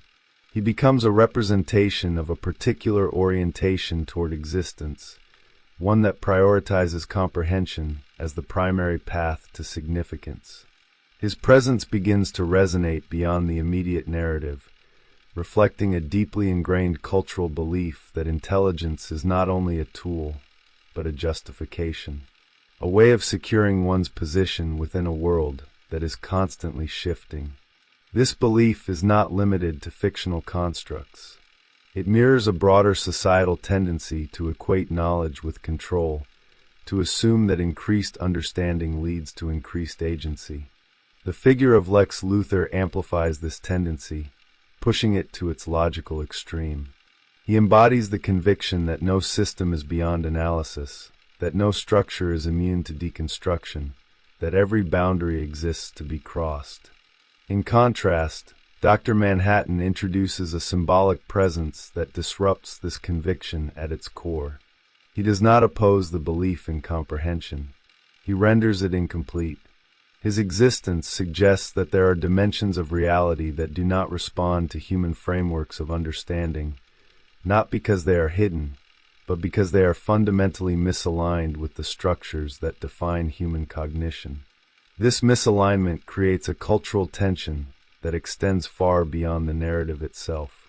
On one side, there is a continued investment in the idea of progress through mastery. The belief that with enough time, enough innovation, enough expansion of knowledge, the unknown will eventually become known. This belief drives scientific exploration, technological development, and the broader narrative of advancement that defines modern culture. It is a forward motion, an expansion toward the horizon, grounded in the assumption that the horizon is ultimately reachable. On the other side, there is a growing recognition, often unarticulated, that this horizon may not be fixed. That as understanding expands, so too does the field of what remains beyond it. Dr. Manhattan becomes a symbolic anchor for this recognition, not as a character to be understood, but as a presence that embodies the idea of an ever-receding boundary. This duality produces a form of cultural polarization that is not immediately visible, but deeply embedded. It manifests in the way narratives are constructed, in the types of figures that are elevated or questioned, in the shifting relationship between humanity and the systems it creates. The tension between control and indifference, between mastery and limitation, begins to shape the symbolic landscape in subtle but persistent ways. Within this landscape, Superman occupies a transitional position. He represents a form of power that still engages with human frameworks of meaning. His actions are legible, his motivations interpretable, his presence integrated into the narrative of human significance. He can be idealized, critiqued, or opposed, but always within a shared system of values. This makes him a stabilizing figure, because he maintains the continuity of the symbolic order, even as that order is being challenged by the presence of something beyond it. His existence allows for the persistence of traditional narratives of heroism, responsibility, and moral clarity. He reinforces the idea that power, no matter how great, can still be aligned with human meaning. But the contrast with Dr. Manhattan remains. And it is within this contrast that the deeper cultural implications begin to emerge. The presence of a figure who does not engage with human meaning forces a re-evaluation of the structures that define that meaning. It raises questions about the extent to which those structures are universal, or whether they are localized constructs that operate within a limited domain. It challenges the assumption that intelligence, morality, and power are inherently linked, suggesting instead that they may diverge under certain conditions. This divergence is not resolved within the narrative. It is carried forward into the cultural imagination, where it continues to influence the way these concepts are understood and represented. The impact is cumulative. Over time, the symbolic weight of Dr. Manhattan begins to shift the way audiences engage with the idea of power itself. Power is no longer viewed solely as the ability to act, to intervene, to shape outcomes within a given system. It begins to be understood as something that can exist independently of those functions, something that does not require engagement to be present. This redefinition introduces a new layer of complexity, because it destabilizes the traditional relationship between power and responsibility. If a being possesses the capacity to alter reality, but does not operate within the same moral framework, then the expectation of intervention becomes uncertain. The assumption that power must be exercised in a particular way begins to lose its grounding. This uncertainty extends to the concept of intelligence. If intelligence can evolve into a form that no longer requires interpretation, that no longer constructs meaning through narrative, then the role of intelligence within the human system becomes ambiguous. It is no longer clear whether the expansion of knowledge leads to greater coherence, or whether it reveals the limits of coherence itself. These questions do not produce immediate answers. They generate ongoing tension, and it is within this tension that the cultural significance of the conflict resides. The figures involved are no longer confined to their original narratives. They become reference points, symbols that encapsulate broader dynamics within the collective imagination. Lex Luthor represents the insistence on meaning through mastery, the refusal to accept limits as final. Dr. Manhattan represents the presence of a reality that does not conform to that insistence, a reminder that not all systems are designed to be understood from within. Between them, the question of relevance persists, not as a problem to be solved, but as a condition to be navigated. The cultural impact of this dynamic is not in the resolution of the conflict, but in its persistence, in the way it continues to shape the boundaries of thought, to influence the structures of narrative, to inform the ongoing negotiation between what can be known and what remains beyond. The stage has expanded, the audience has changed, but the tension remains intact. What remains after the tension stabilizes is not resolution, but sediment. Layers of interpretation settle into place, forming a structure that persists beyond the original narrative. The figures no longer need to act for their presence to be felt. They become fixed points in the cultural terrain, markers around which meaning continues to organize itself. The conflict does not disappear. It becomes implicit. Lex Luthor endures as more than a singular character defined by ambition or opposition. He crystallizes into a psychological posture, one that continues to resonate wherever the belief in human centrality confronts its own limitations. His insistence on comprehension as a form of control does not lose relevance in the face of contradiction. It intensifies. It adapts. It finds new domains in which to assert itself, even as the boundaries of those domains become more clearly defined. This persistence is not driven by ignorance of limitation. It is driven by the refusal to allow limitation to dictate identity. The need to matter does not vanish when confronted with indifference. It reconfigures. It narrows its focus, strengthens its internal coherence, and continues to operate within the spaces where it can still exert influence. In this sense, Lex Luthor becomes a symbol of continuity under pressure, a figure who embodies the ongoing effort to sustain meaning within a system that no longer guarantees it. At the same time, Dr. Manhattan does not evolve in response. He does not accumulate symbolic weight through action, but through contrast. His presence remains constant, unaltered by the shifting interpretations that surround him. He does not engage with the legacy that forms around his existence. He does not participate in the narratives that attempt to contain him. And yet, it is precisely this lack of participation that allows his symbolic function to endure. He becomes the horizon that does not move, not because it is fixed in space, but because it exists outside the frame of reference that would allow it to be repositioned. His role is not to resolve the tension, but to maintain it. To serve as a constant reminder that there are dimensions of reality that do not align with human expectations of engagement, relevance, or meaning. This reminder does not fade over time. It becomes more integrated into the background of thought, less visible but more deeply embedded. Between these two figures, a pattern emerges.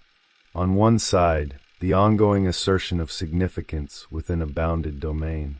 On the other, the persistent presence of a reality that does not acknowledge that assertion. The relationship between them is not dynamic in the traditional sense. It does not progress toward confrontation or reconciliation. It stabilizes into a form of coexistence that is defined by asymmetry. This asymmetry becomes the core of the legacy, because it reflects a broader condition that extends beyond the narrative itself. The recognition that human systems of meaning operate within limits, and that those limits do not invalidate the systems, but they do redefine their scope. The need to matter continues to operate, but it does so with an implicit awareness that its reach is not universal. This awareness does not produce clarity in the emotional sense. It produces clarity in the structural sense. The world remains interpretable, but not entirely. Action remains meaningful, but not absolutely. Intelligence remains valuable, but not sufficient to encompass all forms of existence. These distinctions do not collapse the system. They refine it.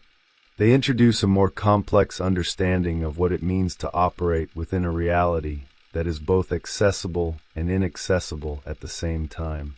Superman continues to function within this refined structure as a point of continuity.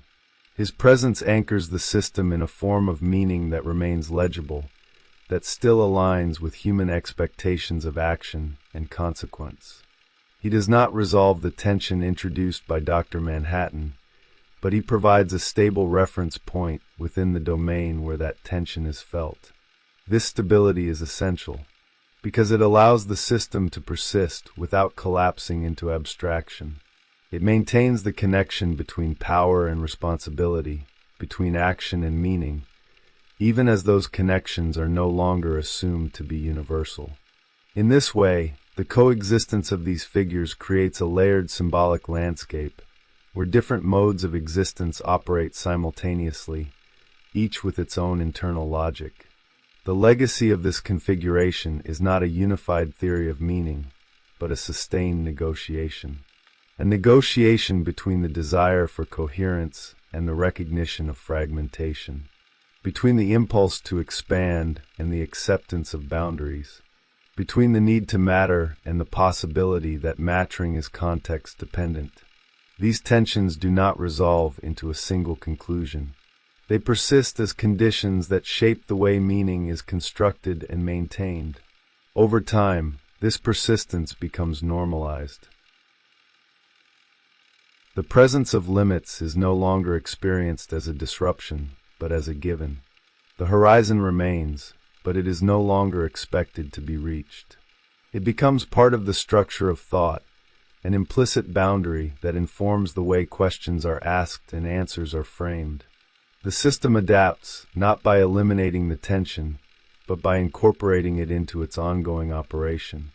This incorporation does not diminish the significance of the original conflict. It amplifies it, because it reveals that the tension between human comprehension and a broader, indifferent reality is not a temporary condition. It is a permanent feature of the symbolic landscape. The figures that embody this tension continue to function as reference points, not because they provide answers, but because they sustain the question. And that question does not fade. It remains embedded in the structure of thought, resurfacing in different forms across different contexts, each time revealing the same underlying dynamic. The need to matter persists. The horizon remains beyond reach. The system continues, not because it has resolved the contradiction, but because it has learned to exist within it.